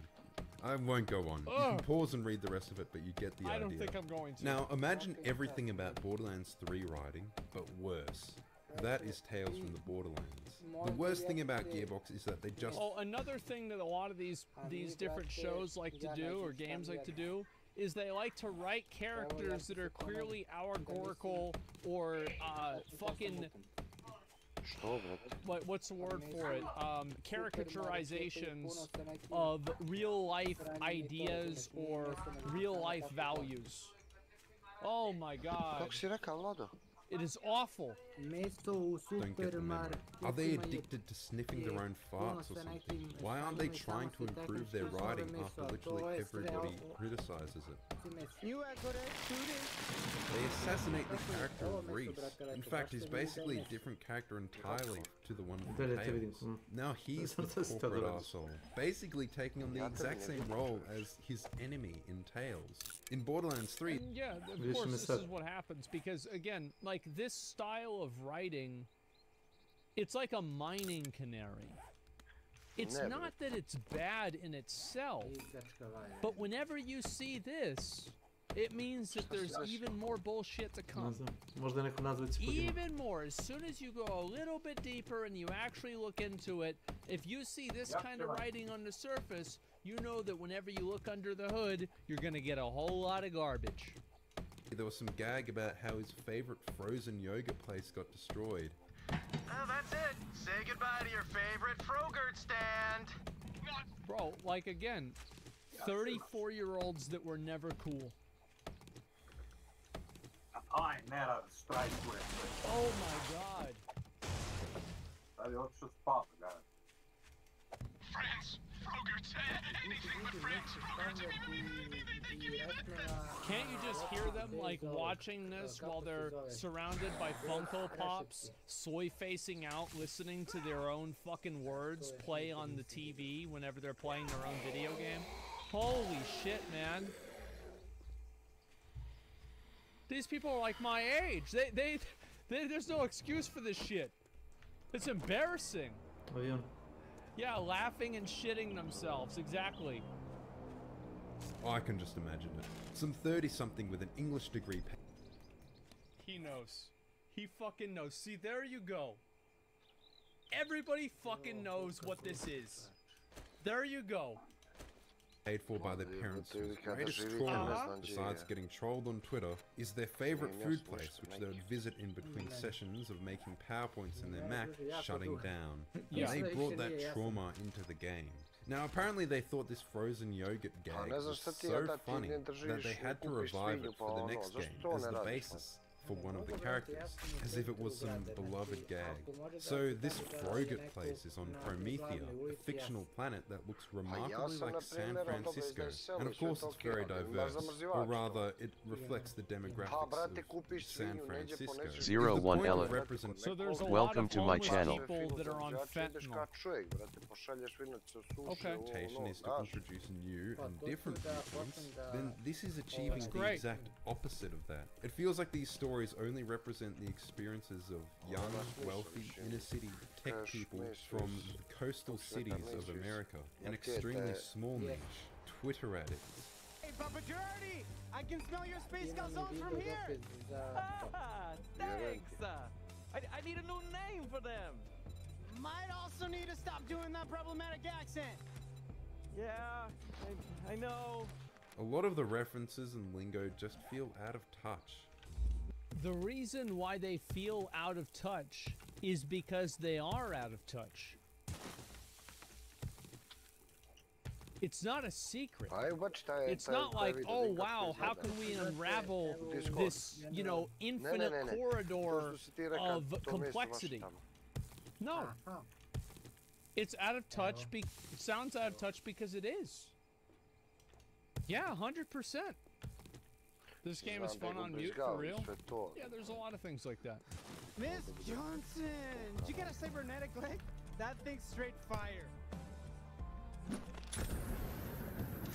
Like they're trying to be younger than they actually are. Exactly, bro. Like, exactly. Like, that is... Oh, God, they need to stop doing this. Oh... They need to stop. Yeah, somebody needs to put these people in jail. I feel like take all the people that smoke weed out of jail, put these people in jail. Problem solved. A lot of the language feels like 5 years out of date, and there's a certain... Bro, I'm gonna be honest, if it was 10 years ago, would it be 5 years out of date? This shit's always perpetually 5 years out of date. It's never in season. Character design, the shaved on one side and long hair swept on the other, the brightly colored hair. You're so cool. It's extremely common. There are also adult characters who speak like children, or just generally speak in a really condescending or patronizing tone. While I examine this unimaginably complex and priceless alien artifact, you may wait outside and steal anything not nailed down. There was the new Saints Row reboot as well. We knew it was going to be terrible before launch, and we weren't surprised at all. They made the main characters into a bunch of broke college kids, and they're all dealing with student debt and rent and complaining about Yeah, nobody wants to fucking be a broke college kid complaining about student debt and rent. And if there is a game that's like that, you need to have, like, you know what they should do? They should have a game like this, and you're actually a broke college kid, and there's like a few different like ways that you can play the game. You can live at your parents' house and just eat food all day, and your character will gradually gain Community weight _18K _ members. Pets. Welcome to my channel. You could get into a life of petty crime where you're, you know, like waiting for people to go into the gas station and then stealing their phone out of their car and then getting arrested because it had a GPS tracker and you didn't put it in like a Faraday box whenever you got it home. And so, like, all these things, and like, let's see, what's the third one? Oh yeah, third one is working at Starbucks and just going through dialogue options with random NPCs that don't like you. Like, they should make a game like that. But I don't think anybody would buy it because people are already playing that game. It's called their life. Nobody wants to do this. You're not cool. And the thing is, and this is again, right? These people probably that are writing this haven't been in college for 10 years. But they think they know what it's like. They think they get the struggle. Oh yeah, I get it. Like one time my parents didn't completely pay my tuition and I had to take an internship that my uncle gave me at a school, at the school. That way I could pay for my fucking smartphone. In 2010. Out of touch Thursday. It's so out of touch. It's so cringe. Normies love this shit though? No, they don't. I actually don't think they do. I don't think this is as fucking funny for normies as you might imagine. Capitalism. They try to borrow some internet lingo like wage slave. They're super verbose. They do not stop haranguing the player with dialogue, and they use expletives like they're meant to be edgy, or they're just funny on their own. Shitballs on a stupid side order, a mother-loving piss covered. I can't complain about it. Ass crack! It's like they get a kick out of swearing for no reason. Also, it's super funny that characters are talking about their carbon footprint. Your carbon footprint. Oh, so relatable. Nobody wants to play a fucking video game that is some person's platform to put out their own worldview. Nobody wants to do that shit. They don't want to hear about global warming. And you know what else? They do want to hear about global warming. Just not from you. Because you're a loser. You're a writer. And not a good one. You're not a scientist. You don't understand why the earth is getting hot or cold. You don't really get it. You just listen to what the scientists tell you. Well, then just keep it out of the game. Ugh. Am I right, fellow millennials? People talk about that on Twitter, right? They really do talk about capitalism a lot. They don't really say much about it, though. They just say the word, and we're supposed to think, I don't even know, like, wow, you're really culturally aware. I've told you before, idols are trying to build a post-capitalist society where money is not a concept. The original series started as a GTA clone and got... I don't think that's problematic on its own. I think that could be interesting. It's not the idea of using these concepts. It's the idea of misusing them and then using memes instead of the actual concepts. Progressively more wacky and outlandish. The humor was extremely crass. It recognized the absurdity and cranked it up as high as possible. It was self-aware before self-aware humor became really tired. They certainly did make pop culture references, but, like Borderlands, this style of humor was more apt than 2012. It feels like they haven't really grown since then. They've had to tone down a lot of the most vulgar elements of the humor from previous games, which just doesn't work because vulgarity was the core of the humor in them. And it's also like you can't have vulgar humor whenever you know that an entire subset of that vulgar humor will never be portrayed. Like, they're never going to have something that's, like, super politically incorrect in one of these games, right? That's never going to happen. So, you can't really explore of a like, idea of, oh, look how edgy we are, whenever you know that they're never going to go anywhere near the actual edge that they feel like is edgy. You see what I'm saying? It's lukewarm humor that's parading around as if it's groundbreaking. Again, we see the same character design, the Skrillex cut, the dyed hair. Oh, you see it in so many games, it's like they're reading from the same guidebook.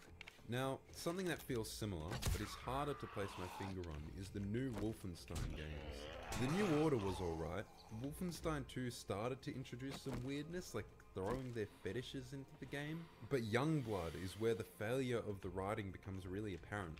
It's centered around these quirky twins who get up to silly antics in between bouts of killing people. It's strange how frivolous it is with violence. Of course, that certainly isn't a new thing, but in this game, the main characters seem to delight in it. That also isn't the weird part. It's that they delight in this violence, and there is nothing really wrong with it. They're not anti-heroes, they're just regular old protagonists. And it's just silly and fun. It's strangely flippant. I mean, the New Order wasn't like that. It did have over-the-top violence, but BJ Blazkowicz was motivated by a righteous fury and rage.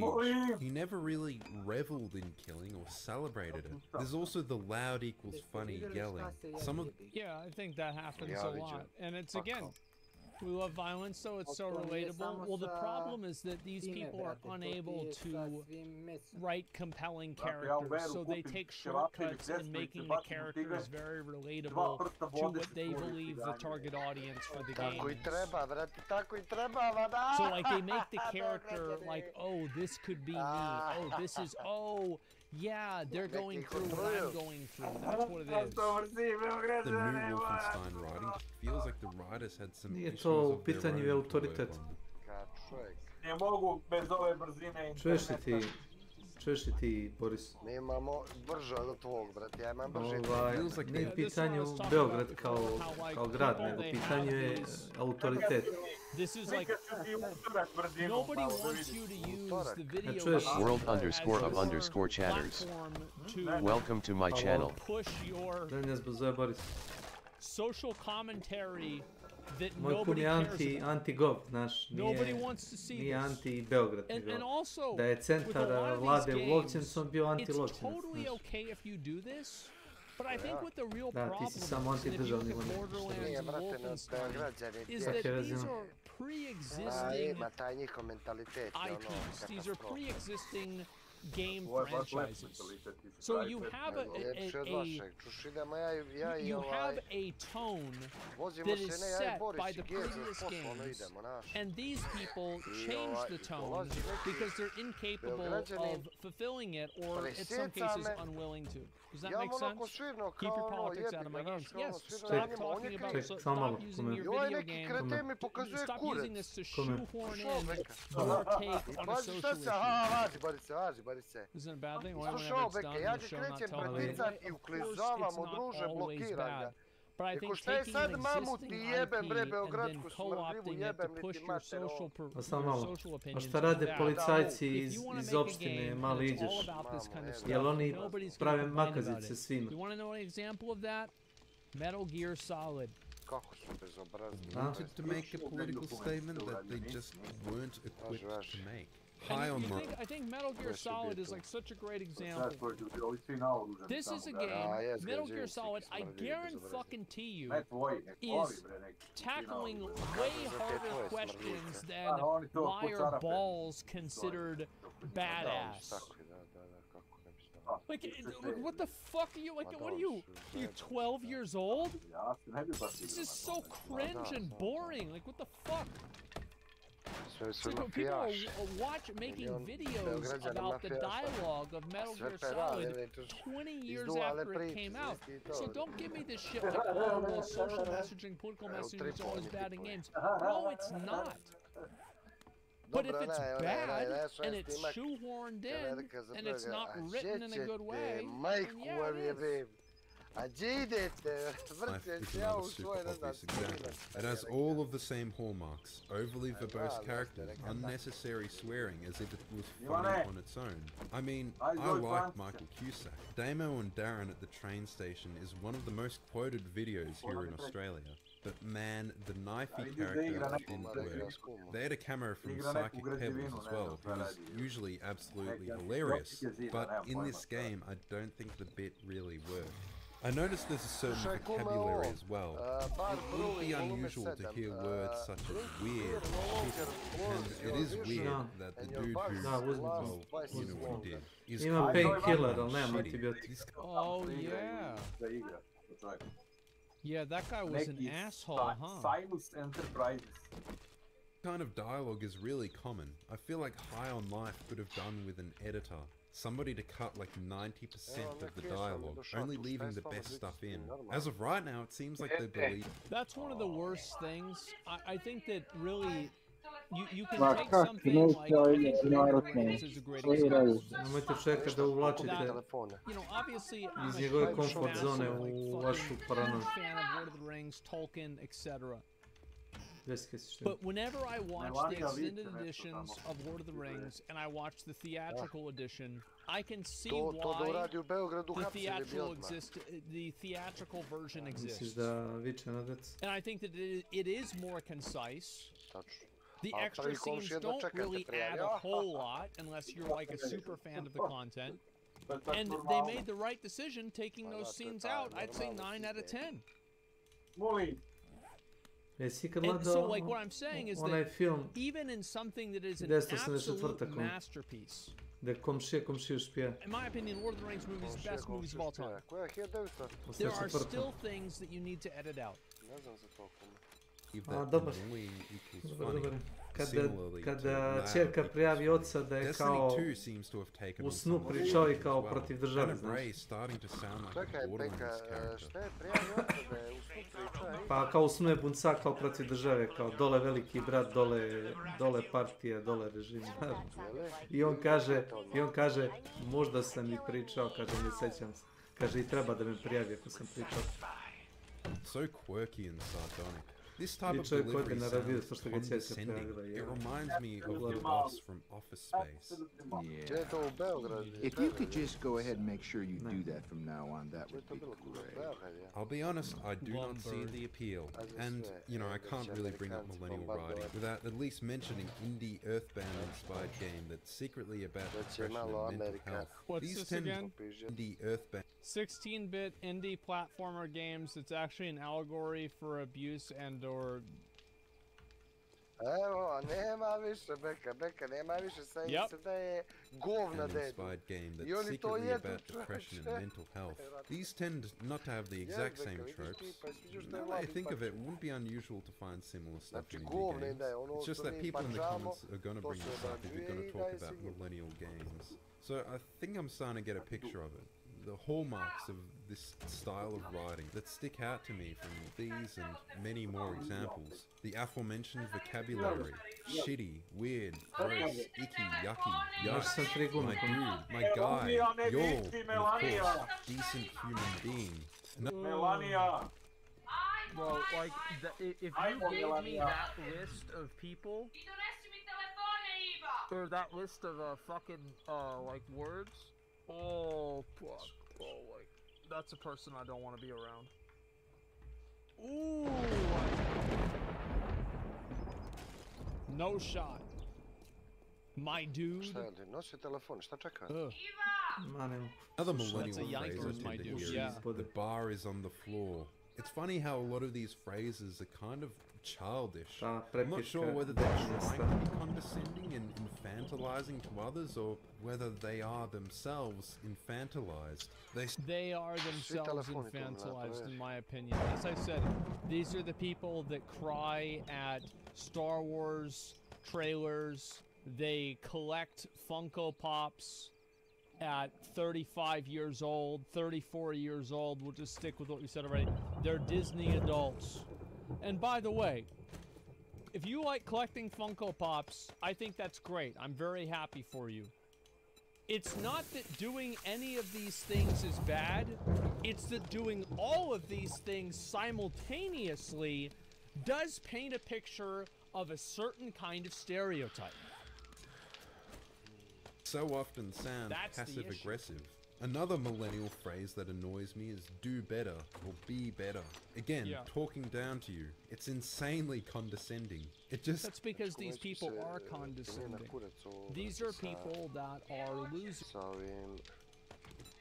So? Dva motora nađo. Ma ovo, brate, sa... Kako se zove ovo? Sa zarazom, šta? Da, infekcija. Samo malo.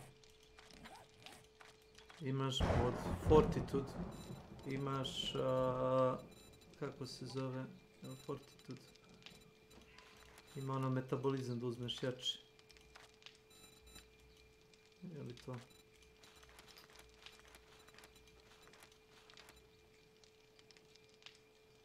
Pain tolerance nije, ali dobar je pain tolerance. Healing factor. Cardio. Nije.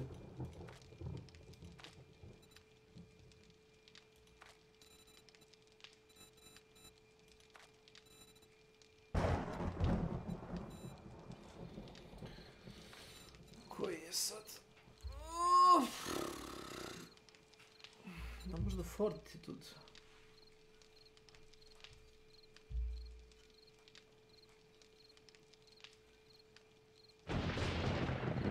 Fortitude is a measurement of your physical resilience. Ne znam, nemam 4-5 pojena Fortitude. Do sad sam ubio 20 zombije, nijedan me nije zarazio. Ne znam ali kakve veze s čim, ali...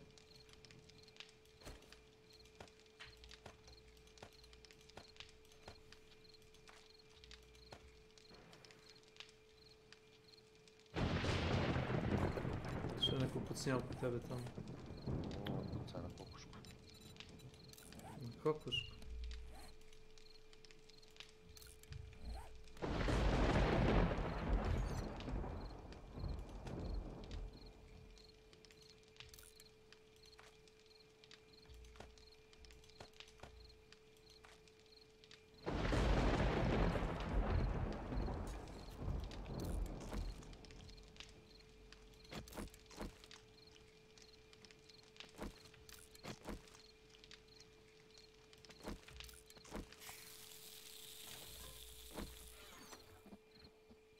Danas je dan koji...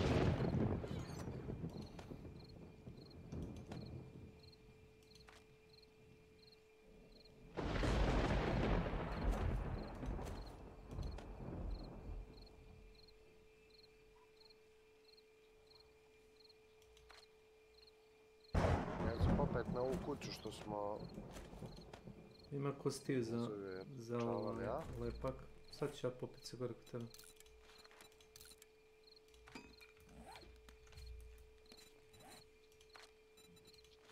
Samo da pravim jedan bedroll da ga bacim ovdje.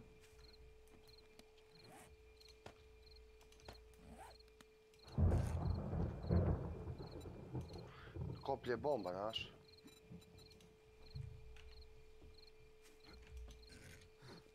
Što je se provadio današnjim? Odpalio sam za mislim. Daj jedan chest, daj jedan chest.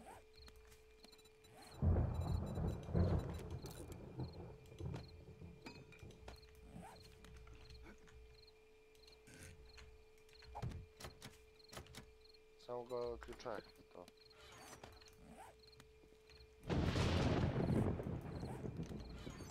Stvari ne, to ovako gledam sad.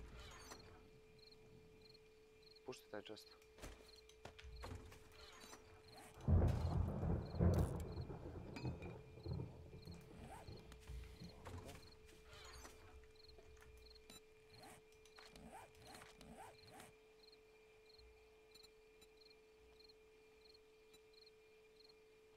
Aha. Tek na... Posle levela 6, koji si ti level? Posle levela 6 počinješ da gubiš experience onako osjetno. A ne gubiš, nego si u minusu. Level 8. Ne gubiš, nego si u minusu i onda kao... Brate, kako da vidim te antibiotike? Ajde imamo to što... Imaš recepte za antibiotike. Antibiotics. Imaš tamo u search prozoru. Možeš na physician da otključavaš antibiotike ili da nađeš recept. Možeš da kupiš recept ili da lutuješ herbal antibiotics recepti.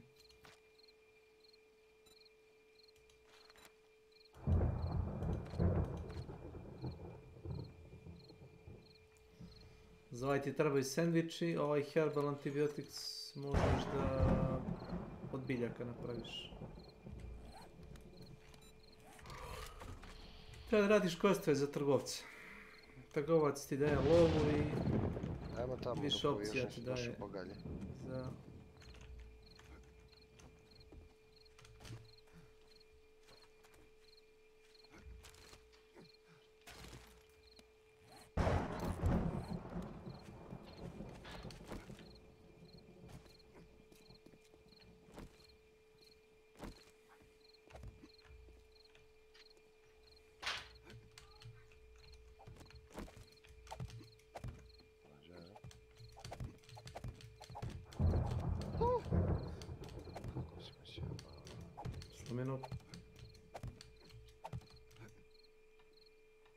Jeba si sebe što si meni na sebe.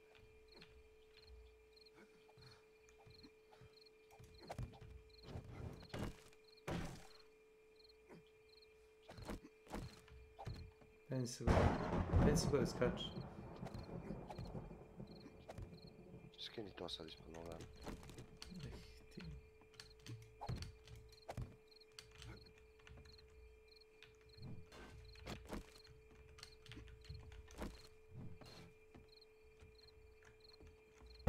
Šta ćeš, prilaz da sjebiš?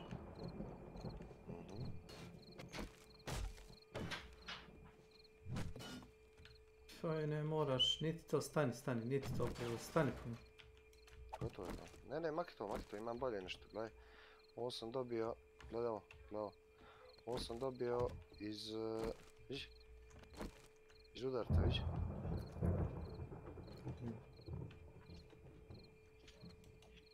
Aj, nemoj se čačkati iglo. Šli tu i može. Znaš kako možda ih pobiješ isto dobro? Poput se gledaj, pokaži.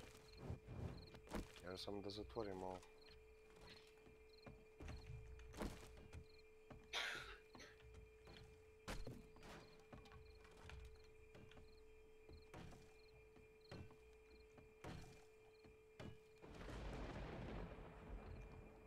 Pa skakat će mi tu.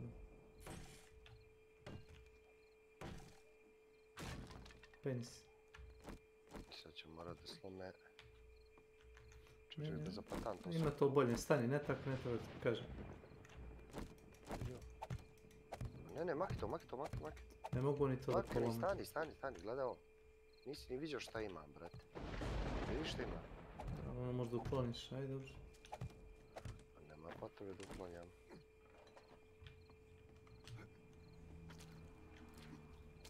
Čekaj, stani.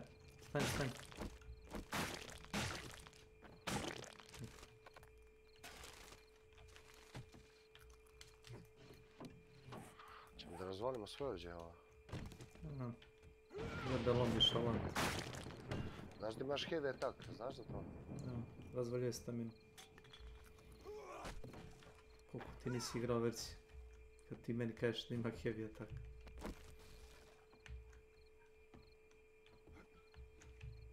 Da nemaš možda municiju za pumparicu? Nemam nikakvu municiju, imam strela. Treba 100 strela. Ne vredim ništa. Hoćeš jedan first aid veliki? Ne treba. Imam 3 malo da zaustavim krvarenje. Zato što si uzurjala se. Ne, naravno, nećeš vidjeti ništa.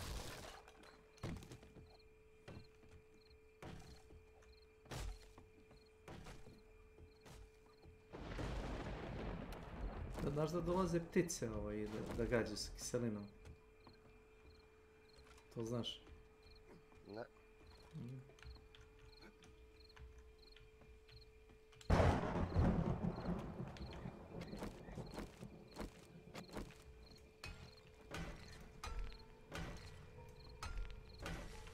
Evo ti ovo. Znam da ćeš cijeniti ovo, drži. Uzmi ovo sa zemlje. Pazi da pravo da gađamo da. Možda neću.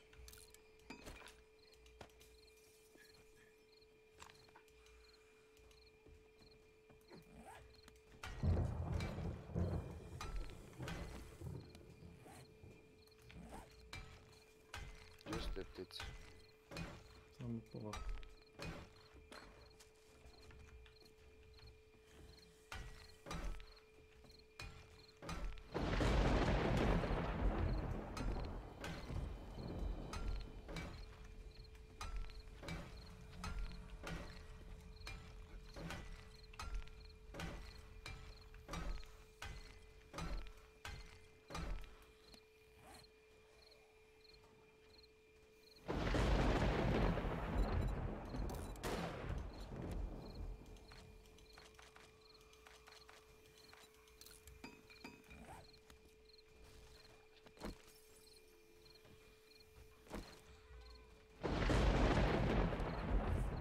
Možda ideš.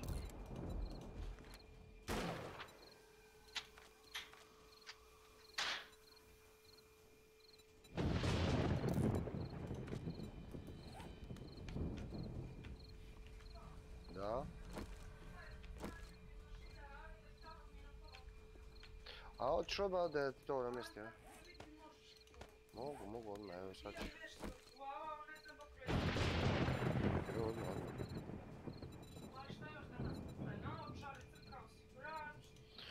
Pa što je, Milena, mora se kvarit, stvari se moraju lomit, čovječe, što ti je, to je, brate... Things break. Šta ćeš?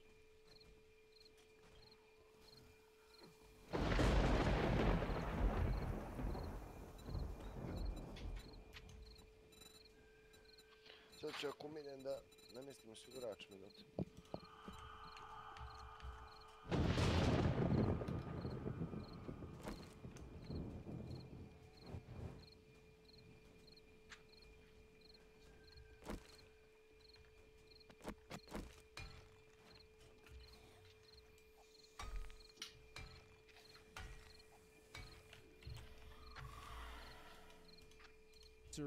Who think that they're not. That's why they think that the world owes them, or the world is subject, or like the world needs their approval. That's why almost all of the things that this guy was talking about, these are identifiers of approval. These are people with a very high opinion of their own opinions. Seems like a failure to grow up. A lot of the humor seems like it's from the people who've struggled to grow up since 2012. It seems like they're emotionally stunted. And this is probably just me reading into it, and I see a lot of crossover with their being emotionally stunted and all of the pop culture references. It seems like it's some kind of identity that they're trying to cling to, that they can't let go of. I mean... I love this fucking video, man. I think this guy really, bro, like, this guy has got it nailed down. Like, this dude, he knows, bro, he knows what it is. Yeah. This video is true and real. Who the fuck leaves him in a box? Oh, I got two of them in the box. Izzy got me a Gollum one because she said it looked like me, and she got me a Gandalf one because she thought that was, I told her it was my favorite character in Lord of the Rings. So yeah, I have two Funko Pops. I do. They're over there. Fallout 2, all the way back then, was full of pop culture references, but Yeah, I don't know. Back then, being a quote-unquote nerd was kind of a subculture of its own. It wasn't really something people aimed to be. It's just a label people got slapped with for the activities and subculture they gravitated towards. Bro, these are the kinds of people that, like, fucking watch The Big Bang Theory. It was to make fun of them. Now, nerd is like a market demographic. It seems. Yeah, I really love the way he phrased it there. Market demographic. Because it's not like it's a personality. It's like this is a marketing subset that is used in order to get these people. And like, you know what I mean? Like these fucking people that self-identify as nerds. And whenever they get really excited about something, their face looks like a pug. Right? Like one of those dogs where they're like panting with like their eyes halfway ready to pop out of their fucking head. It's like, oh my god, like your blood pressure is like 600 over 400. Calm down. It seems that being a self-admitted nerd and being obsessed with pop culture is based purely around cynical consumption nowadays. Yeah. And obviously nothing epitomizes this more than the Funko Pop, which is like a religious icon for me. Oh my god, bro, this dude has it down. This guy fucking knows. Oh, he knows exactly what it is. I love this fucking video, man. Millennials. Pop culture obsession seems to stem from an inability or refusal to grow up. The kinds of references that were funny in 2007. I think that it's also, it's not really a refusal to grow up. I think that it's, number one, an inability to, and number two, it's a crutch. It's like, I can't make you laugh by being funny, so maybe if I remind you of something that is funny, you'll think I'm funny too. In 2012 and just embarrassing now. There are other hallmarks, like letting you pet the doggo, because that's a Twitter account, right? Having quips everywhere that undermine dramatic moments. I don't have a problem with petting the doggos. I think that very much of it, make it dark, make it grim, make it tough, but then for the love of God, tell a joke.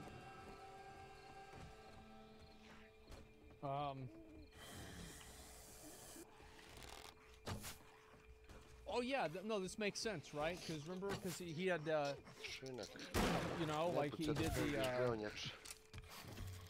the, wasn't this the guy that did fucking, what is it called? Not the Avengers, the bad one. Justice League. Yeah. Yeah, that was the joke. Napraviš malu platformu da se na njima bije tako.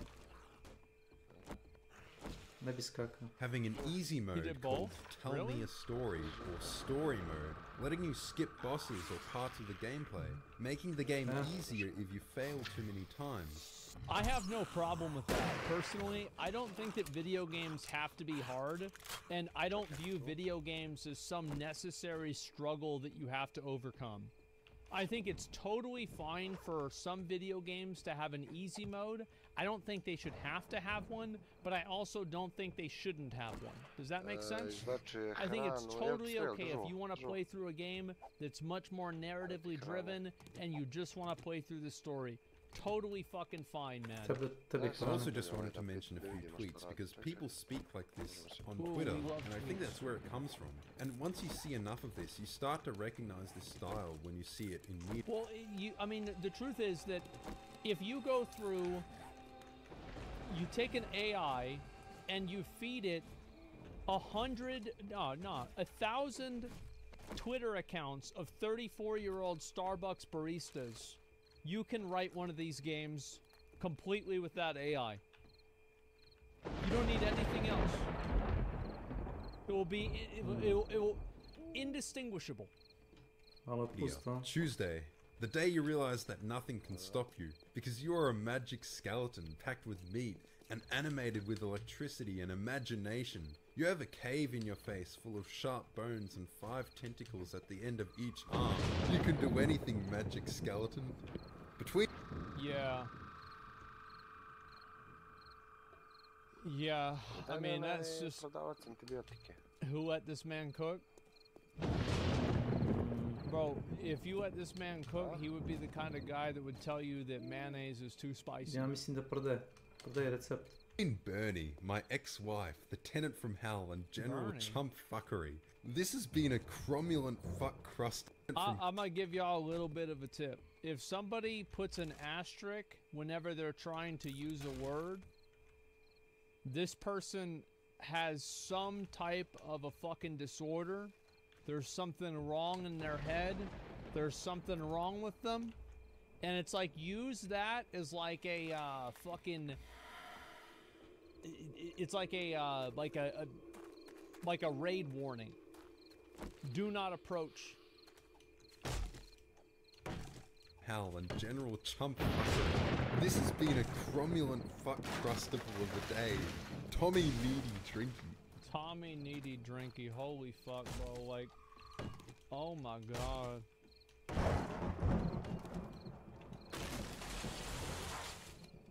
Oh man. Oh, bro. Like, oh. This is why his wife left? I don't know about that. These are the like.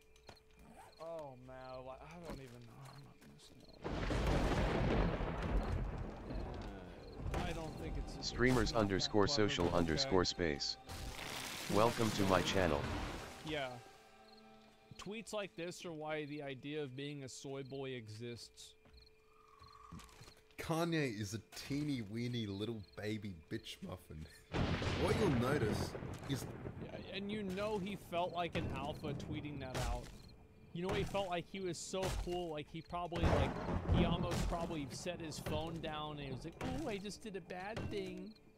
Oh my god, bro, I can't even, just being around people like that, it makes me feel like a loser on the second hand. And I am a loser, but I'm not that kind of a loser. The playground insults mixed with swearing, and they're talking in a baby language, like with these invented words they just came up with. Beyond that, there's all the references to student debt. So relatable, am I right, fellow millennials? Ironic that the people who talk about representing broader viewpoints and life experiences seem to make the same few jokes that only appeal to a tiny group of people who are like them. Degree in English from major coastal cities of the USA. The student debt thing is also meant to be their social commentary. And that brings us to the juiciest part, the politics. A game like Saints Row. And it's like they never have anything in a lot of these games, they never have anything that's like actually really pushes the envelope. Right? Like you have, you know, like...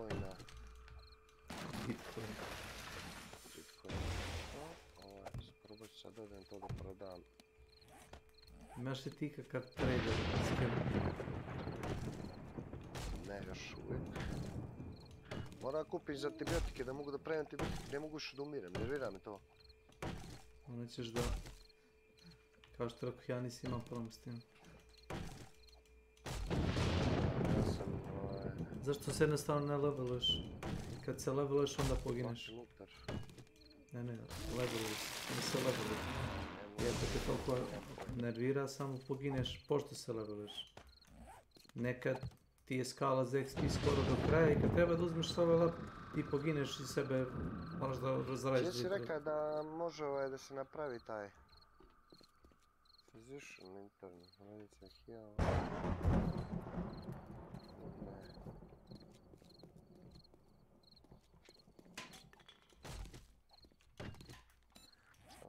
Ja nešto kažem antibiotik. Physician, to ti intelekt. Intelekt skill. Da, ali prije. Kako koji prvi? Što me zebaš? Ne zebao. Intelekt zadnji tamo. A treba level 3. Sedno ti treba intelekt ako hoćeš trader skill da napreduješ. Da, znam. Nemam pojma. Pa uradi nešto. Sjeci drvo. Ja sam levelovao 2 levela dok sam bio u gradu. Cepajući drva i vrtići.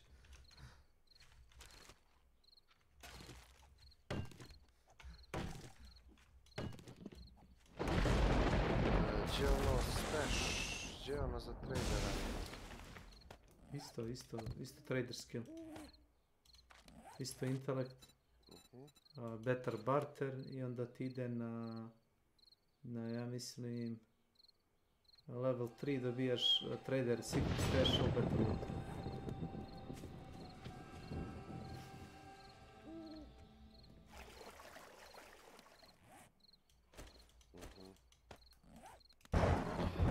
Ćeš i napraviti Forge. Ne, to je ti intellect skill sve. Ne, nisam investirao ništa u intellect skill, hvala. A šta si uzima? Endurance sam uzimao. Endurance. Da. Moram li ja da budem taj koji će da se razgrana svuda, da bi ti mogao da pucaš. Nikad se ne busam, nemoj da mi probacuješ loptu. Ti voliš da lutuješ. Da, ali volim samo da lutujem, ne volim da Znam. Pa, to je to. Sviš, ja sam imao više čovjek koji Master reaguje, luter, ne? znam. Čovjek od reakcije. Action man, tarararam. Pepsi man.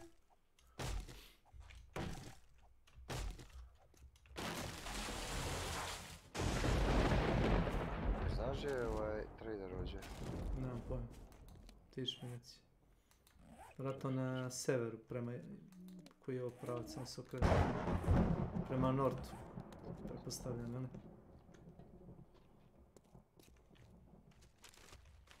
Tako. Kako se šaruje? Klikneš na waypoint. Imaš tamo shared. Right.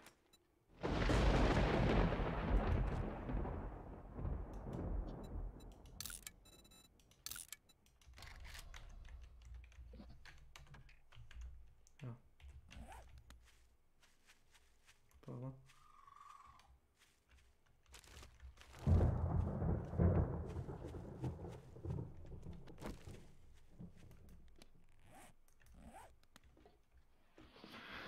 Prođe ovo.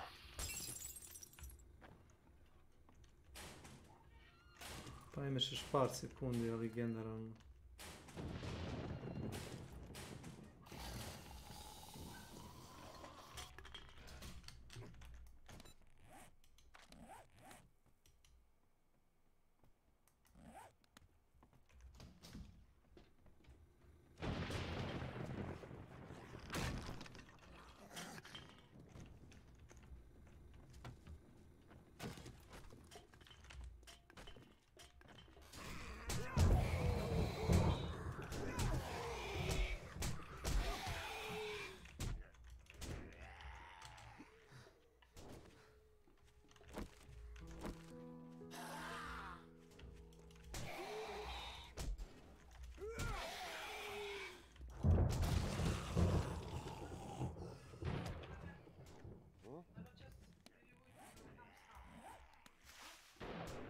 Šta?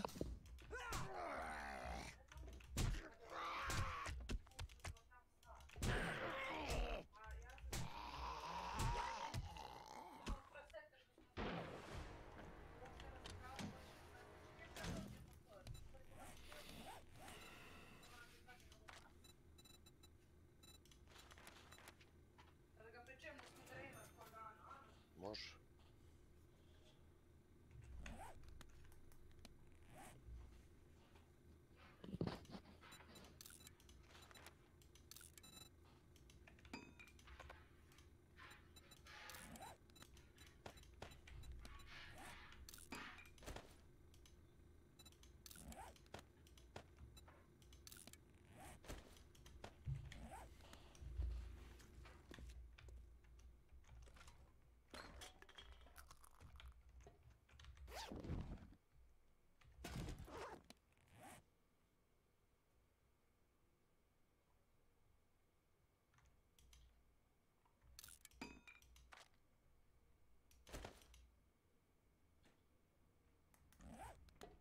Food 1, health minus 3.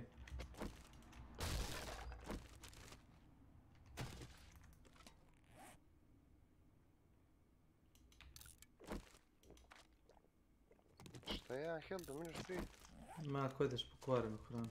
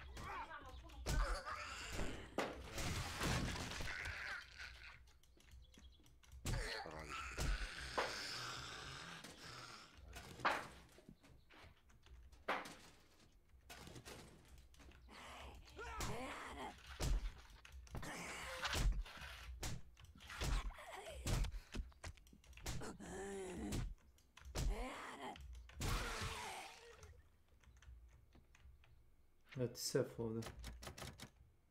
Gdje? Na drugom spratu ove zgrade.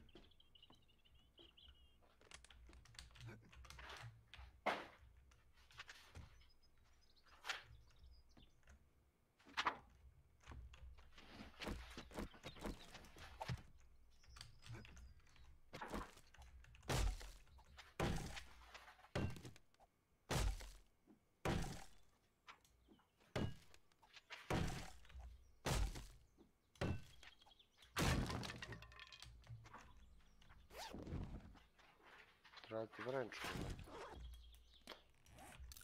To ti je intellect skill, samo bez veze razbijam stvari.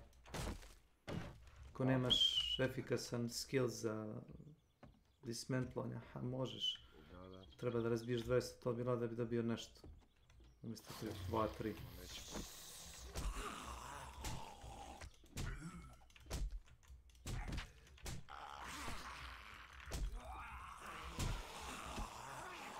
Dobiješ share XP od mene, da?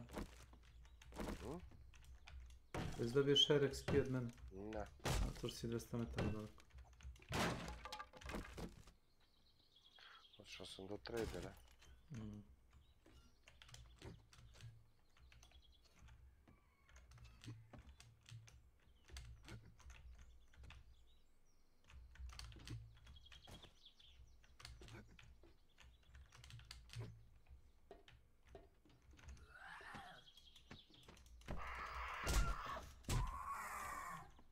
Isto pazi kad se biješ sa lešinarima. Izudom se šekiram ih odvalim.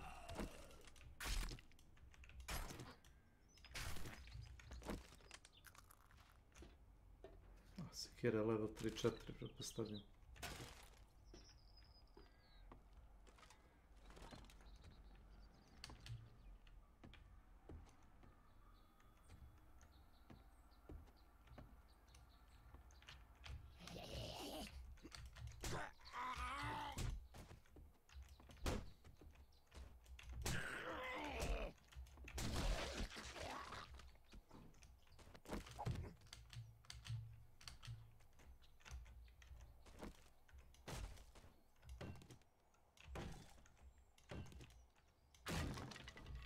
Koliko sad ti trader otvara? 6, jel?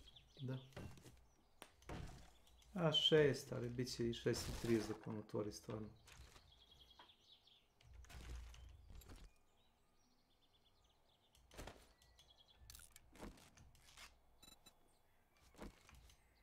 Pipe shotgun level 3. Kako? Pipe shotgun level 3. Ja imam isto tako, da.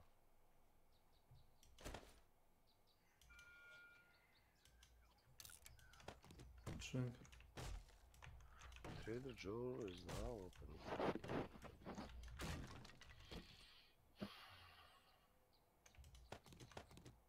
Imam 2 francuska ključa level 3. Češ da ih prodaš? Ma ne, hoću onda imam antibiotik da kupi, nervira me ovo. Skupa je mnogo.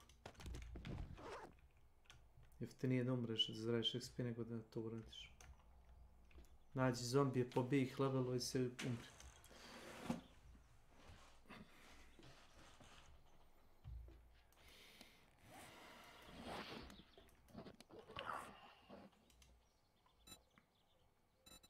Evo ga, Cures 25% infection, to je to. A hvala kurcu. Jel ti kasno za to ili? Ne, nije.